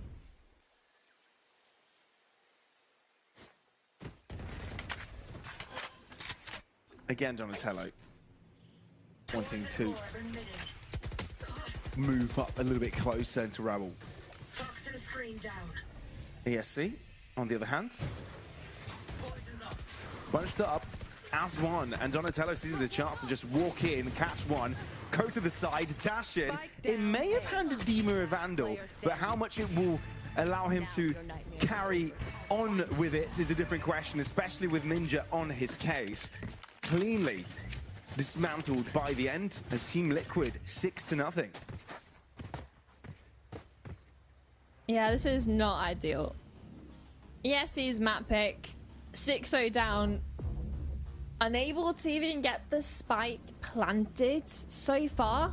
We're already a quarter of the way through regulation, but the feeling like it might be just half unless they can do something else using this timeout to really adjust, because something needs to be changed, because nothing is working right now in regards to everything that they've tried so far. Sure, it's only been a couple of full rifle rounds off the back of losing the pistol, but you've tried using the showstopper, we've had the Nightfall being invested, nothing comes off the back of it.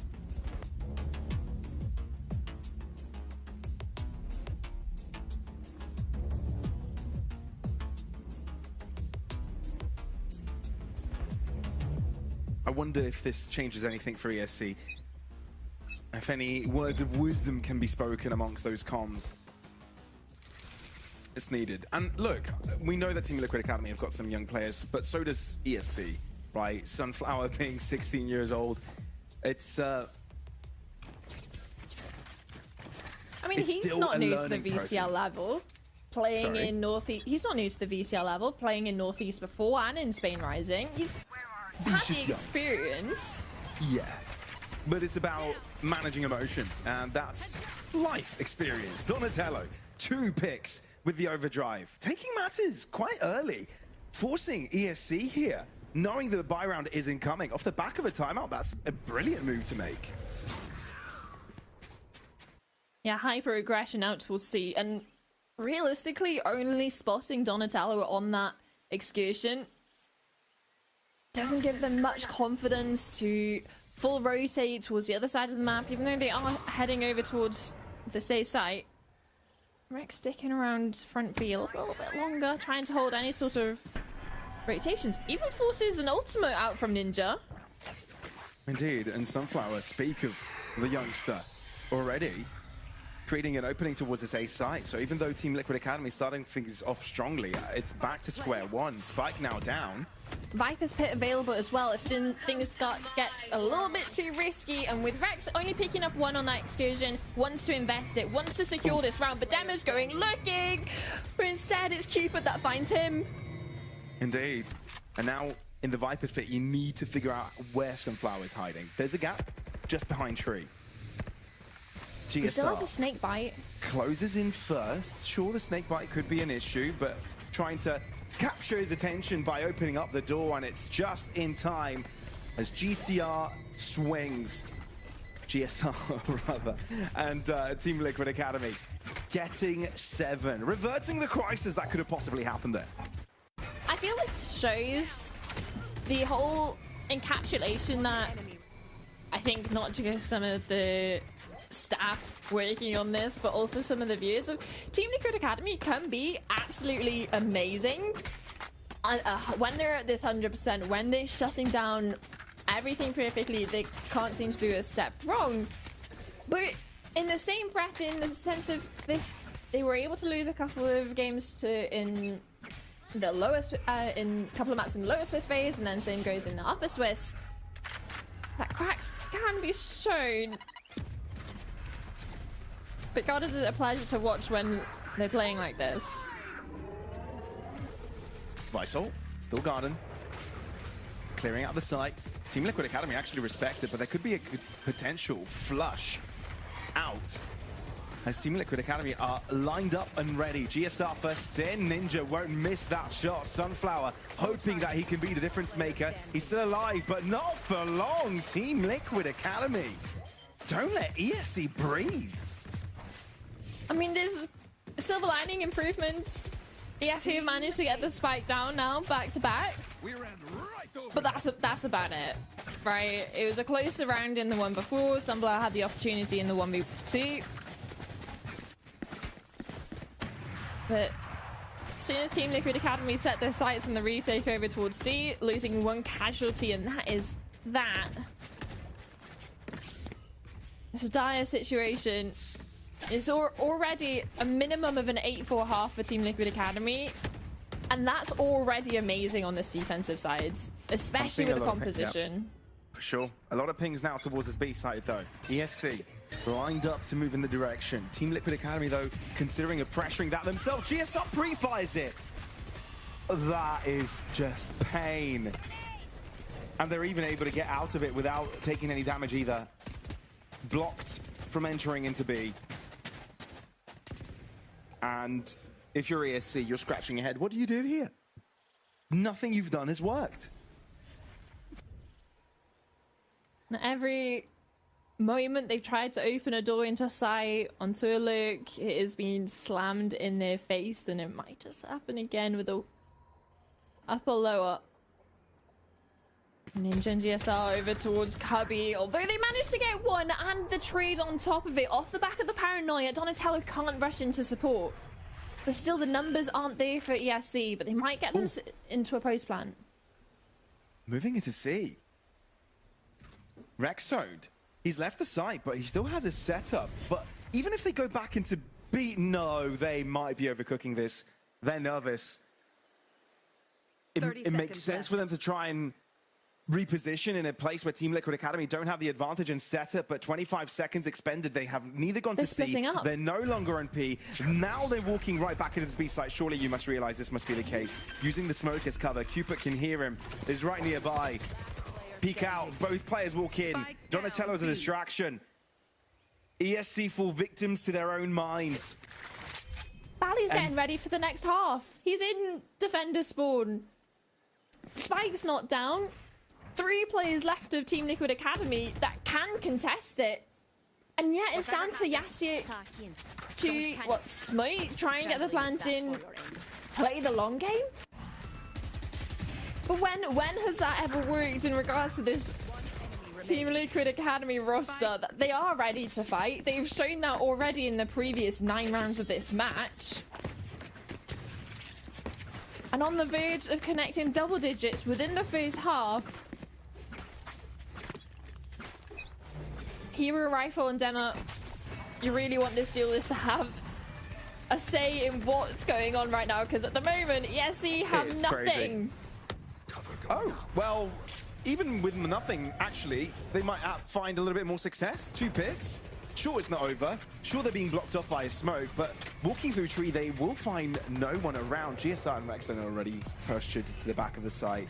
I wonder what the plan is, though, because you can see the Spike maneuvering closer and closer to Hobbit. So potential to crunch into B, and that's the best decision they could have made, because... Oh, laser clear from GSR. He doesn't know Yasik is here. And Yasik could create a flank. This is absolutely massive. Toxic screen covers them for now.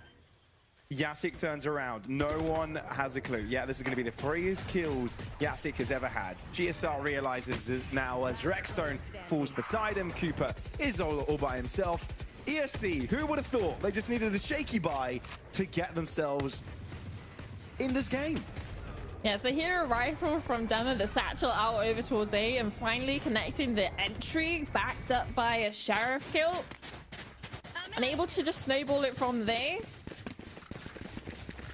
But there's plenty of money for TLA. There's plenty of opportunities already gathered for themselves as they switch over into the second half. And still 2 more opportunities to connect double digits in the first half of your opponent's map pick. Time to work.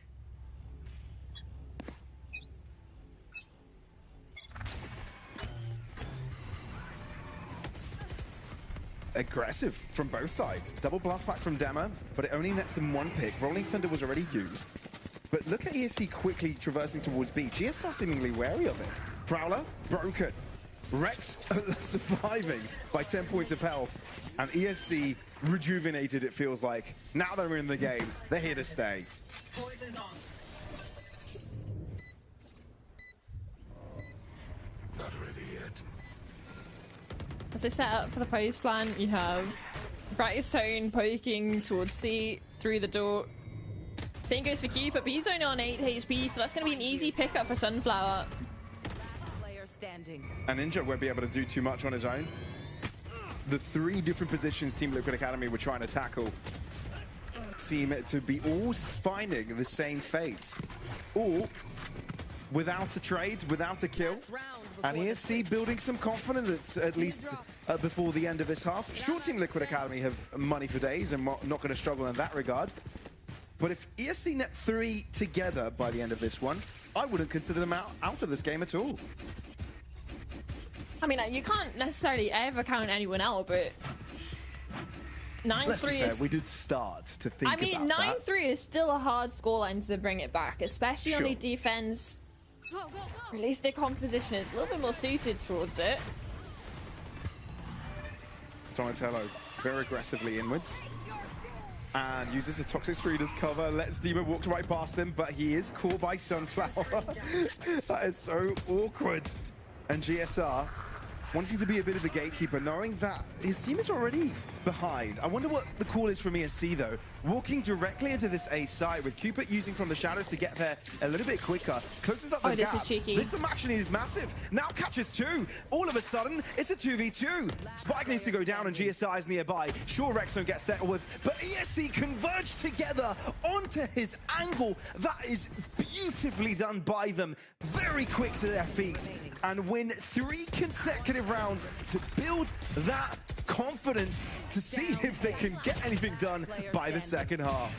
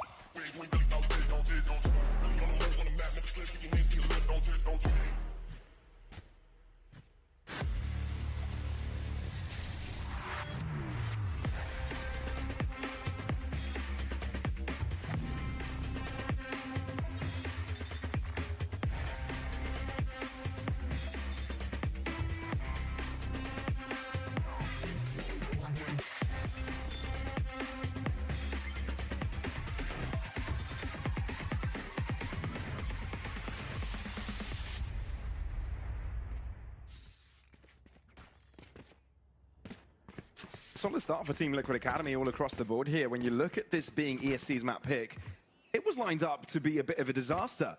Redemption was on the line, 3 rounds consecutive. And it wasn't just ESC winning the rounds, but in the manner that they did it, breathes confidence, which is what they need to make a comeback happen. It's given an air that they woke up in the last few. I've been too little too late. A pistol would certainly help, and with the dink already down onto Rex, starting to look rough, especially now that CSI is going to be fully overwhelmed by Team Liquid Academy players and the space to put into a post plant, especially planting forward towards CT with the door being opened so early on. Safe to say it's a bit of a prerequisite for ESC's comeback to win this pistol. And you are attacking from a couple of positions, but one of them is only manned by Sunflower. Well, 3 out of the 4 enter in Mound. Team Liquid Academy have taken so much space, 2 towards spawn, so Sunflower didn't really stand a chance, even if there was a trade available. Cupid poking and prodding. Ninja's corner is so damn sneaky, and through the madness will be late to be checked. Bally finds one, but that's all that he's getting as he exits the smoke. Rexstone appears in front of him, poised to knock him down a step. And Team Liquid Academy, by winning this pistol, have quickly found themselves in double digits. Yeah, and for ESC, being on the defensive side, you're not going to get the added cash bonus for getting that spike down. It's harder to justify about like a force coming into this next round. Investments coming in from Demo in the sense of bringing in that Marshall. It's full shields across the board for Team Liquid Academy players. So it's going to have to be some crisp headshots. And even then, he's on the wrong side of the map. It's a 4-player lineup over towards A. So Rexon might walk into something a little bit scary. But would do a world of information for the rest of the team. Does he get 1? Out of 4 opportunities? Oh, manages to cross behind the guys of the Viper wall. Don't think he's aware how much Sunflowers afforded him this cross of safety. Go on, peek it. Peek into 3 this time. Damn. Well, It's only a was ghost. very unlikely he'd be coming out alive with that one. And you're right, it's just the ghost. Minimal casualties, and it's kept DSC busy enough for long enough. And it means they were able to just speed up all the way into C. Ooh, decent amount of damage done to the planter, but no kill connecting. Instead, it's Rex that falls. That's true. Smoke dropping in the middle of the site. That's not going to allow some of these angles to work out for Team Liquid Academy. So repositioning required. That's exactly what you see. 2 pockets of players lined up together, which ESC could potentially exploit. Not utility though. They're going to have to go for dry peaks. And the Bulldog spray power is just too much. Sunflower stuck between a rock and a hard place, really. Where do you go? Where do you look? Especially with Cooper circulating around you. Backstab, bullet to the back of the skull. 11, of course, guaranteed for Team Liquid Academy. And if this was any ordinary second round, you would say it's decent for ESC. 3 kills, damage onto 2. You made sure that not everyone could save weapons for their bonus. But the round amount matters. And there is a big difference in that right now. The round amount or lack thereof for ESC. Talking about pistols being their way back into it, unable to get the defensive one across the boards. Show a little bit of damage, like you said, but now is the one that really is going to count for ESC. This would be the start of the comeback, otherwise it might be the start of the demise. Or the ceiling of their fate, at least on Lotus. It's a must-win round.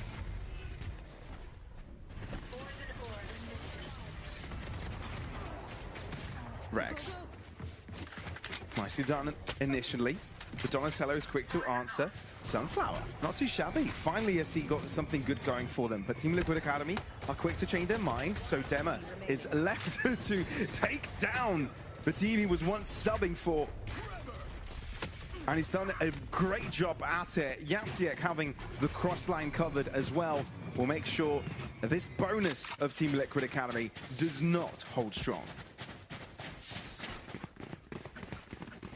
Keeping 3 alive, hyper important for EIC in regards to money, because you can still see Ali keeping that Guardian from the previous. There's not really too much investment coming in from Sunflower in regards to shields, because there just isn't the money for it. But at least there's a little bit of buffer now that they're going to have these weapons coming into the full rifle round over Team Liquid Academy. This is going to be the first hurdle in regards to closing that round count.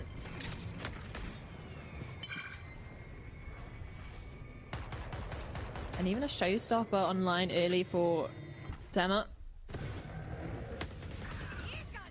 And breach ultimate for GSR, but it's the showstopper that goes in early. Doesn't net a kill, but he's able to pick one up with the Vandal. And Cooper doesn't want to slow down the pace at all. Paranoia that catches both of his opponents. He sees one retreating, but surely he must expect Yasiek is nearby. He's thinking about it. Oh my god, Yasiek peeks to the left and gets a pick. Now he needs to do the same thing again towards the right. Cupid does have cover from Dima's angle. Oh my goodness, Yasiek, that is disgusting. It feels like ESC needed something like that. And it's Yasiek to provide it.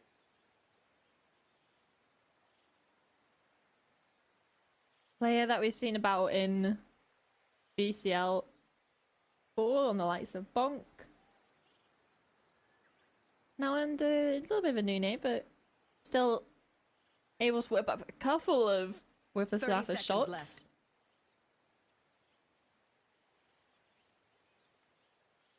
Even though the showstopper didn't necessarily net a kill, it just caused so much mayhem over towards that A lobby crunch position.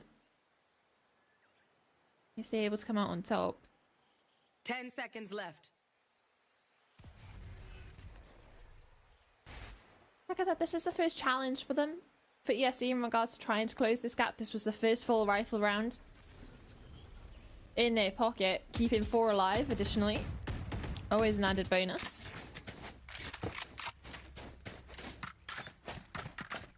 Now it's going to put a little bit of a hurt onto Team Liquid Academy, and even so much that they want to take an early timeout, not wanting to get this, let this yeah, too out of hand, especially with the money situation that they're going to have to decide what to invest, any sort of plans that they can do, especially with this Breach ultimate that's available. Maybe play to get a couple of orbs for Donatello. I don't mind this timeout, to be fair. You know, you've not had the cleanest of past rounds, right? You've left a couple of positions slide. It hasn't really been clean setups from Team Liquid Academy as of these buy rounds. And you want to make sure you don't give ESC much steam, right? You don't really want to give them too much of a way back in. If you, the sooner you close it, the better. Not only for your own mental health, but for leaving ESC in a difficult situation. Going into Ascent, their opponents as map pick, with barely having any wins in their pocket. Yeah, it's not too ideal. So, regaining a lot of our confidence, bridging the gap between the scorelines would certainly help, even if it's not necessarily to close out this one, but going into Ascent. It's decided, though, for Team Liquid Academy, it's going to be a fast exploration over towards a Rebel. Still only that hero rifle on GSR. Oh, no, not like this. Oh, I thought it was just going to be Cupid, but I looked at the top right and it was 2 kills. Ninja getting caught in that crossfire. Yeah, poor Ninja. Happens sometimes. They have an opportunity, though, to get out onto A. Sunflower, the only defender here. It's just whether they're afforded the luxury of getting the spike down. Ooh, that certainly will help. That will not. Spike down. No. A. Spike clearly in no man's land. Demo's a little bit afraid as a shot connects through the wall, but it's just a game of respect that ESC are playing right now. Attempt for the spike part, but that's just a bait. Donatello, yeah, he's blind. And as much as that was a good try, ESC still will be ruining this round. And it's time to see what Team Liquid Academy took the timeout for this upcoming buy round. And you can even see, even though it was just a couple of exits and going down at the very end there, that gets so many of the ultimates either online for the side of Donatello and Rextoned, but also close to being there for Cupid 1 away, Ninja 2 away. A lot of heavy hitting ultimates for that sort of punchy and flashy hit onto site when you're looking at GSR and Donatello being able to work in tandem. An isolation kills onto Sunflower again, available over towards A. Soul Defender sent into no man's land over towards Drop, and he knows exactly he's there. It is just a death sentence for the solo defender. Yeah, poor Sunflower couldn't really do anything about that, so now ESC need to figure out what they're going to do about it, though. Already Yasik knows he's locked out, so from the shadows will have to be used to close in the distance. Headshot connects onto Demo. I think it was through a wall, therefore still alive. And Ninja also blocking Rex potentially from joining his team. Very cleanly done. And you can see Team Liquid Academy walk further and further back from the side, knowing that ESC need to walk into their crosshairs. Team Liquid Academy have done the difficult part. And now that they know that ESC are dropping back, take the countermeasure from denying these guns to be saved. That doesn't quite work out. But a lot of damage.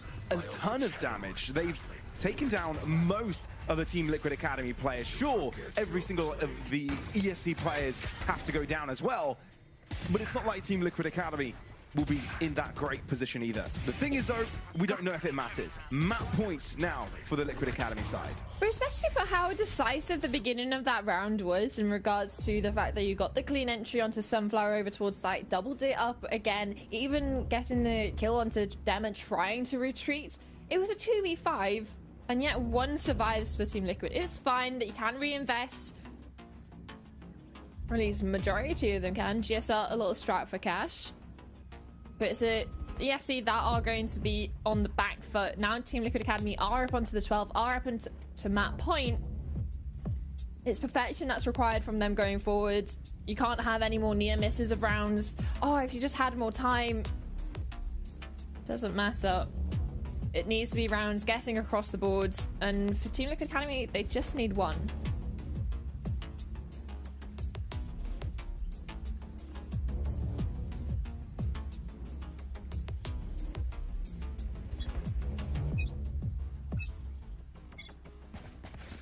Six consecutive for ESC. Just like you said, just the one for the Liquid Academy. So 6 chances, really. Demo was considering bringing out the operator. Yeah, he will. Okay, for a moment there, I thought thinking better of the situation, but no. The commitment is there. 3 ultimates available for Team Liquid Academy. Nightfall from the shadows, Mule Theft. ESC on the other hand, just the nightmares they can bestow upon their opponents. And it's already used. Demo, together with the Paint Chills and that Nightfall, ends up getting that first pick. Team Liquid Academy on the back foot without Cupid providing those smokes. Creates so many openings that ESC can exploit that they instantly do. On the deficit, 2v4, with a spike not in their grasp. Yeah, and even pushing for more, as you can see those peaks from Hobbit. They know that the spike is down. It's a position they don't necessarily want to give away too freely. The Demo posted up on towards this position with the operator. Rexzone also noted over towards B main. It'll be a difficult situation for Team Liquid to navigate. That's if they even attempt to. 40 seconds left on the clock. Rexzone off on his laurels over towards C. And for how decisive that round was in regards to being able to send that Nightfall out, spots 3, pops the Nightfall, send the reveal out, hits 3, pops the Nightfall, especially getting the increased damage done onto Cupid, lowering his health. It meant that the paint shells that Demo was able to throw netted that early kill, put the spike into a position that was so irretrievable, especially if they're losing those fights over towards Hobbit.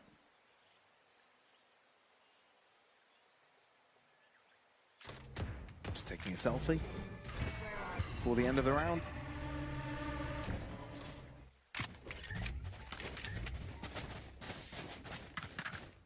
Well, pictures are worth 1,000 words. And the start of this series, being at a 9-0, is a screenshot I'm sure ESC will want to forget, or at least rectify, right? They've got another round on the board, but again, it's that conversation of can't afford any mistakes, and with Team Liquid Academy looking like they're preparing for something fast and over towards C with a lower bite, might be a little bit more confident just to full dive into a site, put the pressure on the ESC defenders. That's exactly what maybe Team Liquid Academy are looking to do here. Very quick in their pursuit of this site. The Vines slow down Donatello a little bit, but not his fragging capabilities. But you don't expect a second player to be beside Sunflower. And Rex denies Liquid Academy the entry with 3 out of 4 players holding onto the site strong.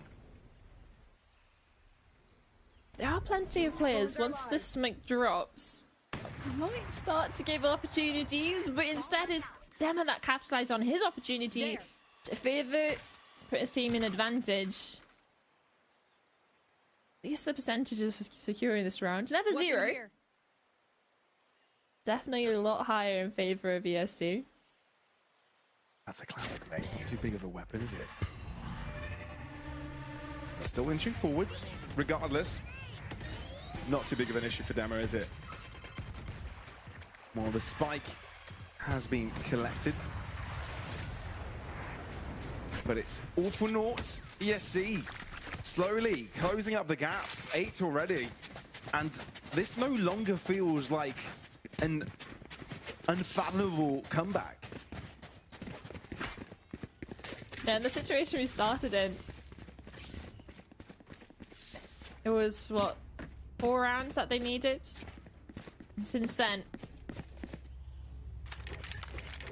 in the past 11, they've only been able to net 3.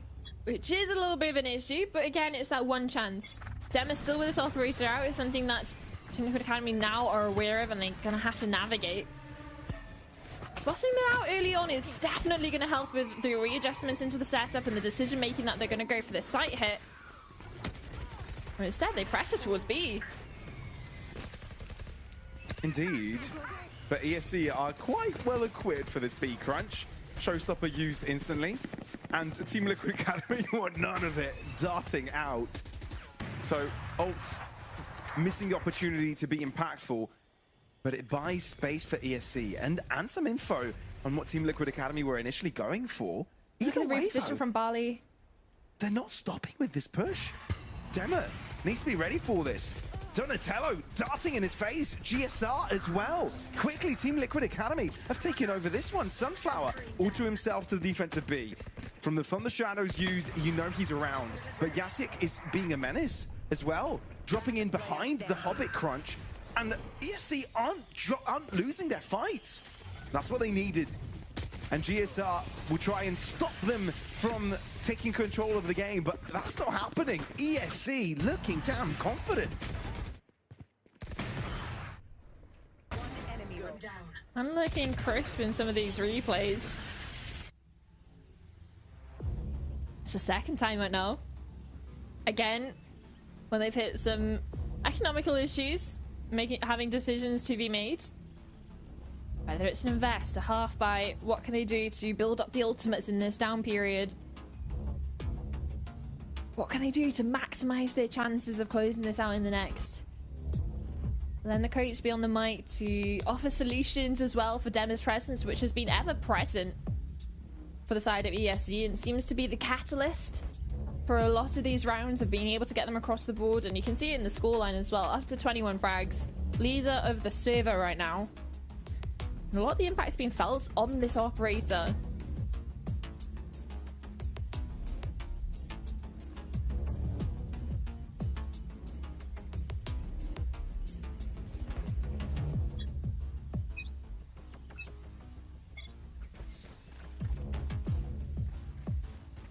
2 for 2 in timeouts here. But this defense for ESC has shown us why Lotus was picked by them to begin with. It may have to be a 12-10 score in just a bit. And that is a scary prospect Team Liquid Academy need to account for. For now, giving their best go at doing damage with just pistols and a Stinger on Cupid. And he shows they're going into the site with a Vice, Viper. It's not the most ideal, especially wanting to TP in, but they managed to bait out a lot of utility early on. Ooh. Through the smoke.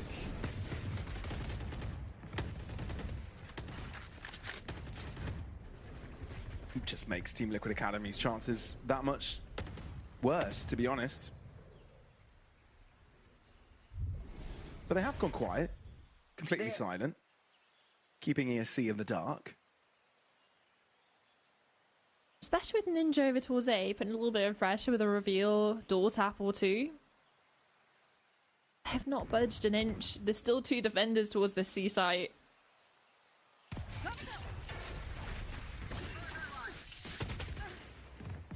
Sunflower will be holding onto this one strong. Trying to spray across Cupid, but crouching had saved him, really. Oh, Boombot. Doesn't quite explode next to him. Ninja will try and make this a little bit more expensive, but just the one seems to be it for now. One pump of the shorty will finish the job. ESC, the danger we were alluding to, has now arrived. This is the round, potentially, right, Summer? This could be the difference for ESC. This could basically mean overtime right now. And especially with how much difficulty Team Liquid Academy are having navigating this composition of ESC in regards to the double smokes, but also this double sentinel sort of setup that they have over towards C. You have the thorns, then also Sunflowers there to pop a snake by as soon as they start coming in. And it's also self-preservation with the smokes as well. So there's a lot of utility over towards that C site on top of now a Viper's Pit, hoping to funnel them into A. That's exactly what Team Liquid Academy want. Indeed. They've broken through. They've knocked everything in its path up. But it's also demanded a respect from ESC. And they've given all this space over. Still Garden. A couple of players forced down to pistols. But for how long? Let's see what you've got, ESC. Let's see if you can hold on. Team Liquid Academy playing very bunched up together. Very far back onto the tree. Opening up the door for a little while. Dema will not be missing that shot. Oh, they're already defusing.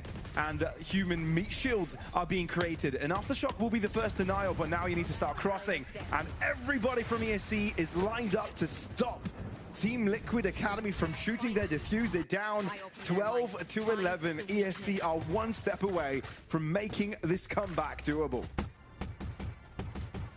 And there's no timeouts left available for Team Liquid Academy. Obviously, use them one to break the initial streak of defensive rounds ESC were able to put, and the other just a couple of rounds ago, but there was no conversion off the back of it on that eco round or the following rifle round we just saw. But there was an improvement. They were able to get the spike down onto site into a post plant, something they've been struggling to get.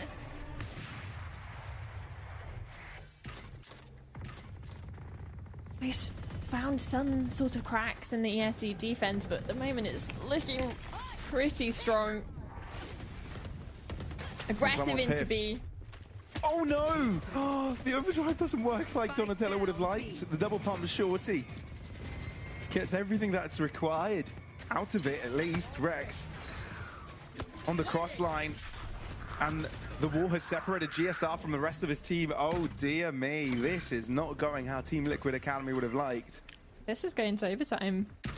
And there's nothing the Liquid Academy can do. I mean, the 2v5 is something if they can get it. Yeah. But it's not going to be easy. That's like looking at a glass with one drop and saying it's half full. Although ultimate available.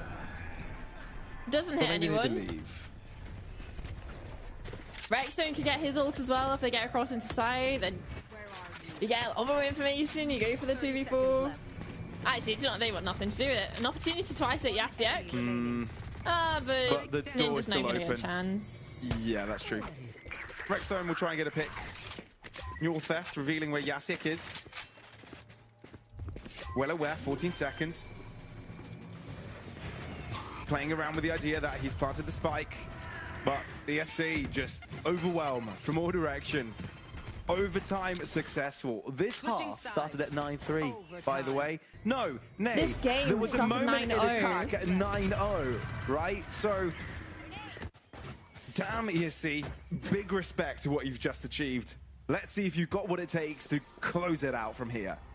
You gotta be thinking of the mental side of this now for Team Liquid Academy.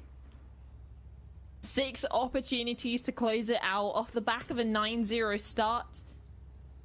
Getting a 12-6 scoreline. I'm now being forced to settle it into overtime. At least they're back on the defensive. This is where they were thriving. And setting up for another A fight. But towards the end of the half, this is where we saw Dema shine. But he's not there to help.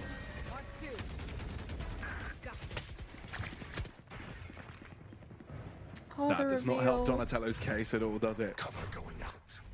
Certainly helps ESC's.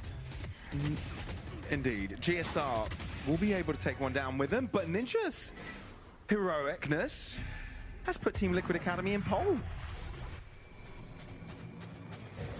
And information now for Rexon that there are 2 players on their way to his site. Got buy time for the rotate. Paranoia even coming through to assist. Pushing through the smoke. Ninja's able to read it though. And Yasiek now left to himself. Horns doesn't spot him, but Ninja will be quick to get to him either way. Team Liquid Academy, albeit being on a big drought of rounds, they have now gotten themselves again into match point. But this was the thing. They had no problems getting defensive rounds on the board. This is where we saw them get the 9-3 half.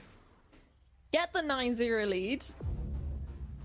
And an early use of their timeout coming into overtime, not wanting to risk it, getting to two versions, 3 takes of overtime. want to close it out in the very first one. This will be their 7th opportunity to close out this game. And a 3rd opportunity for the coach to get on the mic.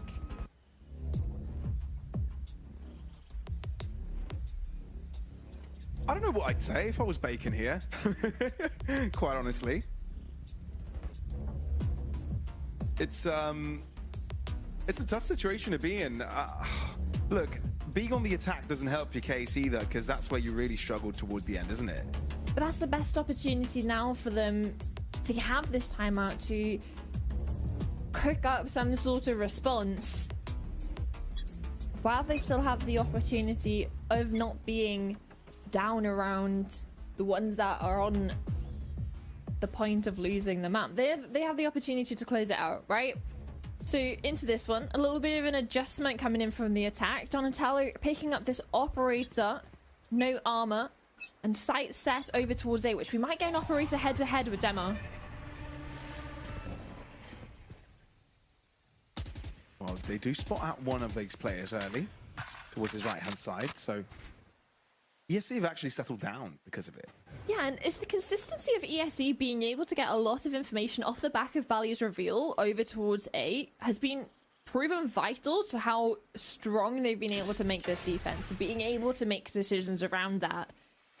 And I'm sure there's no sort of sneaky little lurks coming through. But despite spotting them out over towards A, there's a little bit of a shift in the sights of Team Liquid Academy.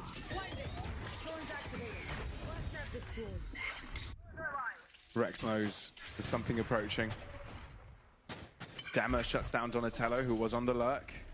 But the fact that it is Donatello, you're probably thinking this is likely to be an A hit or not going to be a C hit soon. But Rex feels the pressure, takes the peek, but Ninja's ready for him. It's not without Sunflower's assistance though, so ESC still have a good foothold over C. 30 seconds left. But it looks like Sunflower has to respect it. Team Liquid Academy forced into a post-plant situation now with a 3v4 against them. It's going to be a heavy retake from C. There's no sort of flank pressure coming in from ESC. It's going to be a waterfall and a CT flood out. And Dema being on this operator might prove difficult. Might need a satchel, a shorty into sight, an upgrade of a weapon. The timing of the utility here for GSI is everything. Having to be forced to use everything from the get-go due to Paint Shells running right after him. So now, Team Liquid Academy have nothing apart from their guns to try and fend this one off. Cooper gets caught. Ninja trying to get something done. Double bump Shorty again, doesn't quite connect, but Sunflower is the second player that will attempt it, and for him, he'll have more success. 13 to 13, ESC not letting go, just like in the moments before where Team Liquid Academy had so many chances to close out. They will not do it again either. Last player standing. Well, at least they'll be going back onto this defensive side for Team Liquid Academy, but this is actually where ESC are going to use their timeout, knowing that they seem to have no issues with their defense. It's more of the attack. It's something that both of these teams have struggled on this majority of the maps. Only 6 rounds out of 27 played have been won on the attack, and I think that is a little bit silly when you're talking about the caliber of teams that we're seeing coming into this and how one-sided it can be. And with varying compositions, you're looking at the side of Team Liquid Academy to have those flashy executes onto site, take those aggressive entries. Now it's CSC's turn. Have a little bit of a cook on the mic with their coach.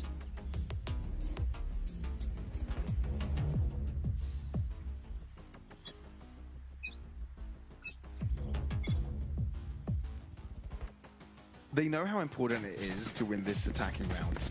They've got no issue with playing on the defense, but attack seems to be the enemy of both sides so far. Interested, really, on how they change things up here. And it looks like it's an aggressive approach from Team Liquid Academy early that will try and catch ESC off. That's a great stun. Prowler is even better, but the fact that ESC have their guns out and ready is why they came out on top in that exchange. Ninja, they know of his presence. He's in big trouble. ESC lined up to do great in this round, unless Ninja completely turns the tides around. And that's exactly what he's doing. No way. Fully under pressure. Literally a neck away from his opponents. He's managed to slip to back safety. against the walls. Managed to slip out to safety over towards B. Especially with the looming presence of Yasiek coming back around on this look. Cover going out. Ninja's reposition over towards Heaven. The only thing is, Yasiek is full HP and Ninja just doesn't want to find that person. He wants to find Sunflower if possible. Rare of HPs. Last player standing. Does enough damage, maybe. That Rexstone can close this out, even with a Viper's Pit in play. Well, with both players low, there's an angle. That is definitely one of them. He knows there is some confirmed damage onto them, but also alerts of exactly from where he'd be coming out from. ESC, Switching sides. 14 to 13, their first map point of this Spike down A. series, sure, but especially of this map. It's crazy to think that they were down 9-0 and now are leading the charge, threatening to win. And it's in the position that the teams have had the worst rate of conversion on this attacking side. That Team Liquid have to do so just in order for continued play. Sight set over towards A. Yet again, demo on this operator. A lot of information gathered already on who's showing their face. And look at the rotates that have come in. There's so many people here for ESC. They're throwing bodies at the problem. That might not be enough. Bodies Donatello can deal with, he says. Gets 2 picks. And the moment they lose the first round, maybe Team Liquid Academy have said, now we know how to play attacking rounds. ESC, though, bit of a struggle moment for them. Catch-up required. Rex trying to fend off Donatello, but he's on a tear. 3 kills already, but all of them being duels. Now ESC have been given some space, allowed to get on site, but this space is just all an illusion because Team Liquid Academy know what they want to do here. Toy with them a little bit more and deny the spike from being diffused. Give him the ace. If there was an audience watching right now, they'd be chanting ace, ace, ace. But no, Team Liquid Academy, what's more important for them is that they can secure this map win. Overtime. I mean, for the side of Team Liquid, I'm sure they're wondering why they couldn't done this in the 8 chances they already had before. But it's only when they're backed against the wall that Donatello comes out with a 4K to drag his team into this next set of overtime rounds. Again, back on the defense. An opportunity to put themselves again back onto match point, and it's a heavy fight over towards A Rebel from both. Cupid with first blood. Yeah, that's not a shot Bali could connect because it's through a wall. I mean, you can try. Nevertheless, a quick adaptation from ESC. No longer wanting much to do with the A site, but that's all just a fake. Only spending Sunflower towards that left-hand side to try and sell it. Especially with a re-clear or prowl over towards B. A little bit more comfortable to retreat off A, or at least keep Donatello holding and jiggling towards that cross. Knowing that they have the advantage of numbers. Go, go, go.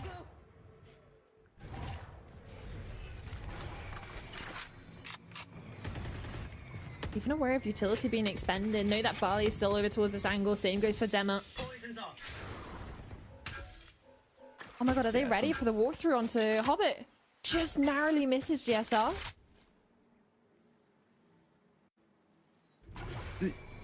It feels like the map has been split into 3. ESC have control of the mid portion. Right there. You're right, there's so many different sections that so are being controlled from gunfights. different parties. But there's so many different gunfights that can determine the round, especially with Rexstone now. 10 seconds left on the clock. He just needs a couple of kills. ESC made the best choice, going to the place where there are at least Team Liquid players, but Rexstone, all he has to do is just collect these individual fights. It's still favoring Team Liquid, but not anymore after what Dem has been able to do. This could go either way. Ninja knows this duel is so important, but Rex holds down the fort on the site itself. Cooper trying to change the status quo as Ninja balancing between two different fronts. The ball is fumbled while ESC take over once again. A second chance to close out this map. Standing. There were so many gunfights that could have gone, timings that were just narrowly missed. ESC missing the timing of going into B and seeing the two players look back into B main. Same goes over towards the door opening, not getting the kill in towards the side of the head just as the door closes. And then Rexstone unable to connect onto the second kill.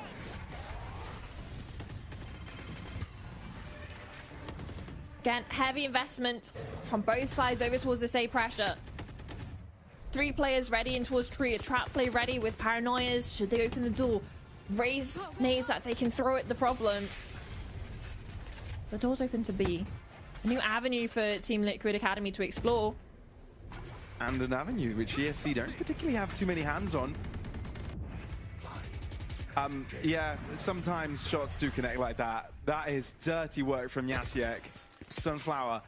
Notice he's got a lot on his plate with Team Liquid Academy approaching like this, but oversteps is welcome. Ninja, make sure that this game is still equal. Prowler now. Searching to see where these Team Liquid Academy players are, but they've completely left the site. And especially with the lack of utility from Team Liquid Academy, they have to play for the post plant. ESC hopefully will be expending it to get onto site itself, and they're in these reserve positions that it could help them win out this round in the post. Time Ninja. delay is important. They're and ready. You can hear the positioning of Yasiek approaching, but instantly blinking you miss it. ESC take over. They may have just done it. 16 to 14 after being down 9-0. Now that is some mental fortitude and a half. Wow. That was determination and honestly perseverance, because True. there was a complete switch up in regards to what we saw at the end of round 9, or the 9-0 scoreline. And it just seemed like a completely different ESC that came into those last 3 rounds. You even said it yourself that it feels possible, even though the scoreline is so drastic in difference, on top of them losing the pistol going into the next, it felt like something awoke within inside them.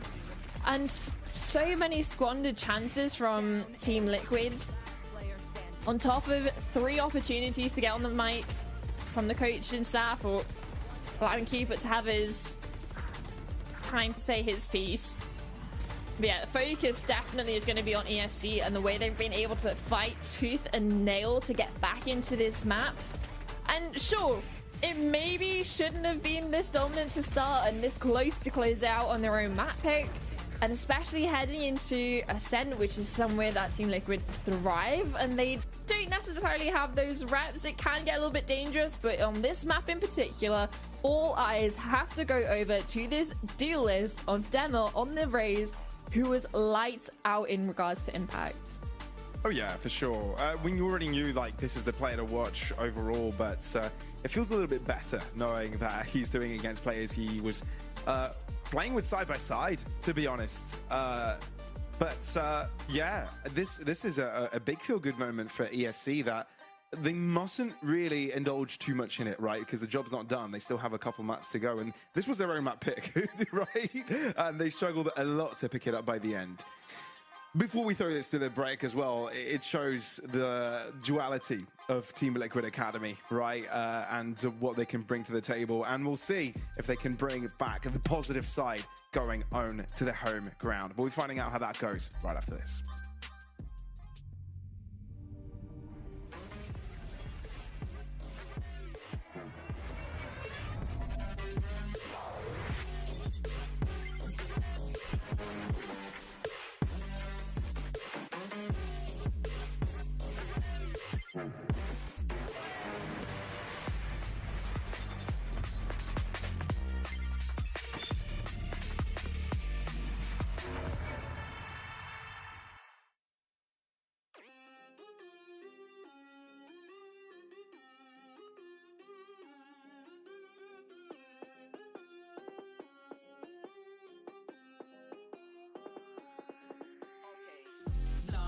don't try it. You can't feed me lies, won't buy it. Question everything, told them, nah, don't try it. Yeah, but you're moving like some sidekick. But you're moving like some waste man. Trying to impress me, won't like it. Be yourself, man, please don't try it. Really, why do they always? Nah, don't try it. You can't feed me lies, won't buy it. Question everything, told them, nah, don't try it. Yeah, but you're moving like some sidekick. But you're moving like some waste man. Trying to impress me, won't like it. Be yourself, man, please don't try it. Really, why do they always? Yeah, you know I'm back like black tracksuit with a black top cap. People love to try, people love to lie. People forget stuff, remember that. We done them good, do you remember that? We needed someone, here's the facts. But people love to try, people love to lie. Yeah, this is London, mind the gap.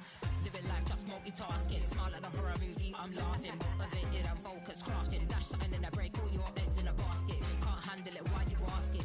Can't handle it, why you asking? Can't handle it, why you asking? Please don't try it. Nah, don't try it. You can't feed me lies, won't buy it. Question everything, told them, nah, don't try it. Yeah, but you're moving like some sidekick. But you're moving like some waste man. Trying to impress me, won't like it. Be yourself, man, please don't try it. Really, why do they always? Nah, don't try it. You can't feed me lies, won't buy it. Question everything, told them, nah, don't try it. Yeah, but you're moving like some sidekick. But you're moving like some waste man. Trying to impress me, won't like it. Be yourself, man, please don't try it. Really, why do they always? Yeah, you know I'm right. Vibes are here when I am outside. Born for the flows to keep the flows tight. Tell me why they love to lie. Soul is dark, but the mind is bright. Nocturnal, we live for the night. You wanna try, but yeah, not quite. Monster with the bars, yeah, I might bite. If I have to, I tighten up the mic. See me, I don't do it for the likes. Keep it Air Max, yeah, like my nights. Ooh, I like to plan before I strike. But what do they know? Frequency's high, it never gets low. But yeah, what do they know? You're dripping in drama from head to toe. Nah, don't try it. You can't feed me lies, won't buy it. Question everything, told them, nah, don't try it. Yeah, but you're moving like some sidekick. But you're moving like some waste man. Trying to impress me, won't like it. Be yourself, man, please don't try it. Really, why do they always? Nah, don't try it. You can't feed me lies, won't buy it. Question everything, told them, nah, don't try it. Yeah, but you're moving like some sidekick. But you're moving like some waste man. Trying to impress me, won't like it. Be yourself, man, please don't try it. Really, why do they always?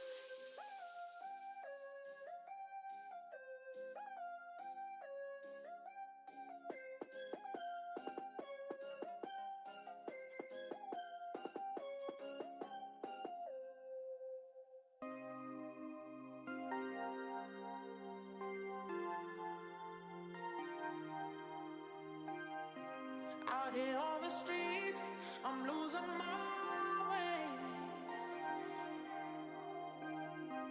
You've gotten to me, and that's my mistake. Some might say I can't get too far without seeing your face. Oh, you gave me your heart and took it away. I'm going underground, going underground. Say your loving comes around, going underground, going underground. 'Cause your love is not around anymore. Going underground, underground, underground.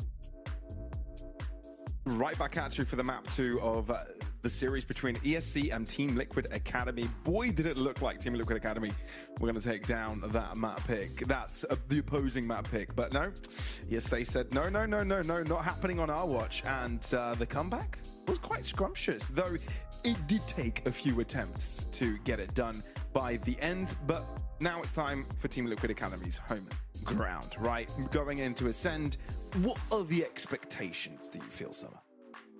Oh, expectations for Team Liquid Academy in the sense of over the last 2 maps that they've played on this one against ESTs, one against Twitter States, they've lost a collective of 5 rounds, admittedly all in one version against the Twisted Saints, but the most recent time that they played that, on the 13th, it was a 13-0. Of course, it was in the best of 1 territory, so there was no sort of answer back ESTs could give or attempt to give. And there's going to be no changes for the composition coming into this one. But for ESC, we haven't actually seen them on this map yet. Nope. And again, they're favoring that sort of double controller in regards to Sunflower on the Viper, Yasiak on the Omen. A little bit of a switch up from Lotus into this one. Damage going to be on the Neon. Yeah. I mean, it's cool to see that Team Liquid Academy is sticking with Waylay, right? Because a lot of teams tried it once he was first released, or you know, a little bit maybe after that, but not many have stuck around with it. Team Liquid Academy definitely one of the teams that are still considering Waylay as an option on this map.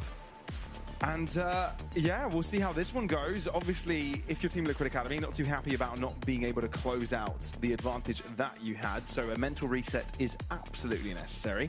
ESC, on the other hand, are given a clear chance, an opportunity to get a 2-0, where all you need is an upset on your opponent's map pick. And on a map pick that Team Liquid Academy love, had dominating wins on recently. Really information for Yasiak to work with, seeing the little toes of Donatello.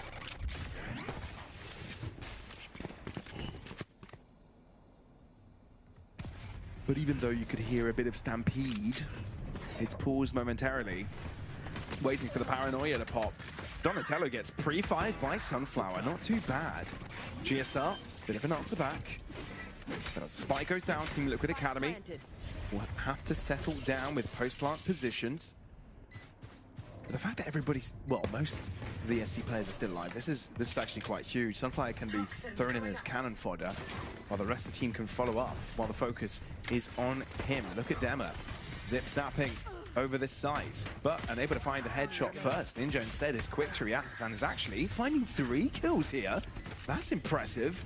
Brilliant start for Team Liquid Academy, winning pistol round number 1. A little bit of a cleanup duty for the Sova player there.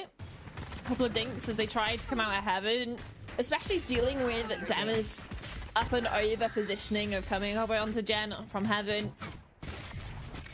Something that was unexpected, at least for the positioning, but shut down very nicely by Bali. Or by Ninja, sorry. Then switched on to Heaven to shut down Bali, but a little bit of a difference for ESC again, not being able to convert the pistol.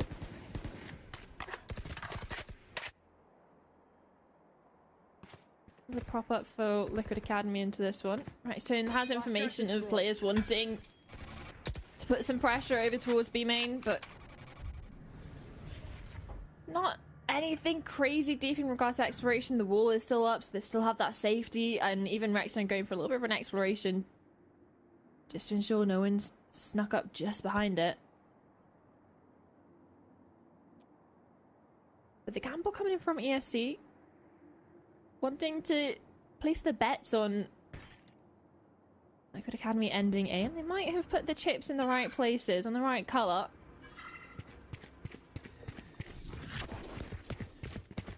Definitely seems like it. Could give them the best chance possible to make this a successful round for them. Dammer's position initially not checked as much, but the double dink comes through.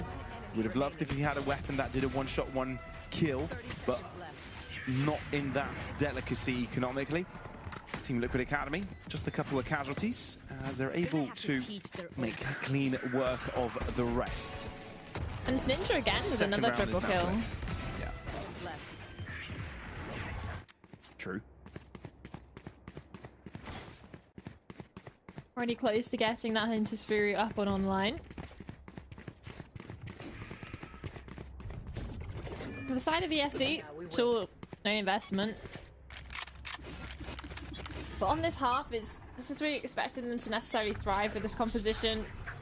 The double controller, especially with Rex on the Killjoy as well, just to try and lock down those sites. When you have something as disruptive as a Yoru Waylay composition,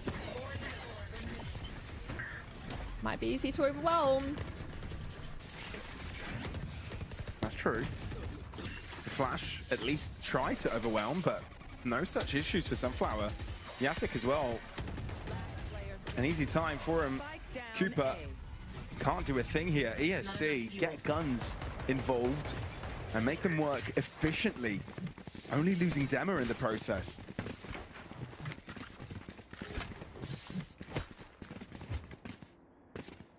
Nice conversion of round 3 for them. Getting the first one on the board.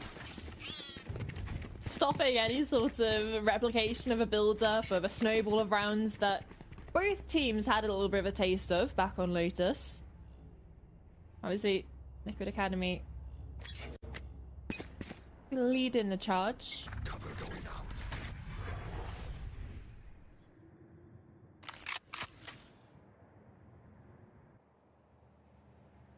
Quiet over towards mid. A main under firm control. Same goes for B with information on the turret.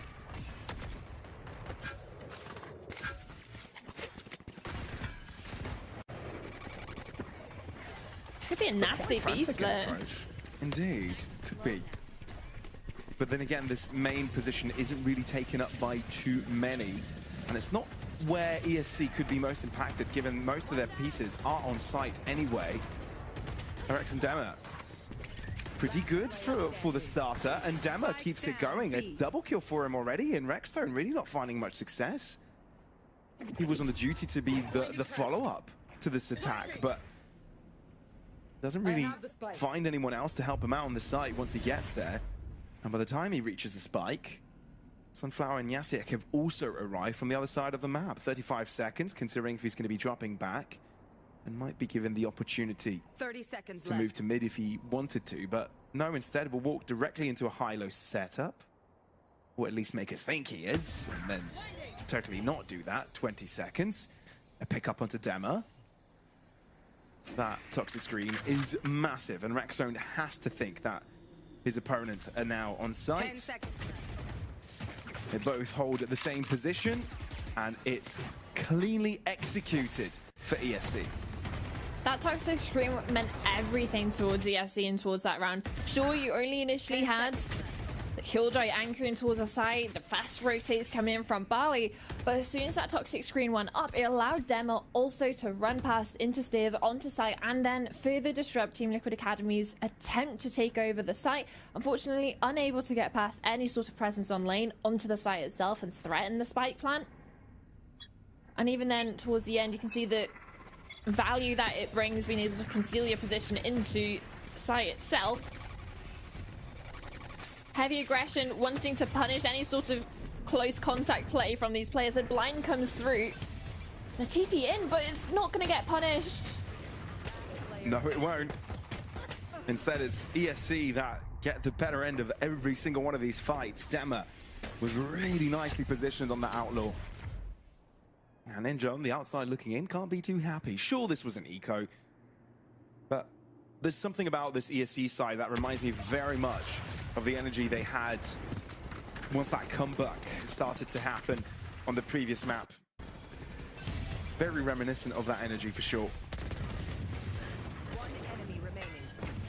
And again, it was a half buy, but even then, you're hoping to get a little bit more damage out. Put a little bit more pressure onto ESC. And especially now, with their investments into this one, you have an operator out for Dema still, an Odin for Barley. And again, heavy presence over towards A for Liquid Academy, even an early dimensional drift to clear out of sight, but nobody's home. ESC read into this, ready to play for the retake.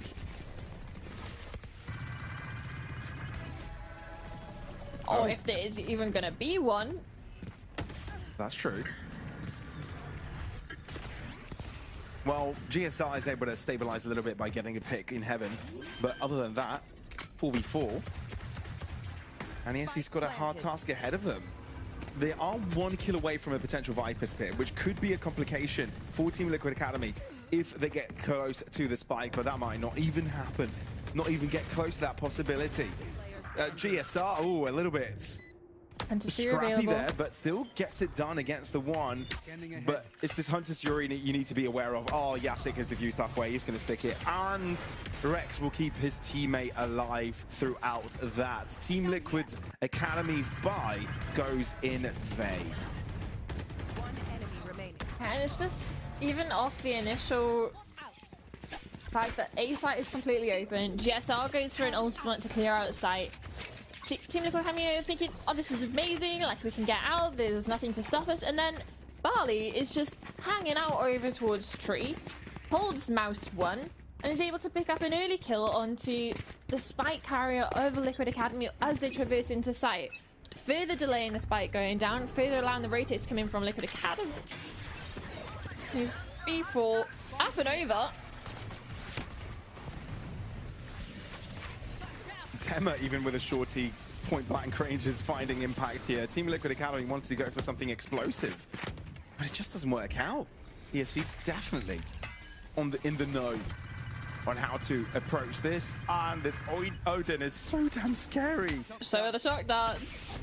It's like the boogeyman coming right after you, and in this instance, you can't even see the boogeyman.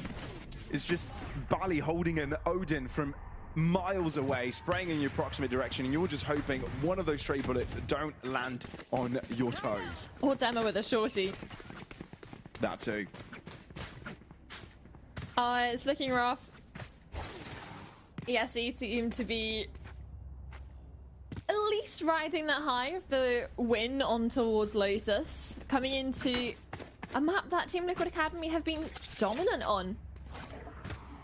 In the last 2 maps they've played, last 2 reps they've had on this specific map,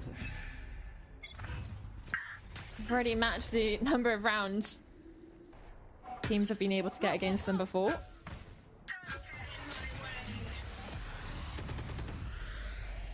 Preempted Viper's Pit for Sunflower.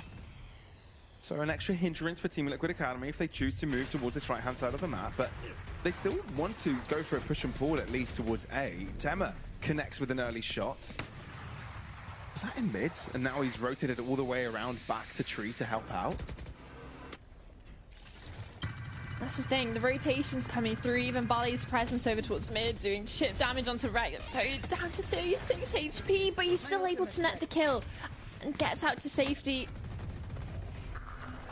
But now Deva's picked up the Odin. Indeed. Still Garden. Out. And ESC aren't really finding many answers. Team Liquid Academy realize that if they just group together, they can fight these a lot easier. Realizing that team play can be brought into the picture.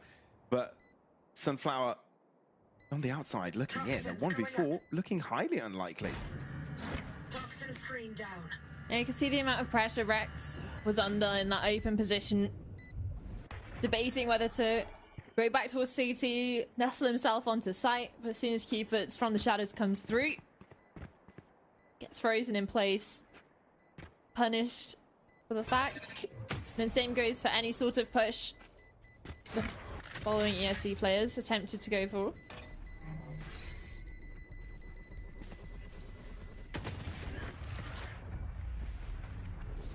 Watching here. Again, smart, Everyone but having fun? Team Liquid Academy You're not ready for it wrong, this time Lionel. around. And finally, after a 5-round drought, they're able to make it rain.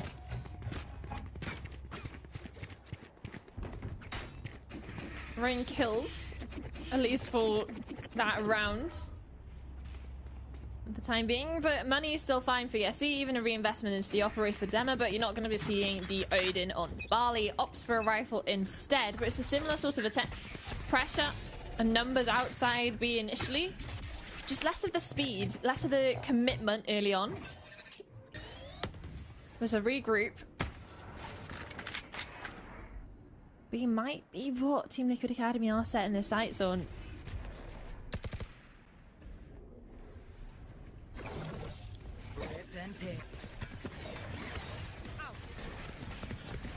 Already out of the main chokehold. Lockdown thrown in already. Hunter's Fury to break it, but in the meantime, Bali's been able to escape through and create more damage. Just the one though. Rex couldn't do much either, so Team Liquid Academy, caught with a pants down really with Yassi X Cross, but GSR very quick to react to all the chaos, and Team Liquid Academy on a completely new groove.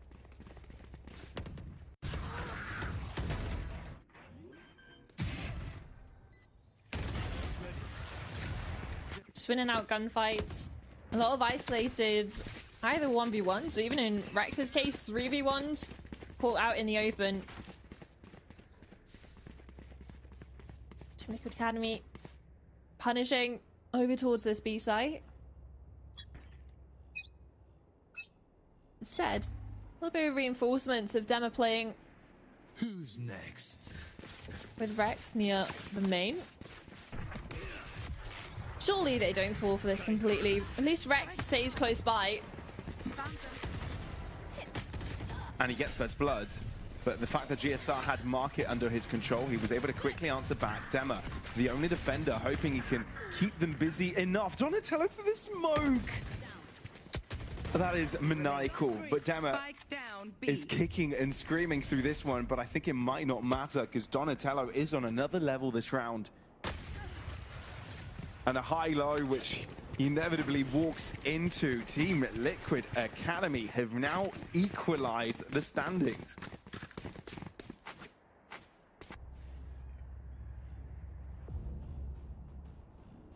Yeah, this is not going according to ESC's plan. Especially after the streak they were able to connect. And in the fashion that they were able to do it. The last three didn't feel like they had a fighting chance. There was a shutout from Team Liquid Academy. Streak of rounds, they've been able to connect, to equalize. Also start to put the pressure onto ESC. See the gaps in the gameplay, gaps in the setup. Starting to exploit them.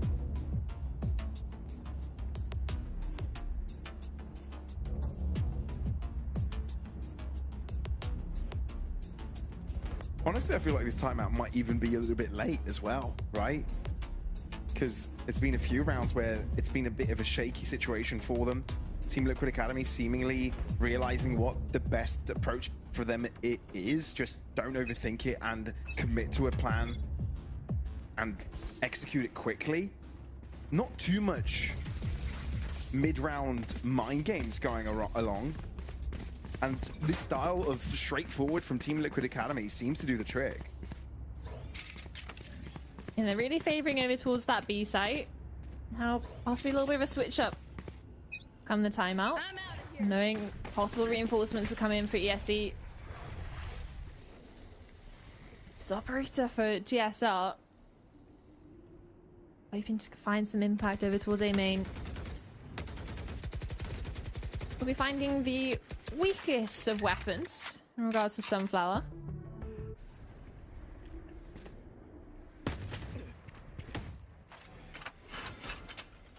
GSR realizes there are a couple of players there, so thinks better of continuing his efforts to contact A. Rex Tones up against the two, and as cleanly as we've ever seen him. takes both of them down and single-handedly makes B-site Team Liquid's.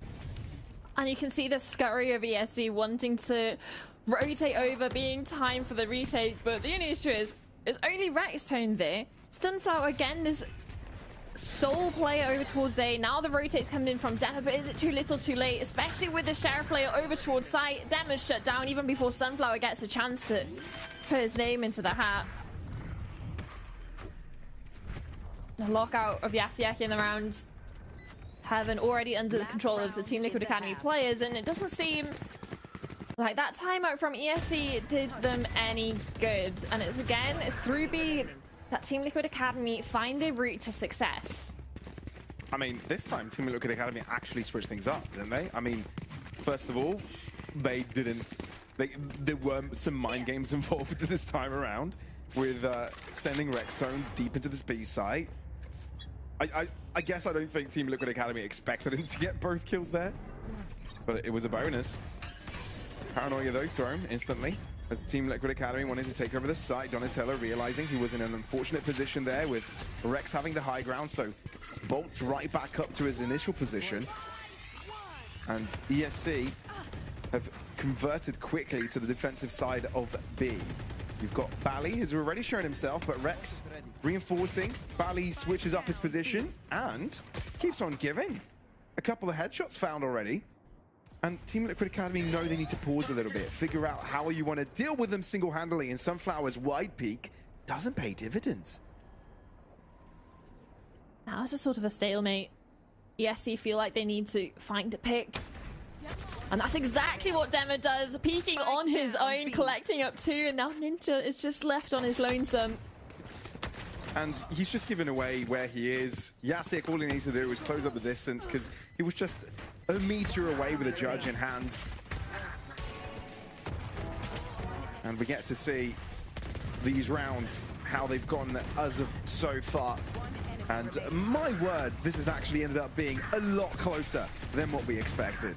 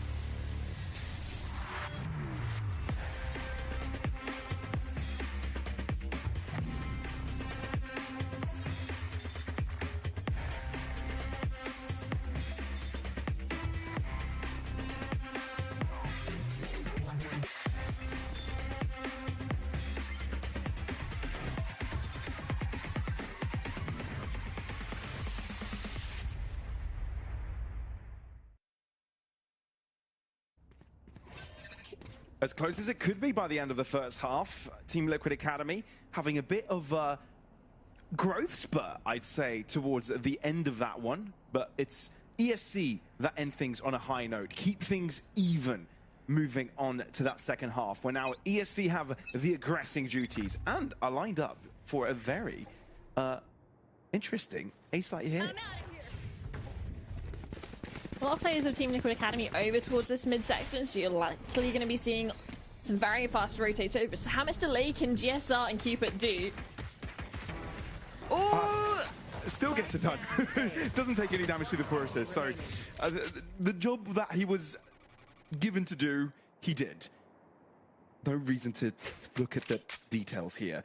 Yeah, got a kill, didn't get shot back, and now it's a 4v1 for Team Liquid Academy, and looking like it's going to be another pistol for this side, and that is going to be 4 pistols over the first map and into the second. So, yeah, see, not going to be too happy about that one. A little bit of a formality just to close this one out.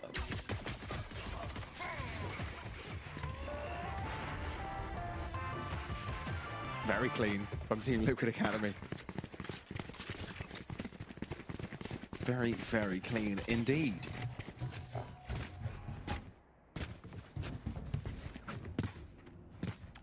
It's hard to kind of start thinking about how it kind of goes from here, right? I feel like Gloater's kind of destabilized both us, but the teams as well, right?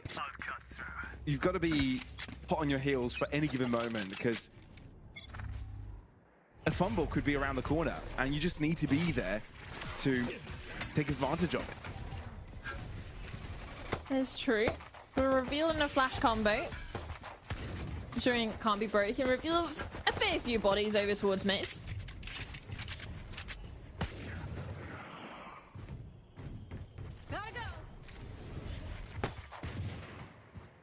Them stuck towards this corner, being held by the outlaw of GSL, and eventually falls. And instead, Serenity players hope to get the spike down over towards A, even if it's just the added money. Be right back.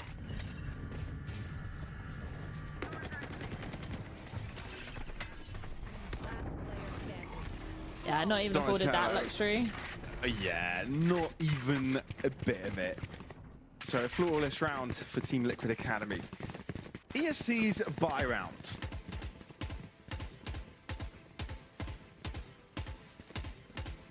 I'm just looking at the individuals here and how well they've been doing, but I feel for Team Liquid Academy it's a little bit more spread out. Well, but never mind.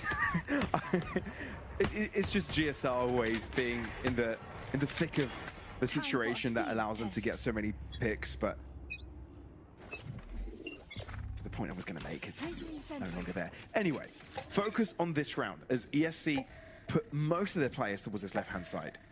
And there is Vice utility available to help Team Liquid Academy defend. And there's a ninja. Couple of shock darts. Arrow even noticing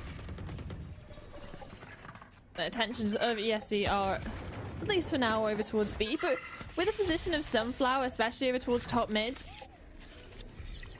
no committal yet. Possibly hoping to find a lurk. Even now, putting a smoke out over towards mid. Just to try and draw some of the pressure away from this B main choke point. The timing of this. But punished by Rex, so never aware of the possibility. Someone attempted to lurk out. It's not looking So good decision for time bonus. for ESC, really. On that 40-second mark, now they have to figure out which site might be the easiest to handle. And as they traverse to mid, no one is pressuring them. 30 That seconds left. allows Rex to walk in deeper, potentially to keep these rotates busy. But at the same time, when you look at the rest of ESC making way towards short, it's Bally that opens things up. But GSR not caught off by Rex's approach. That is only the low HP player you lose, but the thing is, it's 10 seconds left. There's plenty of players of Team Liquid to throw at the problem. And all 3 players of ESC stuck over towards site. Yeah, wonderful timing there from GSR, actually. Sunflower was not ready for that door to open. And it actually nets him a triple overall this one. So Team Liquid Academy, with everything that they had throwing at this retake, it nets them 3 survivors by the end. And now winning their bonus round puts them in a really nice spot to potentially close out this game. Remaining. Ironic. Yeah. Sunflower caught a little bit in the open. Yasiak unable to trade. So rough situation to be in for ESC. Even a technical pause, giving a little bit of a lull in the gameplay, or a moment for them to consider internally about what's been going wrong, what can they do themselves to start bringing it back into their favor, because at the moment Team Liquid Academy have taken over this game, not only in regards to the resurgence they had towards the end of the first half, but also into this one, winning the pistol, winning the follow-up, converting their bonus as well. Should be they're set to hit double digits, in a comfortable position to extend their lead. Because it's not really much for ESC in regards to what they can field with weaponry, ultimates to try and turn the tide, at least in this one.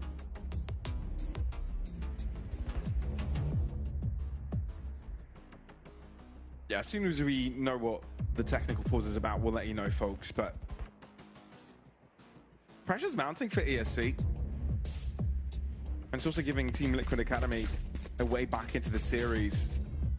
ESC would love this to be a 2-0, but it going to Haven opens up a world of possibilities. Losing that bonus against the bonus, rather, was not what they had planned. But an eco is required, a hero guardian. Maybe the call, or at least it felt like it for a bit. They've sold it. Back to Sheriffs.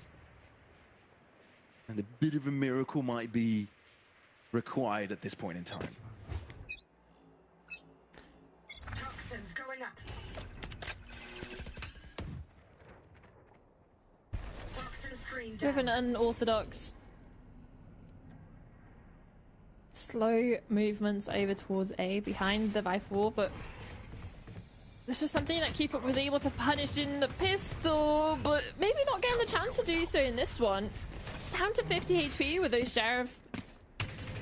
Oh, Sheriff shots. Definitely stuck on the wrong side of that wall. Yeah, a little bit of a rough one, especially when the spray comes in at the end. That is pain right there. So what might be pain is if Rex starts to walk in through to mid. It's going to be spotted out at least onto Sunflower, so they know there is some sort of presence here. Donatello pushes the issue over towards main. Same goes for Rex, attempting to bring things into his favor on mid. Player standing. Oh, he's blind, man! I can't stop him. Sometimes Team Liquid Academy have like these extremely random shots connect, but they do that so they're able to bring them out so consistently. It's nuts. This is the second time out for ESC. Yeah, it is. I wonder why. Well, it might have something to do with the 8 of the last 9 rounds going in favor of Team Liquid Academy. Oh yeah, probably. Especially when it was a 5-2 scoreline.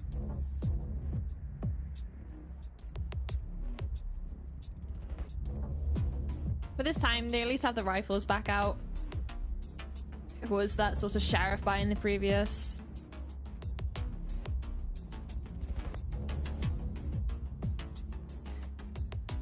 The slow and steady pace doesn't seem to be working for them. They're wanting to take advantage of having this double control of Yasiak and Sunflower to make those lurks over towards A main. Or get out onto A site behind the guys of the wall. Bypass the need to clear Gen, at least initially. Same goes for Tree and towards Help. Seems every time they attempt to do that, the Cupid waiting for them.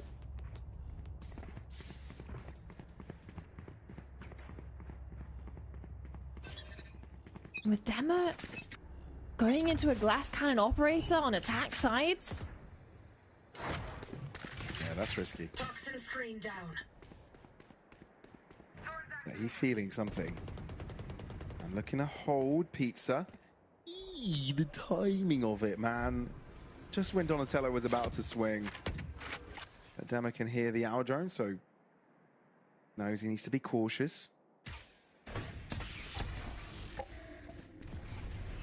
Yeah, it's not necessarily something you want to re-peek into without an Aldrin of your own. Which is exactly what Bally's going to do over towards mid. At least spots out Donatello. Retreats to market for safety, but that all but bolsters up this defense of the B-bomb site. Scanning ahead.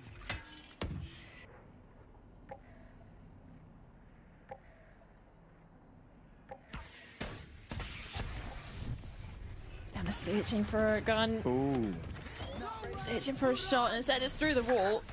It's a tag on Rexstone, which Bally is able to clean up with the Hunter's Fury. Nice facilitation of this push. There's only really Ninja able to stop this push from happening, and he escapes through the cracks, through the smoke, gets two, and now he's bought enough time for the rest of Team Liquid Academy to arrive. What on earth has happened here? ESC, the moment you thought you had the entry and had what was needed to take over a site, Ninja comes in to spoil the plans. And you can see the smoke that was placed just towards stairs. That's the exact same thing ESC were doing with that 5-wall over towards beat. Allows you to get onto site scot-free, or you can do exactly what Ninja did. Peek out of it, catch two unsuspecting ESC players, drop the spike, deny any sort of site entrance, spike plant, post-plant situation. Toxin screen down. We were talking about how quiet Team Liquid went in Lotus in the second half, and it seems exactly the same things happened for ESC here. Demo looking to see if he can slip past them, and indeed he does. This is the weaker buy, and this is where ESC finds success. Interesting. Rexstone, make sure that is no longer the case though. A beauty of a double kill. And now the spike, potentially in his lab. You need to be careful about moving around here. And he indeed switches up his position. Looking to group up with GSR and takes 4 players' name tags off this server. That is crazy. I mean, it's momentary success for ESC. You're able to get a couple kills on the entrance. 3 for 1, but Rexstone just... It's sort of the stoppable object meets the unmovable force. And that's exactly what happened with Rexstone. Gets the double kill over towards stairs, repositions to be able to double peek with his rotating in teammate, and yet still manages to clean up the final 2 kills on that double peek. We're mid-fight. Smoked off for now. Donatello. Doesn't matter if it's smoked off, we'll still get the kill, and GSR's ahead of the smoke. Come on.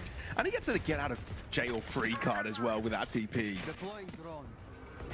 It's ridiculous what Team Liquid Academy have been getting away with the past couple of rounds. But for sure, come alive and wanting Haven to come into the question. Give him a chance to reverse sweep. Probably hitting themselves for not getting the job done on Lotus. But this means the fight for playoffs continues. But you can't count this round over just yet, especially with 45 seconds on the clock remaining, and Rex walking up in mid. Ninja will swing it, but will not go for that one again, falling back into the safety of the site. You see approaching from 2 different directions. Being very diligent. I actually want to break out through spawn, but Donatello's there to greet them. And he's having none of that. Sunflower can't even survive that fight. Ninja close down this map as well. 13-6 is the score on the second half. Team Liquid Academy weren't allowing their opponents to do a single thing. ESC just weren't given a chance. Everything they did, there was an answer to it. So Team Liquid Academy determined to make it all work on Haven. Yeah, and it was that sort of, as soon as the side switched, there was nothing for ESC in regards to gaining any ground. It was a shutout on the defensive half of Team Liquid Academy. And off the back of, well, the duelist player, right? Of being, well, I say players, because you had a double duelist setup and they were still able to find impact exactly when they needed it. but also stave off the sight hits and the XX that ESC were trying to go for. Yeah, some crazy moments. Donatello's three-piece there was nuts. Rexstone. I feel like Rexstone really needs to be highlighted this one. There's so many situations where he had the antidote to the poison that ESC were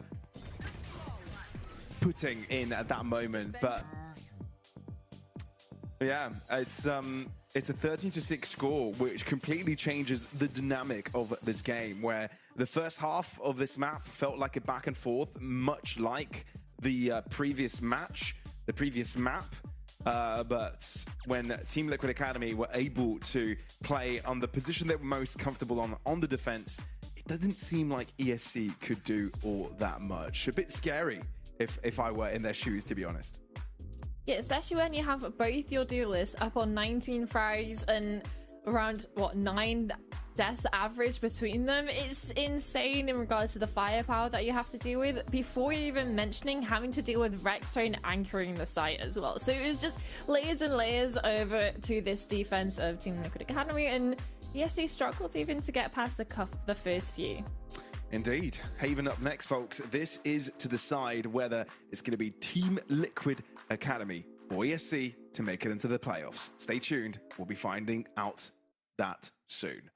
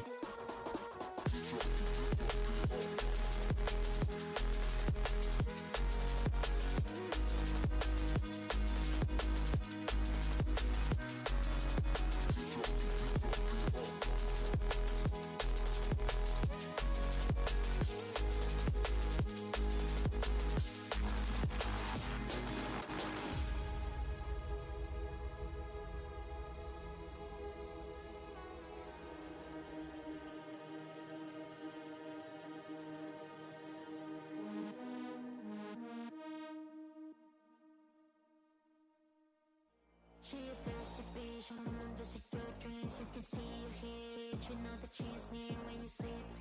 I be under your bed and I hear you fear. She a thirsty bitch, I'm a thirsty bitch, real thirsty.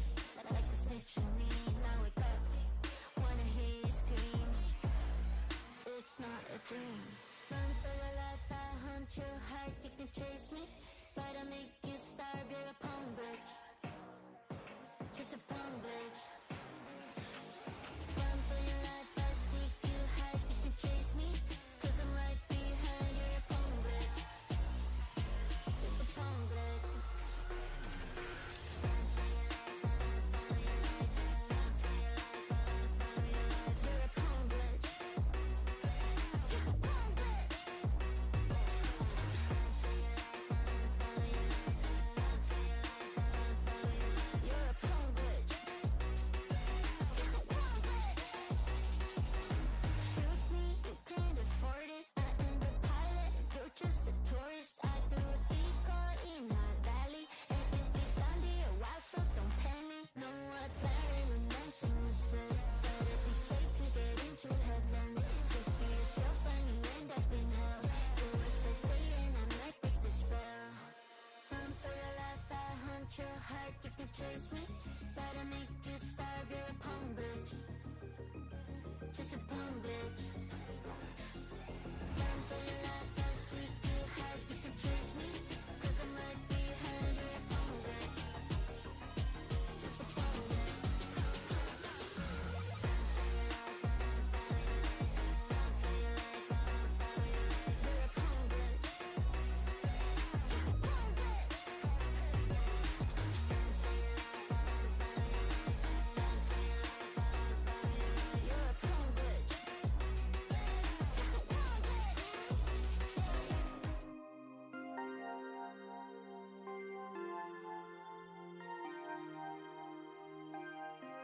Out here on the street, I'm losing my way. You've gotten to me, and that's my mistake. Some might say I can't get too far without seeing your face. Oh, you gave me your heart and took it away. I'm going underground, going underground. Say your loving comes around, going underground, going underground. 'Cause your love is not around anymore. Going underground,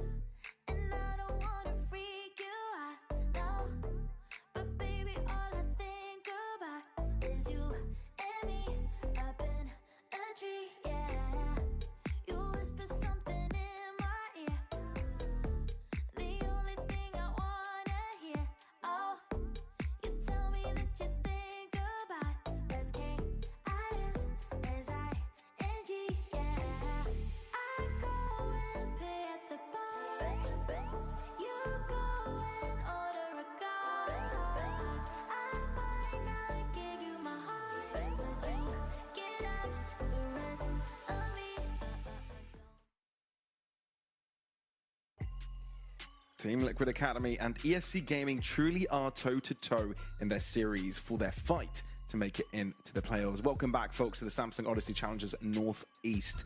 As things are getting quite exciting here, right? We've already seen the teams that have made it through with their 2-0 scores, 2-1 scores, but this is our first match where it's down to that final chapter, down to the final line, and quite frankly, no one is letting go just yet. Both teams taking their own map picks, but let's be honest, Summer, one was a little bit more simpler than the other one. Was it a lot more simpler? Because I think so. We still had the same sort of thing from the side of Team Liquid. They just had domination in this small sort of little pocket. It's just on Lotus it came at the start and there was that resurgence, and then on Ascent it was just that sort of shutout towards the end, but it's still that chain of rounds that Team Liquid were able to put together that made ESC look like they were playing on a different map. And now coming into Haven, maybe this was the map they were on the whole time, because in this, neither of these teams have reps for it so far in this split. We don't know what they're going to be bringing in regards to composition, so it's a little bit of an unknown territory for both of these teams. Yeah, we are seeing the Isu Yoru combo, which we've seen quite a bit of recently on Haven, and the other one opting for a bit more of a tried and tested one, at least in the past, right? An old meta comp. Neon and Breach paired up together. Omen, of course, and Cypher being your go-to controller and Sentinel, respectively. So, yeah, I understand why Team Liquid Academy would go for a comp like this. Obviously, with the aimers that they have on that roster, we'll be seeing a lot of gunfights, and players like GSR and Donatello thrive in environments like that. Well, we've seen what Demo can do on this Neon, and it being paired with Rex on this Breach, it might be able to enable him a little bit more, which is something that might have been lacking when we were over on towards that Ascent comp, when they were running these double controllers. I know, look at that cute little transition. Hey, production getting a little bit creative. I rate it. I like it. It's like we're watching a PowerPoint school presentation all over again.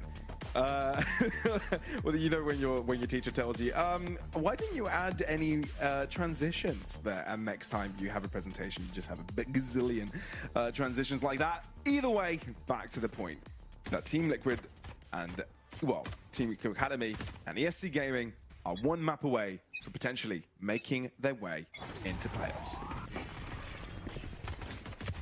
So mid-fight, sending the clone down just for that sort of distraction.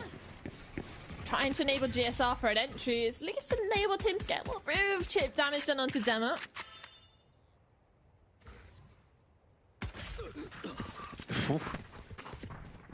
Bit of bad blood from the previous map, I'm certain. Ninja though. Oh, that is just gorgeous. Oh, Ninja. How do you even get away with 3 there? Nah, go for a 4. Just illegal. I mean, go for the ace. Why not? This is just the first round. He had no business holding that angle for so damn long, being wide out into the open and killing 3 off of first contact. That is ridiculous. And the only issue is I don't think Sunflower's gonna able to catch anyone off guard. Everything's being watched for. Rextone tasked. Gonna be the first one to spot Sunflower, so I don't think an ace is gonna be available though. Don't worry. 21 for the casualty, 2 in total. But yeah, Ninja with the Sheriff. Let's have a look in that replay. Dink onto the head, a little bit of a body shot into the last, and the fact that he's still able to get to safety, reload, repeat, connect for the 4th. And what's that now? How many? 1, 2, 3, 4, 5 pistols, all in favor of Team Liquid Academy. So, yeah, see, we've seen them fighting off the back foot a lot of the time in this series. And just having a pistol just helps so much. I mean, apart from, you know, seeing Ninja do what he did in round number 1, it's also seeing ESC having 3 players lined up against him and neither of them being able to convert it into a kill. So, you can't feel too good, but of course you've got to reset, move onwards, think again. Cooper lines up an early nice shot onto Demo. Rex needs to rethink about sticking around with that plant. They might not even be permitted the delicacy of putting the spike into the ground, and that's exactly what happens.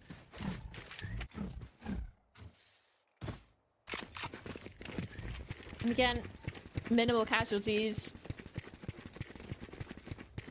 And an investment up into a Vandal, so this is going to be an incredibly dangerous bonus.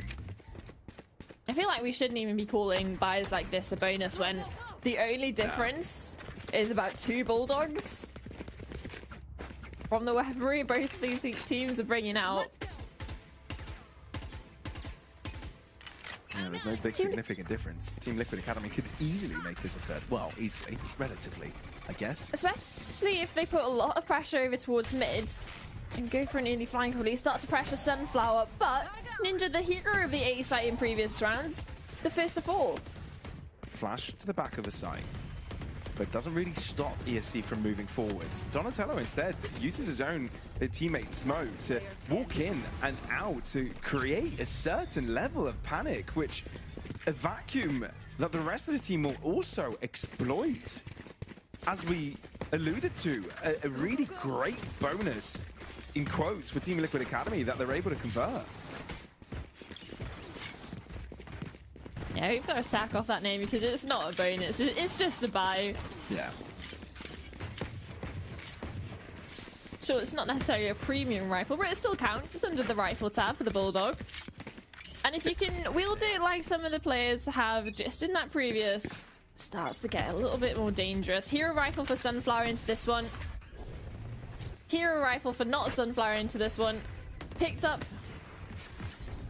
by Barley, but at the same time, there's space being created over towards B. Further players for the side of ESC dropping. At least there's the one for Bally. At least he gets home with a gift, you know? Just like when you leave a party in... Anyway, let's forget about that. Okay, that was an eco from ESC, but it still netted Team Liquid Academy a bit of a boost. You can see that Dema isn't quite happy with the status quo, trying to crisp up his shooting. He knows he needs to step up here. He has been that X factor for ESC so far this tournament. And he knows a big part of that responsibility lies with him. At least being able to bypass this ultimate, scaling up long incredibly fast, but Donatello has just managed to walk down mid, net a couple of kills, drop the spike, and even GSL peeking over towards Log. It is a double kill, and now, sure, it was Bally in the previous in the 1v5 situation. I don't think Rex is going to have too much of a difference in odds. GSR being ultra friendly, wanting to say hello to every single one of their persons, but I think people need to teach them some etiquette because there's no way to treat players that you meet. Flawless indeed as Team Liquid Academy. Leave no casualties for that one. Damn. ESC in a really tough spot. They've had 2 buy rounds this so far, and neither of them have gone their way. Now, take your minds back to Lotus for a moment, everybody. It was a 9-0 lead for Team Liquid Academy, which they did end up losing. And I think this timeout is taken to remind ESC Gaming of that exact fact. And it's the timeout, sure, to try and fix the issues, create some cracks in the defense of Team Liquid Academy, but when a lot of it isn't being necessarily tested, but more in the sense of players are just getting the opportunity to frag out in certain positions, and it is those isolated sort of little double kills, little hero plays, and instead the actual defensive setup hasn't necessarily been tested. Team Liquid Academy are bringing the fight to ESC, and they're unable to stand up against it.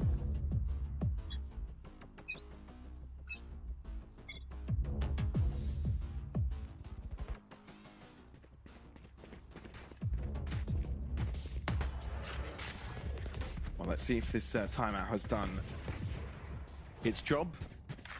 Take them one by one. You wouldn't expect this round to be where it's put into effect. I mean, you'd love to get an all for Dema. That would be nice. GSR isn't going to make that easy. Recon falling to the back of the site. And GSR knows he's got to respect that because it will reveal him, and indeed it did.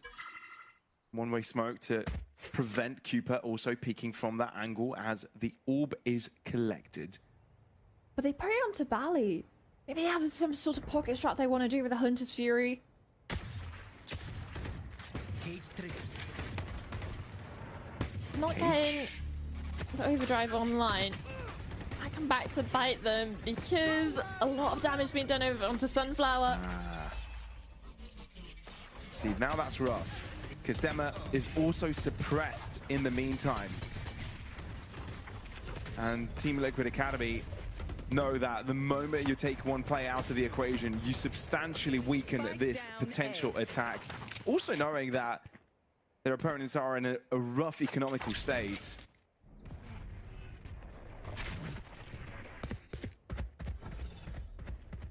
Yeah, I mean, you take the isolated 1v1 against Demo in the ultimate. It's Vandal versus Sheriff, and especially with the shields, you are so favored in that engagement. Making sure to net another untradeable kill for your team.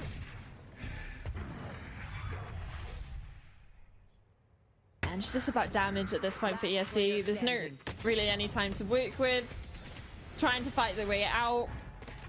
Just said, a barrel of 3 of the players.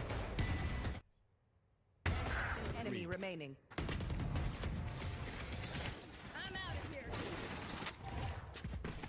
It's giving flashbacks onto Lotus. There.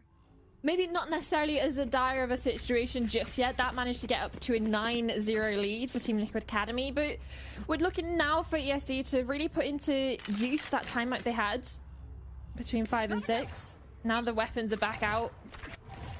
Opportunity to utilize the ultimates. They're starting to build up. And thankfully for ESC, just the one defender here who's just been smoked off. Ninja arriving. Dama alerting his teammates of that fact. But look at Team Liquid Academy, they're not slowing down at all. Using a cage to walk into a smoke to create more pressure. But Yasik is still quite influential in this one.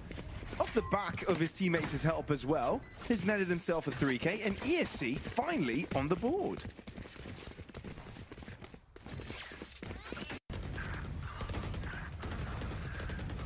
Yeah, and Yasik just honestly playing the trade game for every single one of his teammates. Liquid Academy, get a kill. Yasik's there to trade. Another one, trade back from Yasik, and it's just that trade game all the way until the end. Gotta go. Gets ESC their first round on the board. Now a little bit of a switch up. They want to put their attentions over towards mid. Camera taken out. A lot of pressure, at least onto the B site initially, forcing out a smoke from Cooper.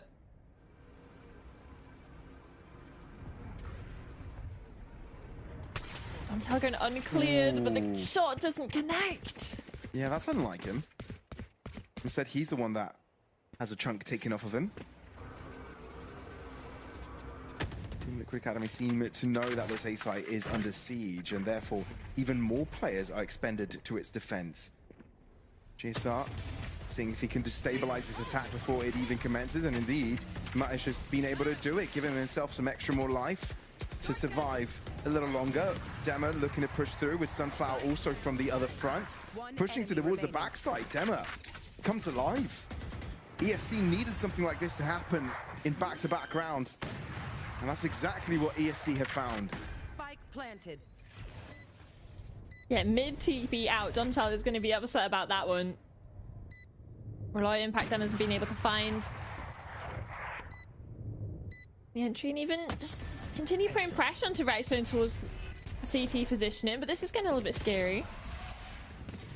Where smoke dropped, peek out of it, only ends one way. That is in the way of ESC getting this second round on the board. Off the back of it, double entry from Demo.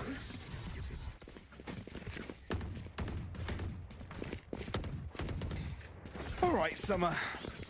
I think this is where the game becomes very, very interesting. A lot of ultimates getting in. We're in the thick of these buy rounds. Team Liquid Academy losing a couple in a row. ESC winning another one would definitely put them right back in a position to be as competitive as their opponents are. And this stun, awaiting. Donatello with first blood actually doubles up, and the stun comes in a little bit too late. But how do you even expect 3 players to be pushing A long? I don't think you do. And now you see on the back foot. Sure, the spike needs to be recovered. Cooper doesn't know it, but even if he sprays there, he'll get a lot. Well, again, he doesn't know it, but he'll eventually find out by just pressing mouse 1. 2 players show up on the kill feed.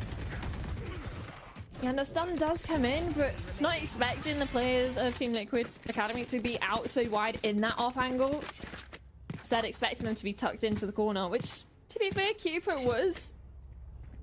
But Ninja and Donatello want to fight forward. Now you're looking at the ults for the side of Liquid Academy. 2 already available, 3 only 1 away. With a fast pressure over in towards Garage and a possible split into C. The spike isolated over towards Long. This could go badly very quickly, but Sunflower saves them. Somehow. Don't ask me how. Because Bali was definitely caught off guard by that one. But with the Seaside taking over, ESC have got themselves a sweet little advantage, which GSR quickly quashes. And with the kill contract, you may want to do even more. Rex instead is the one to win the minigame. Sunflower low in health. Cooper eventually finds him. That Rolling Thunder is huge, but the paranoia is actually brilliant. But the smoke on top, he's counteracted with another smoke to make sure he has some sort of cover spray down across, but Rex is in the most influential position here. Cooper realizes of that fact. Ninja touches the spike once again, taking that wider angle. There is no time to defuse. This round will be going to Team Liquid Academy, but they will be no survivors by the end. And the clutch by Ninja gives Team Liquid Academy another.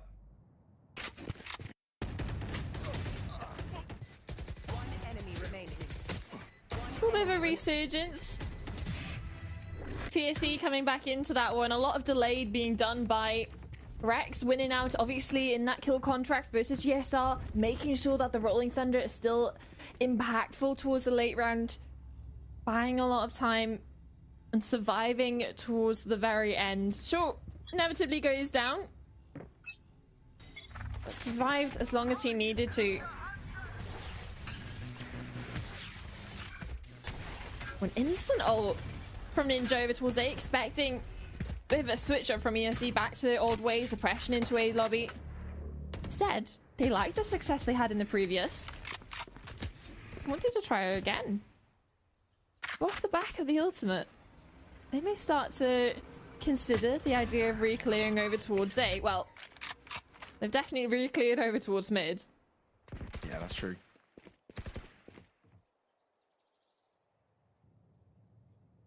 What's next, though? Rexstone to be pressured.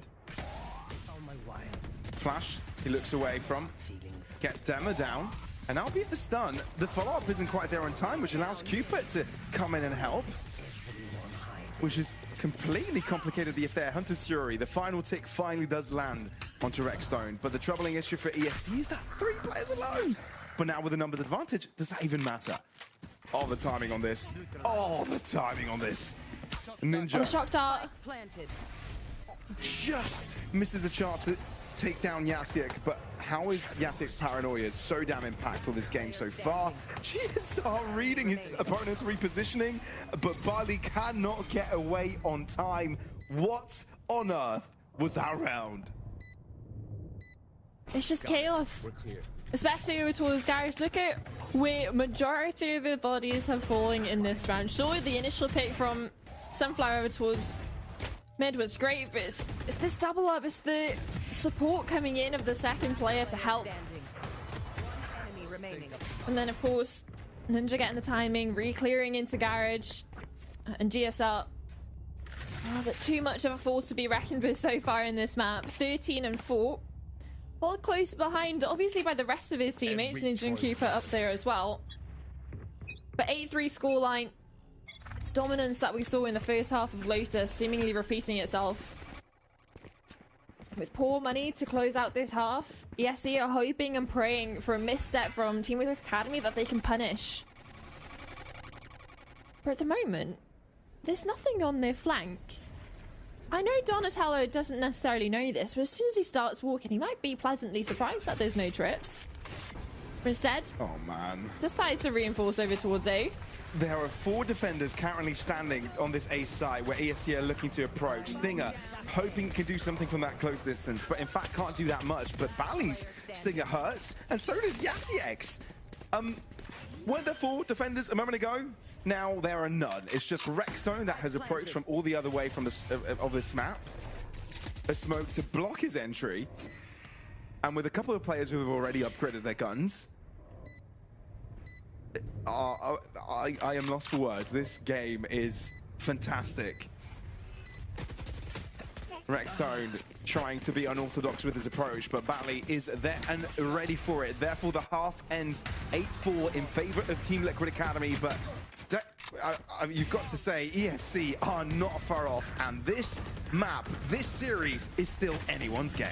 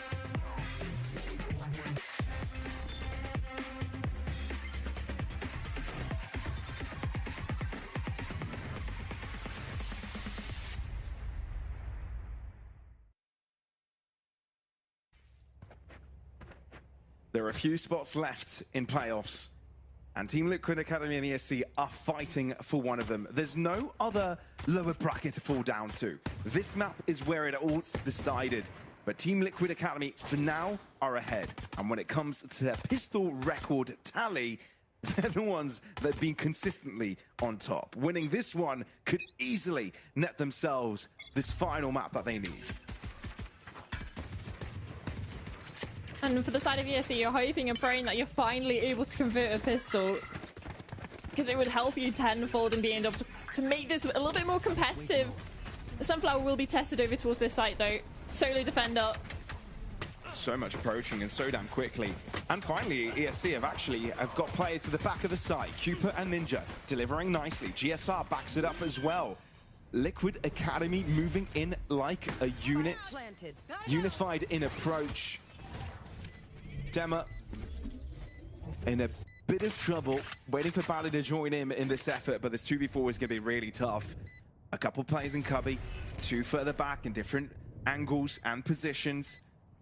One-way smoke over the spike. That is really damn tough. Dema knows that he could potentially isolate players in cubby, and that's exactly what he's done. But that leaves Bally in the 1v2, and it's not going to be that easy to transfer on the 2 heads of those 2. Rexon takes a peek, realizes Bally is no longer on it, and finally peeks again. So Team Liquid Academy continue to devour havoc on this pistol side of the equation.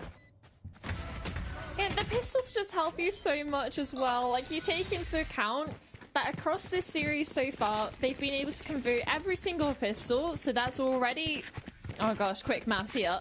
4 rounds per game. On top of the fact that they've managed to do it every single pistol that's been available to them, they have the opportunity to put them in such a good standing to close this out. And again, ESE on the defensive, they haven't got the extra boon to the economy of getting that spike, and they can't necessarily force into this. Sunflower as a sheriff, and they're hoping the classics can do the pressure, especially with the exploration they're doing over towards A, but Team Liquid Academy are going the opposite way. I mean, Rexon has kept everyone busy for so damn long. Team Liquid Academy have been able to put all of their pieces of this puzzle already on C. Spike goes down without any difficulty. The rest of Team Liquid Academy haven't taken any damage. The ESC approach, and you've only got one aftershock to help you go into this site. This is rough. Donatello, though, you don't really need to play this one that aggressively, but chooses to do so nevertheless, because he's Donatello. And that's the way he rolls. In ESC go. GSR on that far angle mows everybody down. A quad piece by GSR. And very well knowing where Sunflower is, Cooper will close the distance up against them. Double digits for Team Liquid Academy as the follow-up to the pistol is theirs. And it's double digits. An easy cleanup over towards CT. Like I said, not much utility to get them back into the site, and especially after Donatello goes poking round, they have to use it so close towards CT, they can't even use it to get out onto site, which means it's a dry peek into GSR, who laps them up, and especially currently at 19-6. He does not want to miss playoffs for another split. No, absolutely not. It was a fluke split 2, but these are split 1 champions, Team Liquid Academy, and they want at it again. Bally, though, is able to win that 1v1 against GSR. It's not quite like GSR to lose these individual fights in his ultimate. Dema having to break the cage, the trap rather. Rexstone turns around, and by the time he does that, realizes it's Hotlet flying directly between his eyes. Yasiek having higher ground is sniffed out by Cooper. Ninja is also keeping the hopes alive of Team Liquid Academy in this one. It's a duel in which he reads Dema's position and switches over to the Vandal. I think 6 bullets might just be enough, but Dema's side angle, the deep position into the site, was enough to catch his opponent off guard.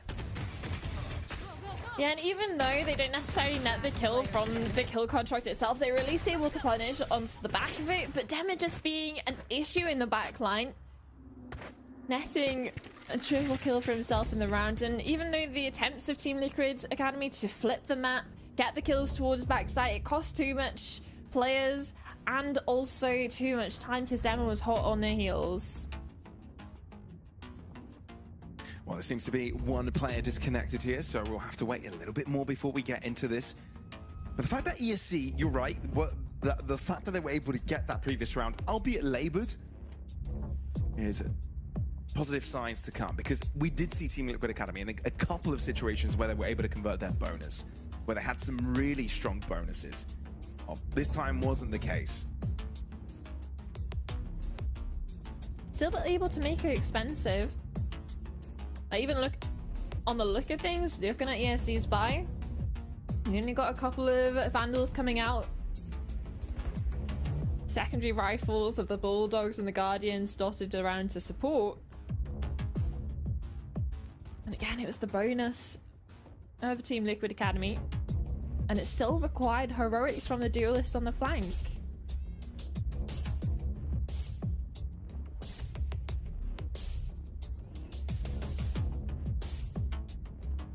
Qualification game into playoffs, you don't necessarily want to be relying on heroics or hero rounds to close the gap, especially when Team Liquid Academy lead by 5, double the round count that you have under your belt,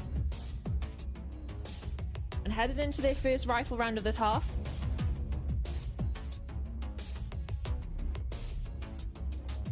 Yeah, it's pressure time. Not the moment you want a disconnect to happen, to be fair, if you're a Ninja. He's been on a tear this game, right? Look at his score, 17-8 when it comes to his KD. GSI as well, 19-7. I mean, we always knew Team Liquid Academy had these aimers, but it's about stepping up when it's most needed. And I think after Split 2, there have been questions whether these players can get this at this stage in the career, at least, right? At this point in time, can replicate the insane performance that they know they can provide, right? The skill ceiling is there, and it's very damn high, higher than many players in the world. But how often can you make sure that your that your skill floor is close to that, or your consistency performance? Either way, when you look towards the other side, ESC Gaming, Demo was a big reason that Lotus was able to be converted right back in his favor. A lot of kicking and screaming involved, let's be fair. A lot of multi-kills. Sunflower's part of that too. 16-year-old continuing to put a lot of pressure this time around. 13-13 is the score. Not anything flashy as of this moment, but if there is a moment for ESC to come back and start netting rounds in their favor to create a comeback that we saw similar to the one in Lotus, now would be it. I'm just thinking in regards to neither of these teams have reps on Haven yet this split, in the sense of it was a new comp, obviously coming from ESC, formed for this split.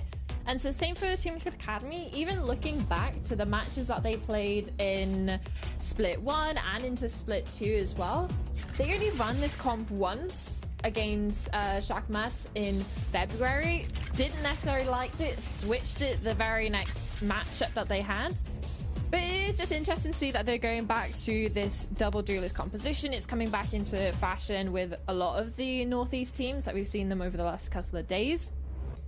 And honestly, there's not really many pointers right now, especially when you have players like GSR coming into their own on the ISO, role players stepping up in regards to Ninja. But yeah, they're not a team that shies away from trying new compositions or switching stuff if they don't think it's going well. No. You're absolutely right. Thinking about Lotus, I think they've had about 4 or 5 different comps this year already on it. And it's one of their most played maps, so... I mean, that's the thing with developing talent, right? Because you're not only developing them as players, but developing them in specific roles. Because you slowly figure out what you want to do, what kind of works best for you as a character, as a professional. It's different. Many find themselves playing something different to what they were used to play in matchmaking once they get onto a team, and that's where they potentially thrive. So yeah, it's quite often you'll see changes for a team like Team Liquid Academy. But Ninja's back on the server, and so is the round. 10-5 the score, and it's Team Liquid Academy to open things up. Wide open, 2 picks to boot, and the A site where they're darting towards. Yeah, Yasiak not even able to get out onto backside before the flashes come through. So he'll be paranoid, back into the safety of the smoke over towards CT, but he's managed to walk out and get the pick onto Cooper, and also doubling up onto Donatello. What is happening? It's getting a little bit messy, but Ninja stabilizes. All calm, all to plan for the Team Liquid Academy, and that's 11 on the board. All cool, calm, and collected. Easy A-site hit. But it's not easy as there's another technical pause. Oh, man.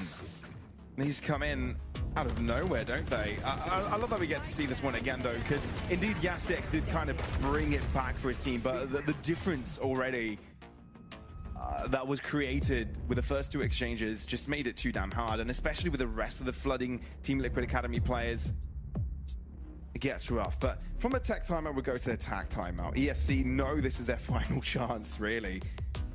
Because you've got a decision to make, right? Do you force into this one a very shaky buy that could potentially stop Team Liquid Academy from getting to map series points? Or do you wait one and know you've got to get 7 consecutive rounds to draw things to an overtime? But what's your win condition coming into this one? Because that's what you have to think in your back of your head. You have Dema's ultimate, you have the overdrive, you can try and make something happen there, but in regards to weaponry, you're able to force up around it. There's not much. Bali can maybe drop a couple of sheriffs over, or maybe try and hero rifle to boost up this ultimate that Dema's going to be realistically carrying this round, and the hopes and dreams of ESC in this one with. And for the side of Team Liquid Academy, it's more of another test, to show you the testament of this team, of the development that they've come a long way from the start of the year to now. Gosh, not letting a hero rifle and a neon ultimate shake you off course of making playoffs in your region. Standing ahead.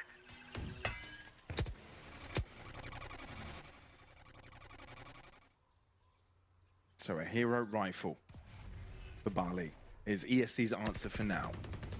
Team Liquid Academy, slow. It's very different to what we've seen so far from them.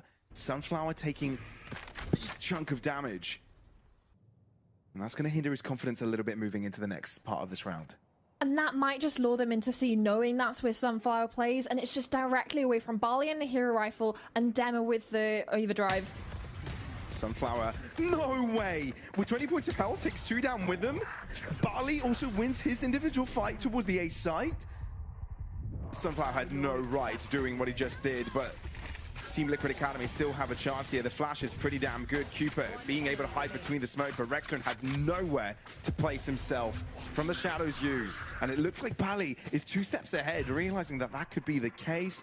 Cooper smoking, and I imagine you want to be smoking close to A, realizing that there's a push coming in from long, and a double kill from Cooper.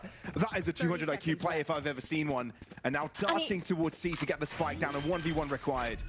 And he knows how far away Bali was, knowing that the threat of the TP over towards A was possible. Half HP towards both of the players. It's now spotted each other out, but Bali wide swings and connects the headshot. And it's the hero rifle that keeps him alive towards the end of the round, but not after the heroics of Sunflower towards long. It was all just because of Sunflower there. And we thought it would have hindered his confidence by taking that early damage, going down to 20 points of health, but no. He was more risk-averse, carefree.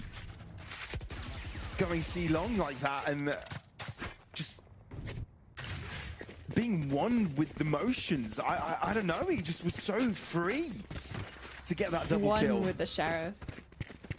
Oh, that is found in a piece. Crazy. They only had 1 rifle that round, Summer. Only 1. It felt like everything lined up for this round to be potentially where ESC start to climb back, but no, doesn't even come down to that. Team Liquid Academy have a lot more left to do if they want to secure this series and their spot in playoffs. And it also saves them off from hitting that match point, relieves a little bit of pressure ESC are going to be feeling. This is aggressive from GSR. Very. Yasiek is ready for this though. He's aware. But the B site's already taken over here from Team Liquid.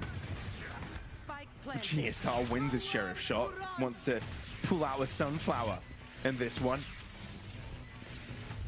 Still equal in numbers. Spike down on B, leaving Donatello by himself on site. A couple of players from Team Liquid Academy, well, at least one of them has actually found an upgrade. But ESC Sunflower has gone berserk, and I think that's just an understatement. The past couple of rounds, he's truly saved the day, and there's nothing Rexstone can do. Knows it's important that this rifle sees the light of day the round next, but Sunflower won't even give him the delicacy of staying around. Wow. What's happened to Sunflower? He's completely leveled up. Yeah, we were talking about the players of Liquid Academy not wanting to quietly in the night, of not wanting to miss yet another playoffs. Disappointing results in Split 2. Redemption arc available in Split 3, but really is coming down to the wire. Into the 2-2 match. Against an ESC that is kicking and screaming. Especially Sunflower in the last few. Free orb collection for Bali on long.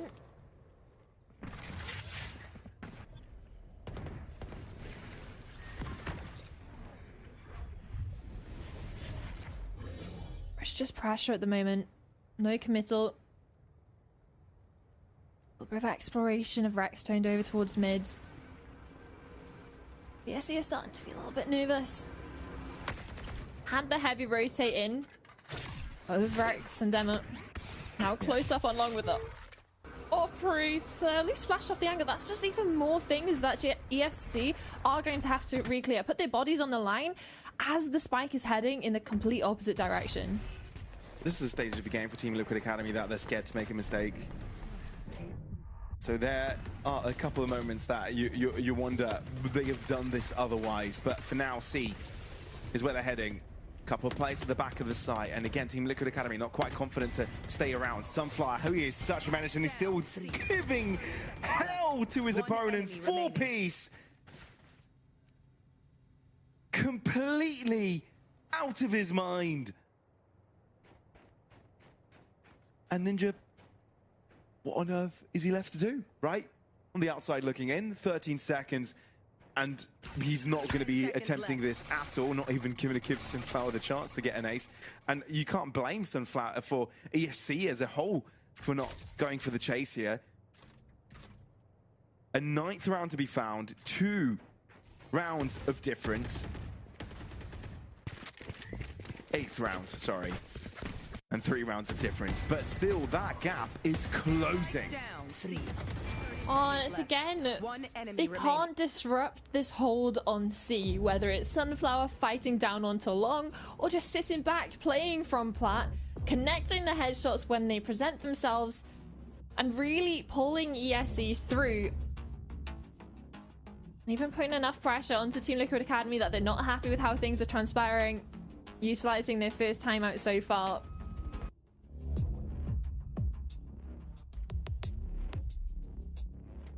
Donatello has the ultimate, but it's whether they can get into positions to use it.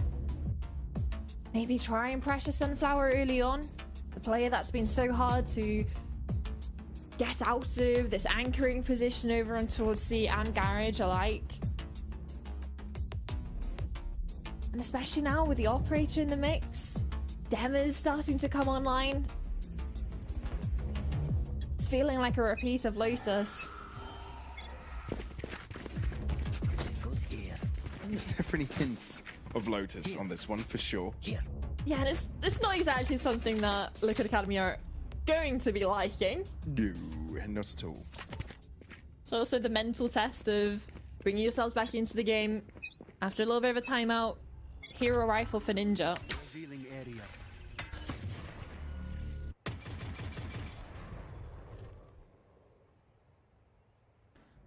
Secret cross into short. A silent one at that too. Rexstone keeping Bally busy. Take flight. They know where he is, but whether there are more players around, it is left to be determined. Sunflower taking down a massive player to get rid of, but Bally is there to pick up the pieces instead. Goodness me. Team Liquid Academy can't catch a break right now. ESC on a completely different planet. Yeah, it was the stun that came through as well. The neon stun onto the players, allowing for this lineup to help. And sure, the rest of the players don't necessarily have the weaponry, so it's a cleanup. This one is the one that you're looking at to be either the round that could possibly equalize ESC, or let Team Liquid Academy get up onto 12 and have opportunities to close it out. But for the side of ESC, they're gonna have enough to invest even if that does happen. Watching here. Dimensional drift out towards C, but this time Sunflower's not even home. It's Dema, and there's no way an operator's gonna win out the fight against an ISO with a shield. Cutting through. Team Liquid Academy now may have got a good situation going on for them, but this Rolling Thunder has completely disrupted them. Now the spike is in the corner, so a rough place for it to be picked up. So even if ESC stabilize here and don't push, they could go for this. Last play. Ooh. Kill contract, which Yasiek wins. But in the meantime, Team Liquid Academy have taken over all across that site, meaning they're there and ready for Yasiek to return. And finally, Liquid Academy have broken through their opponent's streak. And it's off the back of punishing the positions over towards C. The solo anchor, sure, it might not have been Sunflower they found, but even better, they found Dema with that operator. And as soon as you try and cross against 3 players facing you along, especially GSR at the front runner, double tap activated, shields in tow. Can be difficult for an operating duelist to get out of. Oh boy. But instead, It's a mid walk. Dema. Yeah, Ninja did not expect that at all. And the stun actually might allow Dema to get away. Instead, he goes in for more. That is a Team Liquid Academy attitude, which Dema has adopted. Get one kill, move forwards. But now there's an opportunity to utilize the neural theft to adjust the sort of setup if they want to go for it off the body of Dema over towards mid. Where you are. Neural theft. Good information gathered now. Team Liquid Academy decide that B is the right course of action. But ESC also well equipped to the back of the site, and they are all individually challenged. Rexo needs a little bit more magic than that, and now he might have just found it. From a 1v4, turns it into a 1v1, and a Spike walking as fast as damn possible towards C. Imagine if this clutch from Rexzone provides Team Liquid Academy's ticket into playoffs and denies ESC's chance to getting there as well. He's going all the way around. Oh, you cheeky bugger. And Barley's taking so much time to clear out all of these positions. There's no way he checks behind him. Rexzone is given a gift! A 1v4 clutch! Team Liquid Academy make it to playoffs, and Rexzone provides that win on a silver platter.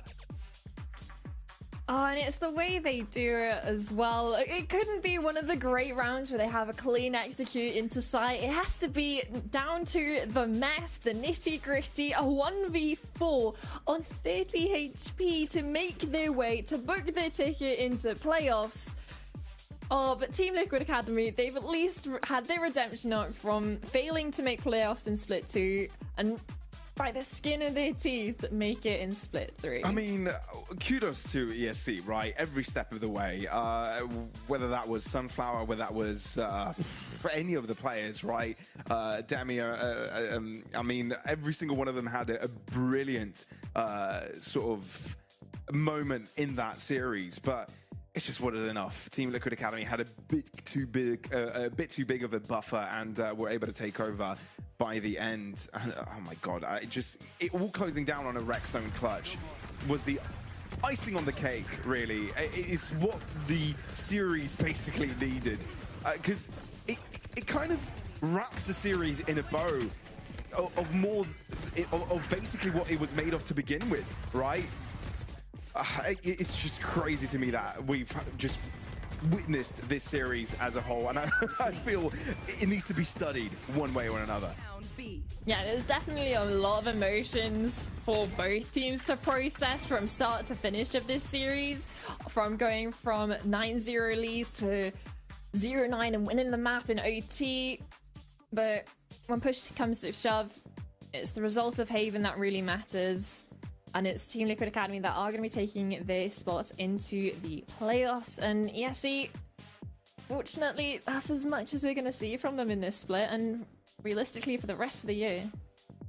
Yeah, I mean, off-season events are around, and I think Project Blender was also announced, but the information about it is yet to be determined. But you're right, when it comes to the Challengers bracket, that's all we'll be seeing from ESC, Team Liquid Academy. Make sure of that. And let's be honest, it's good to see Team Liquid Academy back in playoffs, because them not being there in Split 2 after winning the damn thing was a little bit strange.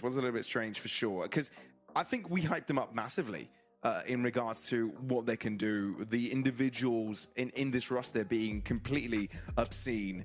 And I think in this match, we got glimpses of that Team Liquid Academy performing right here. Yeah, and we were talking about the fact that if they're at 100, they are unstoppable, but it's finding that consistency, especially when you're talking about having youngsters on the roster, building that experience up, talking about Honeymoon in that sort of Split 1, hit a rough patch in Split 2, but they're starting to get into the groove of things now in towards this split, which is super exciting to see, and I generally hope they're coming to earn again into playoffs, similar to what they had in Split 1. But only time will tell, and there are still other teams that are going to make it. There's still 2 more 2-2 games to happen tomorrow. Indeed, indeed. Of course, there are a couple more games to follow, right? 2 more spots to play for in playoffs, and yeah, it's getting quite exciting. Twisted Saints Esports had a couple of chances to get there already, and they'll need to give it another battle, and there are a couple more that still are looking to give it their all, really. We are going to have an interview shortly, folks, so do bear with us, stay with us as we try and get the player on the call. But for me, this is an exciting time, right? Because it shows how much this sort of win meant for both ESC and Team Liquid Academy, and we saw them fight through those emotions and through those trials and tribulations throughout that series. And every map, every couple of rounds, we were looking at an entirely different game. Yeah, it did feel hard for both the teams to sort of get a grasp, in the sense of being able to, as soon as they started getting those back and forth rounds, to grab a hold of the momentum. But I think we have someone on the line. I think it might be Cupid, the winner interview that we're going to be having. Obviously, we're going to be welcoming them into playoffs, but congratulations on the win. And I think we'd normally do this is just open the floor. Anything you have to say about that series, please lay it on us, because what was that? From start to finish, it felt like mayhem. That was a fun game. I don't remember last time I had this much fun. I feel like last time we had this much fun was against Shachmat in Split 1. It was a very fun game. I'm really proud of the boys. They really got me through this one. They played incredible. And ECC also played incredible. All these players are great. We tried out a bunch of them. We had the Moore last split 1, as you guys know. He won with us. All these guys deserve like a lot of credit, man. That comeback on Lotus by them individually was unbelievable. That's a very good mental from that team. Like, they actually, like, I give big props to them. They gave us a hard battle. Yeah, it definitely looked like a hard battle there, Cupid. Welcome back to playoffs, of course. It was a hard time for us to accept that you weren't there in Split 2. I personally didn't get a chance to talk to you about that, so I wanted to get your thoughts on why you think there was that bit of a slump after your victory in Split 1, and kind of your journey up until this point to make it back to playoffs today. I've been always very honest about like esport in general when it comes to like being like winning and losing. And what I mean by that is like we have a very young roster. Split 1 became as underdogs, which was definitely an advantage for us. We kind of got to play every game like we don't we don't care if we win or lose, right? But like we came with confidence as like underdogs, and it's a lot easier to win when you're the underdog in this game, because this game requires a lot of risk taking. And if you stop taking risks, you kind of lose, right? So I think Split 1, we came with that like urgency to win, and that we're underdogs to prove ourselves. Split 2, we were kind of, I would even say overrated, possibly, like whatever you want to call it. So it kind of did have a lot of pressure on us. At the same time, me and Bacon did try to teach the players to play correctly. There was a lot of things in Split 1 that we did and we got away with, which they wouldn't get away with in Tier 1. And with Academy, we are trying to make Tier 1 players. We're not trying to win in Tier 2. That's just a bonus for us. Obviously, we all want to do it. We're all very competitive. I've never met a bunch of people who grind as much as this team ever in my life. But in a sense, we are preparing them for Tier 1. So before the Split 2, we did a lot of work with especially Rex, Toned and Ninja, because they are eligible for Tier 1. They're old enough. So we made them play different roles, we made them play different positions, we did a lot of things which maybe hurt us in the short term, but we wanted to make sure that if they get tryouts, they are more than ready. Because we've seen, me and Bacon has been in Tier 1 for so long, he's seen so many players who are incredible in Tier 2, but they do not know how to translate the game to Tier 1. So we did put effort into that. And then also, I do think the big part was the pressure of like Split 1 winners trying to win, low experience. Like we kind of lost one bad game, and it was kind of a little bit of a mental boom. Yeah, and like you said, with younger players on the roster, it's the experience that they have to get of, yeah, you can go ahead and win your first split in VCL, but it's more of trying to get the consistency after that. Is that something, like you mentioned and touched on it, with that working with Bacon to get them ready for the T1 roles, but how much of that is in regards to the mentality aspect of it and helping them get over sort of those mental blocks that you have experienced in that Split 2 and coming into Split 3 as well? Is that something that you think has been solved? I think we improved on it a lot. We got Rafa, the legend from Quake. He's been helping us since Split 2. It helped a lot with a lot of players. As you guys can see, like some different players were unlocked this split, right? Like if you look at this split or Split 1, it's not the same players who are like carrying us, as people like to call it, Gasser and friends, DSR and friends. It wasn't DSR and friends this time, okay? We managed to unlock other people. He's done an incredible job at like not being typical 16-year-old egotistical kid. He actually is helping everybody else shine on the team, and I feel like we're proving that every single map somebody else can shine. Even I've had maps, so anybody can. If I could have a good map, anybody can have a good map, right? I feel like we've had everybody shine at their own time, and we understand it as a team that nobody has to carry anymore. We always have somebody who's going to play a good game. Everybody else just has to do their job, and I think that's a big difference for us between Split 2 and Split 3. We kind of understand it now. We thought of it before, but we didn't fully believe in it, I feel like. Now I think we believe. Wow, thank you so much for your time here, Cooper. And I mean, you're great to interview, so we're going to be asking for you a little bit more often. Just wanting you here, man. But yeah, again, congrats on your win. Congrats on playoffs. Thank you for your insights as well, learning a little bit more about your players and your strategy with training these guys. That's insight that we don't normally get, so thank you for that as well. And yeah, I'm sure you're looking forward to a good night's sleep after that one. Yeah, I'm excited, man. This is a really fun game. As I said, one more time, big shout out to Liquid, obviously, for like making this happen. I feel like this is the, I would say, best academy in the sense of we are actually building this player up, and Liquid is making sure that's our priority, which I really appreciate. And big thanks to my whole team. Everybody played incredible, and GG's to ECC. They played really good, man. These kids are so talented. Demur especially, this guy deserved more. After he won with us Split 1, the fact that he didn't get many good offers, in my opinion, was just bad scouting. So people need to lock in on him in the offseason. And Sunflower is the GOAT as well. Fair enough. We feel all the love from here, man. You radiate it. Good vibes only from you, man. So yeah, have a good night, man. And thank you once again. Thank you. See you guys. What a brilliant person, man. What a great interviewee.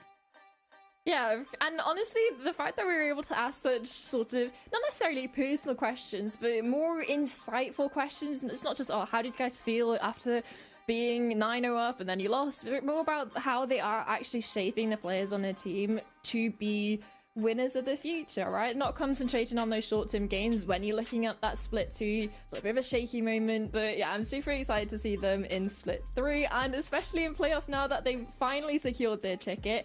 And especially starting out players like Dema and Sunflower as well, just to raise awareness of some of the players that are lower down in that tier 2 scene that aren't necessarily getting the best opportunities. It's nice to see the sort of support and camaraderie in the Northeast League.